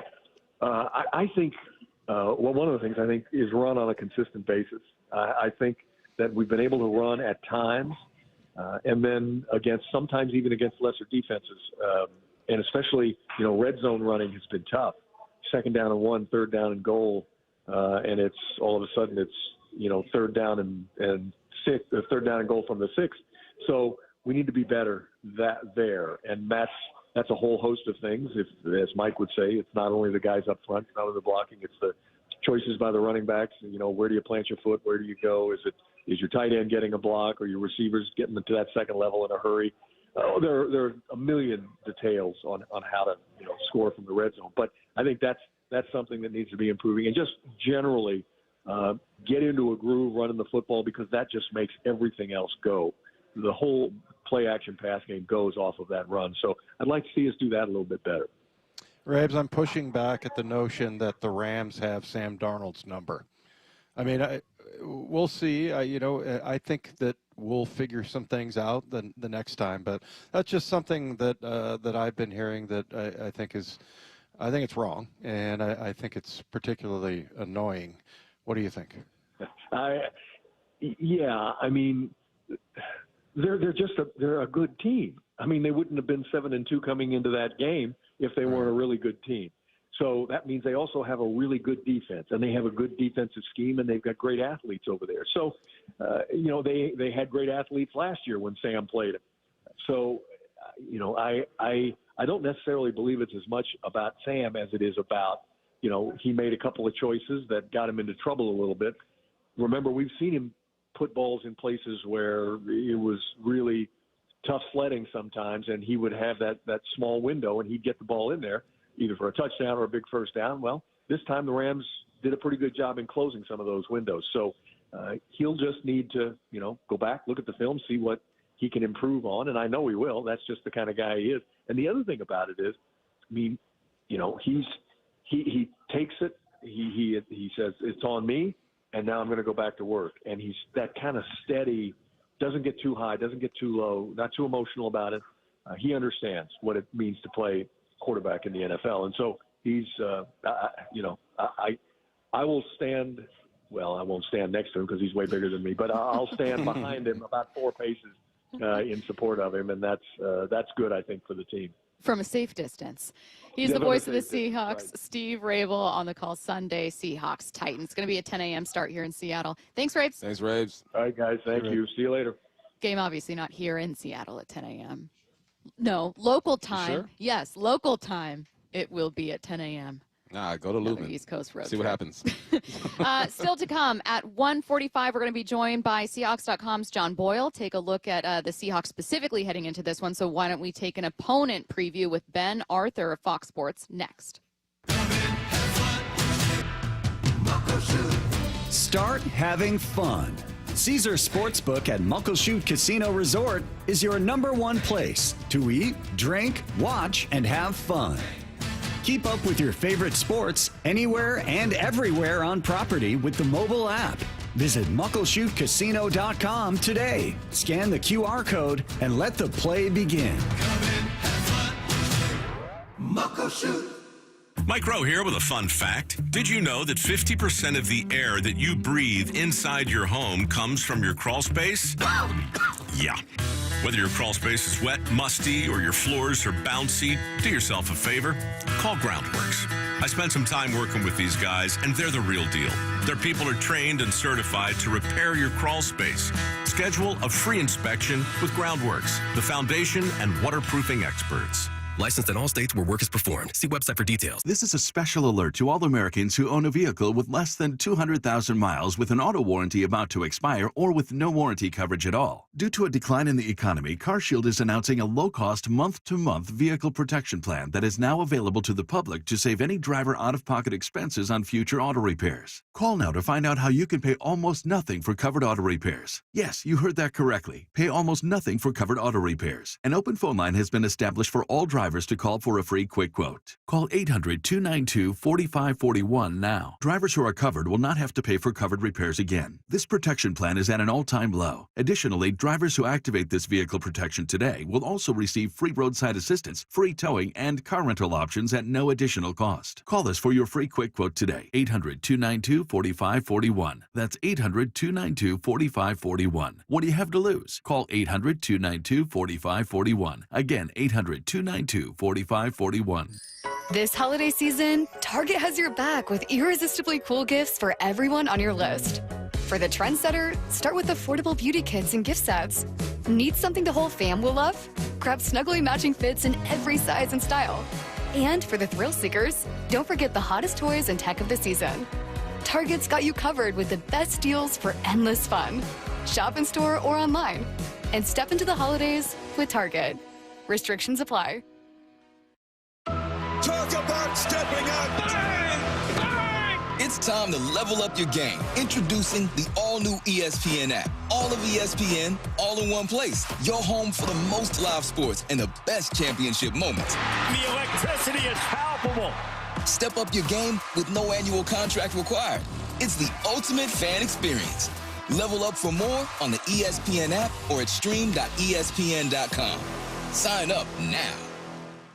This is the home of the Seahawks. Going to let one fly deep. Got a man out there. Ball is caught down at the 10-yard line, and it's JSN. Seattle Sports. Are your investment dollars working as hard as they should be? You've spent years building your future. Don't let outdated advice put it at risk. Hi, I'm Jeff Jr., founder of Trajan Wealth. We're a veteran-owned firm proud to bring a new standard of financial care to the Seattle area. Our nationally recognized advisors are fiduciaries, ethically bound to put your interests first. That's the highest standard of care in the industry. As a privately held company, we answer to you, our valued clients, not shareholders. For households with $500,000 or more, let us build you a customized plan. From Bellevue to Tacoma, get advice you can count on. It's time to take a fresh look at your financial plan. Call Trajan Wealth, 206-466-3300.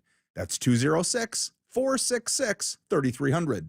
Trajan Wealth. Plan smarter, dream bigger. Advisory services offered through Trajan Wealth, LLC, an SEC-registered investment advisor. It's hard to believe the holidays are almost here. And do you or someone on your wish list want the gift of fitness?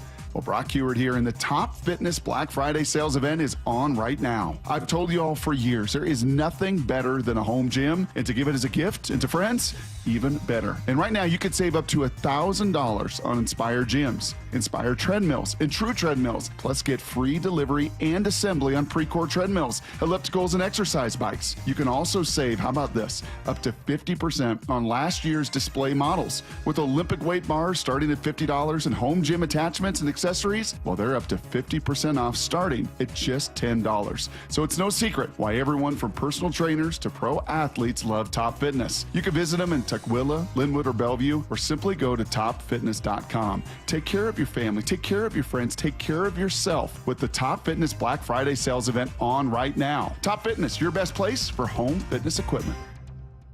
Back to the huddle, only on the home of the Seahawks, Seattle Sports. We are joined now by Ben Arthur, who covers the Titans for Fox Sports and used to cover the Seahawks. Ben, how's it going? It's going well, Stacy. How are you doing? It's been a while. I know. Feels like just yesterday you were here, but it was years ago. Doing great work. Yeah. It makes me feel old. And you and Michael Sean used to make fun of me for being older. That still continues. But we're so happy to have you here to learn a bit more about the Tennessee Titans. My first question is kind of a big picture one, so I apologize, but it's the one that's really interesting to me. What's been the conversation around Cam Ward there, and what have you seen from Cam? Yeah, I mean, that's a multi-layered question. I mean, I think the biggest thing entering this year is just like needing to see development from him, right? Like we've obviously seen rookie quarterbacks the last couple years just like really take off right away. And when I say that, I mean like Jaden Daniels last year, CJ Stroud the year before. I mean, those are really outliers. But like the biggest thing the Titans we're looking for is just kind of like steady progression, right? Like, is he getting better? Like, that's ultimately what the season is about, not really the wins and losses. It's like, is Cam getting better? Is he showing that he could be that franchise guy we need him to be in 2-3 years? So I say all that to say, like, he has shown improvement. I think that there is frustration to a degree, right? Because it maybe hasn't been as much as people would have hoped, but that there's context to that, right? Like the caliber of defenses and opponents he's played in totality, I believe, is the strongest ever, or one of the strongest ever for like top 5 quarterbacks, like in terms of being selected in the draft. So there's that to it. There is the level of incompetence around him, right? When it's like you lose your head coach, you're 11 games into your career, you've already had 2 play callers, you don't really have a receiving core. Your most dependable receivers or wide receivers are day 3 rookies. They've had offensive line issues, penalties, the run game isn't that good and the defense stinks. And you deal with all that, and to have a product out there that you can feel super good about, like, that's really hard to do. And so he has struggled. Like, I'm not going to sugarcoat it. He has struggled. It's a lot of what's going on around him, but throughout that, Stacy, I will say, like, there are little signs of improvement on a week-to-week basis, I think, over the last several games in particular. And so yeah, I think that's kind of like the big picture of what's kind of gone on. So there's frustration here in Nashville, but I think people understand everything that's going wrong around him, and that's so important, having that infrastructure around a young quarterback. Hey, Ben, is Cam sometimes, I mean, is some of the discussion like, because I always feel like quarterbacks that are wildly athletic and can move around are sometimes tempted to, just become a certain kind of player. Like, I guess Kyler Murray, maybe, and maybe it's not fair to, put him in that category. But, I mean, is there any sign of that or any discussion of that in helping develop his career? I'm sorry. Could you repeat that? Or are you saying, like, is like the development, like, where it should be in terms of, and maybe him just not maybe responding to it?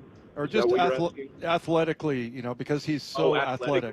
Yeah. So I mean, does that sometimes maybe slow down some of the other areas of his game that he needs to perfect, just because he can run? Yeah.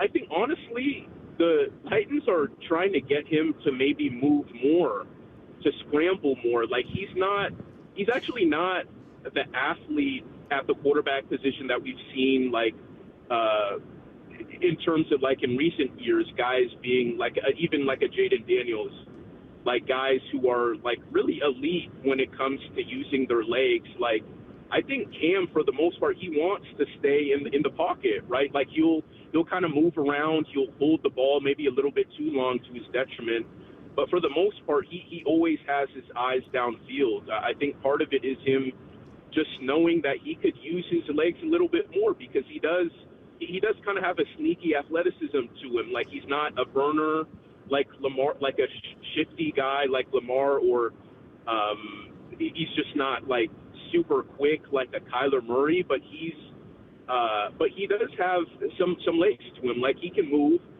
So honestly, it's really the Titans wanting him to move around a little bit more and not always needing to play hero ball, right? And looking for something deep downfield. Like, look, like, you have nothing there. Maybe the check down isn't really there, and everyone's kind of manned up. Maybe you could just use your legs and get those 8 yards. And so that's honestly something the Titans have been wanting him to do more in terms of using his legs.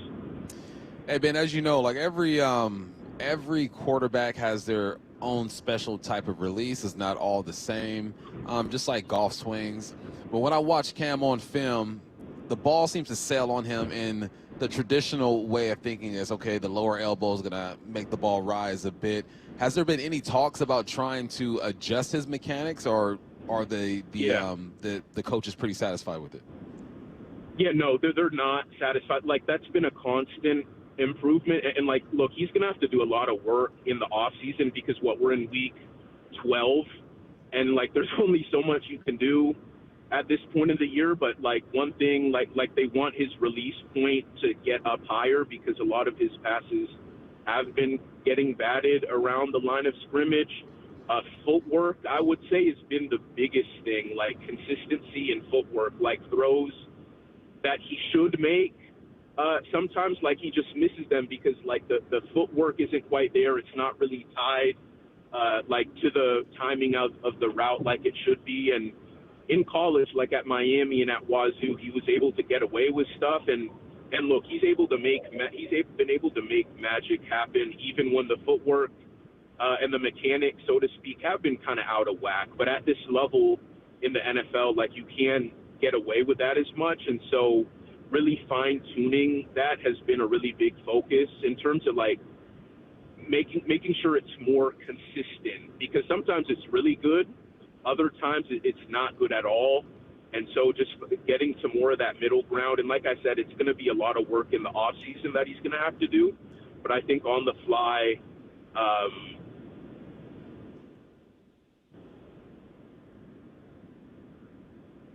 Whoa. Well, we lost Hello? him. I think we have to admit to it. Hello? We lost him.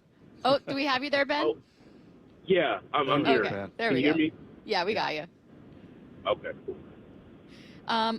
Okay, I'm going to wrap up with just a question, not about some positives per se, but I was thinking about this when I was looking at the Browns defense, which is very, very good, but it is a bummer to be having a solid season when your team's struggling. Is there anyone like that with Tennessee where you're like, you know what, plop this guy on a contender and he could be a contributor or could be helping them, but it's just kind of floating under the radar because the Titans are struggling? I would say Jeffrey Simmons, and I don't even know that he's really under the radar. Yeah. I mean, he's definitely an elite guy, but he's definitely top 5, maybe a top 3 defensive tackle before he got hurt, and he just had his first game back last week. Like early in the season, he was honestly playing at Defensive Player of the Year level, and obviously, even if he maintained that level, he wouldn't get the award just because of how bad the Titans have been. But he is a true game wrecker in the pass game, in the run game, like his relentlessness, like the way he finishes. Like you'll see him like track guys from the opposite end of the line, and like for a guy as talented as he is to play as hard as he does, it's very, very rare. And so you put a guy like that on a contender, it would be a wrap for whatever defense he's on. So he definitely stands out. But even being on the Titans' bad defense, I mean, you feel him for sure. And the Seahawks, I remember at joint practices with the Titans last year, I was there, and he was giving that O-line for the Seahawks a lot of issues. And a lot of those guys on the interior are still in Seattle. I know Raible wasn't in the picture, but a lot of the other guys were. And so I know that's something they're thinking about, okay, like, how are we going to block him? So yeah, Jeffrey Simmons is definitely that guy for me. We'll be watching him closely for sure. And Cam, fascinating story, obviously, out there. He is Fox Sports' Ben Arthur. Ben, thanks so much. We appreciate it. Thanks, Ben. Thank you, guys. Appreciate it. All right, joined by another friend, John Boyle, next. Hawks Live. This should be fun. Presented by the Dining District at the Bellevue Collection. Tonight from 7 to 9 p.m. Live from Bellevue Square Center Court. Come on by and join hosts Michael Bumpus and Paul Moyer. With this week's guest, Seahawks wide receiver Rashid Shaheed. Hawks Live. Tonight from 7 to 9 p.m. exclusively on the home of the Seahawks, Seattle Sports, on 710 and the Seattle Sports app. Pros don't just show up. They prove how it's done, with precision and without shortcuts. Makita tools are built the same way, with a dedication to lasting quality, trusted performance, and results that reward your effort year after year. When the job calls for the best, call on Makita. Built to be the best. Available at the Home Depot. Tired of hearing scary radio ads about the IRS? Tax Relief Advocates is different. TRA is here to tell you that if you owe money to the IRS, whether it's $5,000 or $500,000, we have a solution. TRA can eliminate or reduce what you owe to the IRS with zero risk to you. We have over 1,000 5-star reviews on Google and an A+ with a BBB. End your tax nightmare today by visiting TRA.com or call 800-583-6681. That's 800-583-6681. Guys, tired all the time, gaining weight, low drive? These aren't just signs of aging. They could be low testosterone or other underlying issues. Right now, Revive Men's Health Washington is making it easier to get answers with a comprehensive wellness panel. It's not just a lab test, it's where better performance begins. Our providers will check your testosterone, blood sugar, cholesterol, kidney, liver, thyroid, and heart health. A $400 value for just $99, or free if you start treatment. Over 120,000 men have trusted Revive to restore their energy, mood, and confidence. So if you're ready to feel better and live stronger, call 206-529-1111. That's 206-529-1111. Or visit ReviveMen'sHealth.com. Offer ends November 30th. Must medically qualify. Terms apply. Contact us for full offer details. Running a business means wearing multiple hats. So if you're like me, you probably started out using your personal phone, taking client calls and texts nonstop. As my business grew, I needed something smarter. That's when I switched to Quo, the #1 business phone system. Quo works right on your phone or computer. No carrying 2 phones, no clunky landline, just one easy app you can try for free. Your team can share one number and handle calls and texts together like a shared inbox. Any teammate can jump into the conversation, so customers get faster responses. And Quo's AI assistant summarizes your calls and responds to customers 24/7, so you never miss a lead or opportunity. All this starts at just $15 a month. That's basically 2 coffees. You can even keep your current business phone number. Find out why 90,000 businesses trust Quo. No missed calls, no missed customers. Try Quo for free at quo.com/sports. That's quo.com/sports to try Quo free. QUO.com/SPORTS. Hey, Mike Salk here for my friends at Snoqualmie Casino and Hotel, and obviously New Year's is coming up. Can you believe it?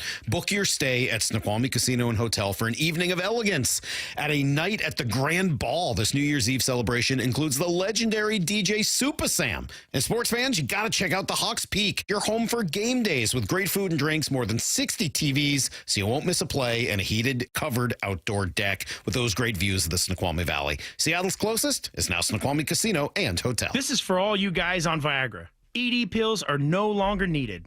The brutal side effects like 4-hour headaches, blurred vision, and that flush feeling can all be put behind you with our treatment. Here at West Coast Men's Health, we have a better approach to ED. Acoustic wave therapy creates blood flow circulation by safely removing the plaque in your arteries and restoring function naturally. Guys, let me be clear. Pills will never fix your problem. Our equipment is the latest technology, and our medical staff is the best in the industry. So give West Coast Men's Health a call today. Speak with our clinic manager. Ask him any question you like, how it works, the science behind it, and even the cost. If you suffer from ED or Peyronie's disease, give West Coast Men's Health a call today.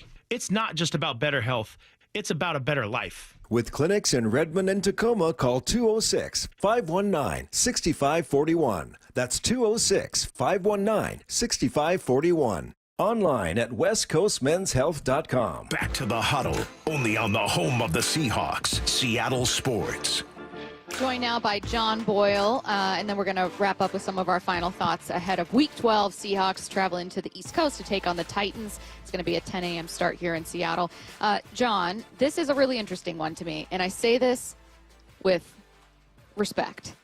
I have had I get so much in the habit of going like, okay, what do you watch out for? Where's the matchup? Whatever. The Titans are just in a completely different phase of their existence, right? They are building up. They're struggling. They're probably going to have the #1 pick. They've got this rookie quarterback that's still figuring it out. So there's part of me that's almost unsure of how to even preview this one. I go, okay, what is this game?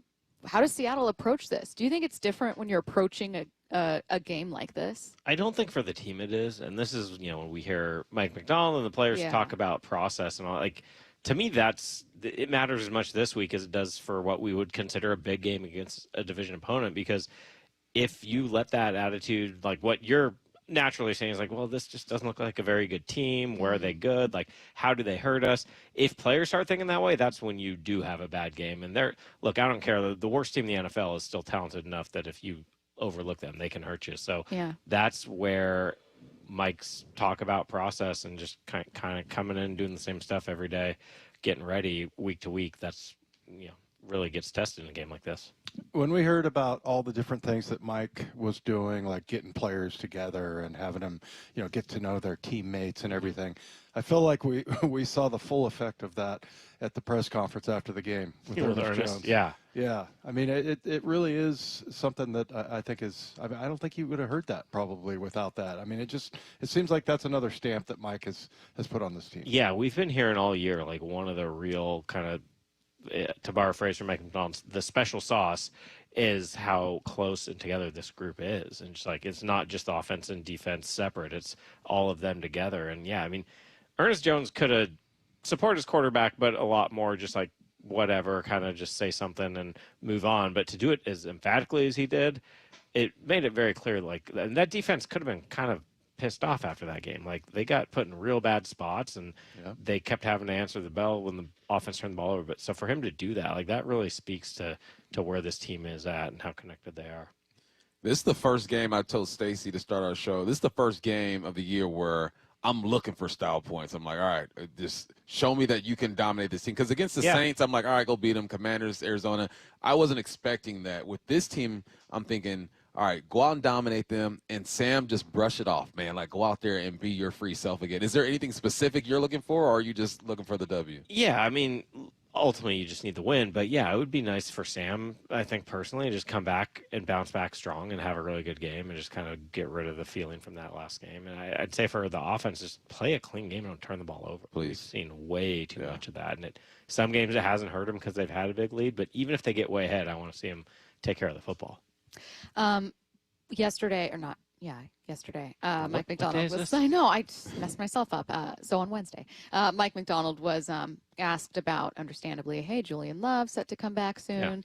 Eric Saubert set to come back soon. This isn't a question about whether they're going to return to practice right away. I was going to give you the firm answer. I know it all. Rather, I was just kind of once again reminded of how great and solid they've played on both sides of the ball with some big injuries, particularly on defense. And I remember after the Tampa Bay game going, oh God, like, what if they hit a wall? What if all of a sudden, like I always tell Bump, like, you only have great backups when they're backups and when you see them as like extra pieces and like a plus rather than when they're entirely your starters. And yet they have looked amazing getting guys back at different times. Is there a particular player that you look back on, and this could be on offense or defense, and just think like, man, like that guy really met the moment, stepped up, credit to him? Yeah, I mean, there's a lot. I'd probably point to Ty Okada maybe is the one that, like, you're stepping in for a Pro Bowl leader of that defense. And, yeah, early on, you're just like, boy, how's he going to handle this? And it's almost that mentality like, okay, just don't make the big mistake that costs your team. And now it's like, no, he's making plays. And Drake Thomas is another one who didn't, he wasn't a guy that was an injury replacement as much as he just kind of went out and won that job. Now, to be fair, Tyrese Knight, he wasn't 100% when he lost his job, but Drake Thomas just came in and did such a good job. This guy who's undrafted, he's kind of kicked around the league a little bit, and to come in and he's got 8 tackles for loss, like 6 passes defense, 3 sacks. He's making plays all over the place. So, yeah, to your point, like that Tampa game, you kind of wondered, okay, I did. Is this too? It wasn't just you. Like, is this where all the injuries have caught up to him? And they're healthier now than they were in that game, but still, you haven't been really at full strength all year on defense. And they look what they did to that. Really, I mean, Stafford was the hottest quarterback in the NFL, and he averaged 4.6 yards per attempt in that game. Yeah. I love Mike and some of the things that he says, and one of them was this week because he was talking about the giveaways and how, we got to be conscientious about that and everything. And he goes, you can't just go out and tell the guys don't turn the ball over. What kind of coaching would that be? But I bet they're saying that, though. Yeah. Exactly. You hope they're doing more, but they should be saying that, too. Yeah, I mean, but it is kind of a weird one, right? I mean, you can practice ripping the ball out and then practice all the ball security and everything, but it is kind of an odd one. Like, it is as simple as stop turning the ball over. But what have you heard? Is it messaging, or is it, are they doing specific drills or? Yeah, I mean, there's drills you can do. There's just extra emphasis you put on it, and then have you seen that? I not a ton that I can. When I'm out there, I'm not necessarily paying attention. Like, okay, here's what they're doing this week compared to last week, and here's what's different. But I think there have been, just some extra drills, ball security. But a big part of it, look, turnovers. I'm not trying to say it's all Sam Darnold's fault, but when the quarterback is the one making so many decisions and touching the ball every play, a lot of it does come down to the quarterback. So a lot of that's going to, be on Sam. And he talked about that today of like, it's unacceptable, the turnovers. He's obviously done so many things well this season, but, some of that's just going to fall on him to make some better decisions in certain moments and make better plays. But I mean, overall, you love the body work of this offense. They're top 3 scoring team. They've been really explosive, but that's just get some of those turnovers out of their game. And that's really kind of all they need to, that's all that's really holding them back right now. How are we feeling about the O-line? Sundell's out. We saw Olu. We talked to Christian Haynes today. He got 10 snaps, I want to say, last week. How you feeling about him? Good. I mean, look, that was not an easy situation Christian Haynes got put into. Like, oh, hey, first snaps of the season, 1 yard line, game on the line. Right. Like, that's he does one thing wrong there and the game's over. You hold the guy with the quarterback in the end zone, whatever. So, you love having in Olu a guy who's your backup center who started a bunch of games last year, and he stepped up, been solid. Christian Haynes, again, it was only one drive, but he looked good enough out there to help move the ball. So we'll see with Raible. They escaped serious injury, but we don't know if he's going to play yet this week. So, good chance for those guys to go show what they can do.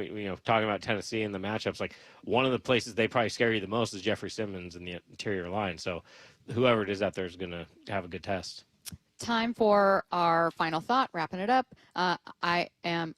I always wanted to be a teacher, and so I always like doing them as games and questions, and you guys know that. There's still time, Stacy. This one's kind of like a fun exercise, a bit of a prediction. Each of you get 3 touchdowns to hand out. Tell me who's getting them. Wyman, we'll start with you, and we'll just who we want to get or who's going to get it? Who's going to get it? Okay. Wyman, you've got 3 touchdowns to hand out. Zach Charbonnet, because he's on my fantasy team. Okay. Just kidding. Yeah, I would say 1 A.J. Barner and 2 JSN. Nice. I thought we got 3. Yeah, you get 3 each. I like this. Oh, 3 each. Yeah, 3 each. Okay. Yeah. I like this exercise. It's fun, right? It's fun. Yeah. John. I want K9, JSN, and Nick Eamon-Wari. Oh, you scoring stole for the my defense. approach. Nice. I was going to say anti-Okada. We're going to get a defensive score here. Okay. I'm going K9. Coach said he's earned some more carries. He's going to get it. JSN you have to go with. And then Rashid Shaheed is going to get his first one. There you go. How about the opening kickoff? Ooh, I prefer yeah.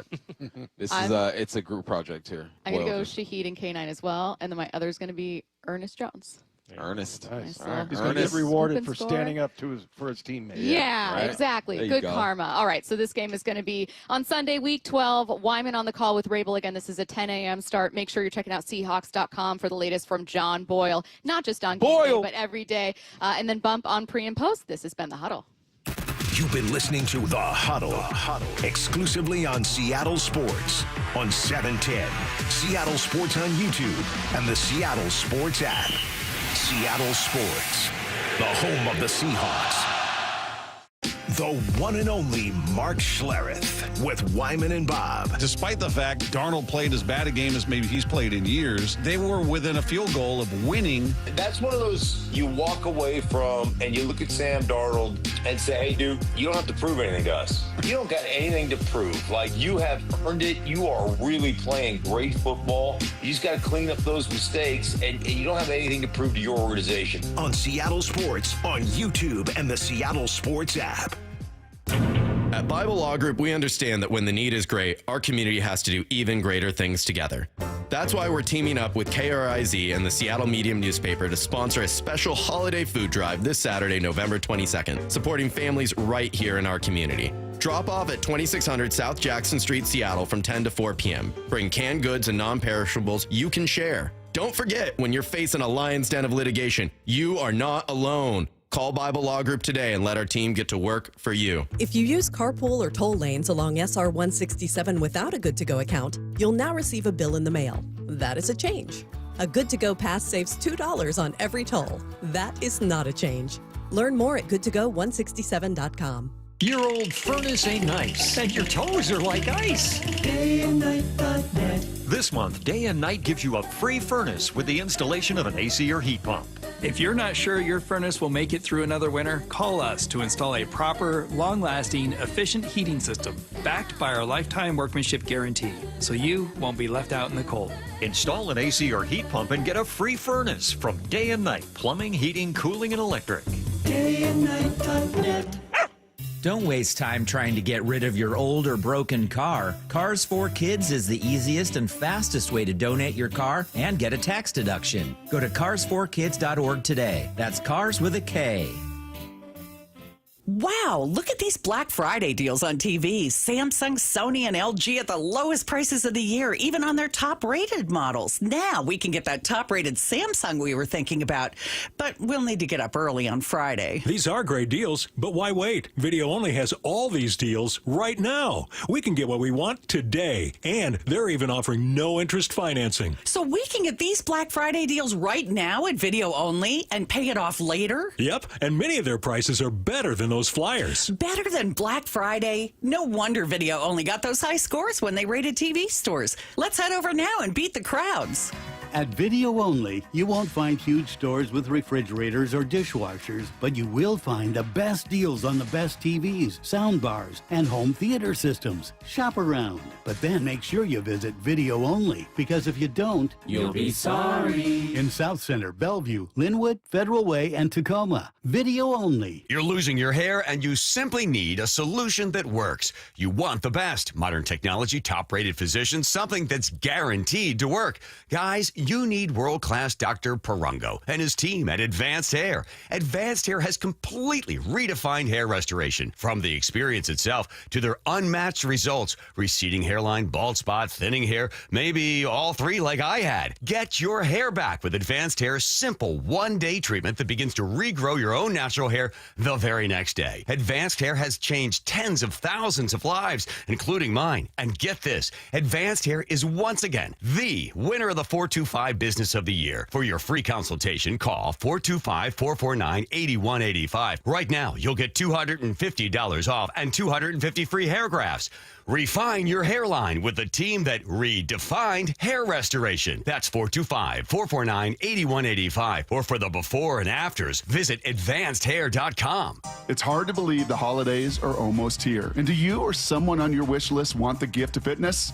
Well, Brock Heward here, and the Top Fitness Black Friday sales event is on right now. I've told you all for years, there is nothing better than a home gym, and to give it as a gift and to friends, even better. And right now, you could save up to $1,000 on Inspire gyms, Inspire treadmills, and True treadmills, plus get free delivery and assembly on Precor treadmills, ellipticals, and exercise bikes. You can also save, how about this, up to 50% on last year's display models. With Olympic weight bars starting at $50 and home gym attachments and accessories, well, they're up to 50% off starting at just $10. So it's no secret why everyone from personal trainers to pro athletes love Top Fitness. You can visit them in Tukwila, Linwood, or Bellevue, or simply go to topfitness.com.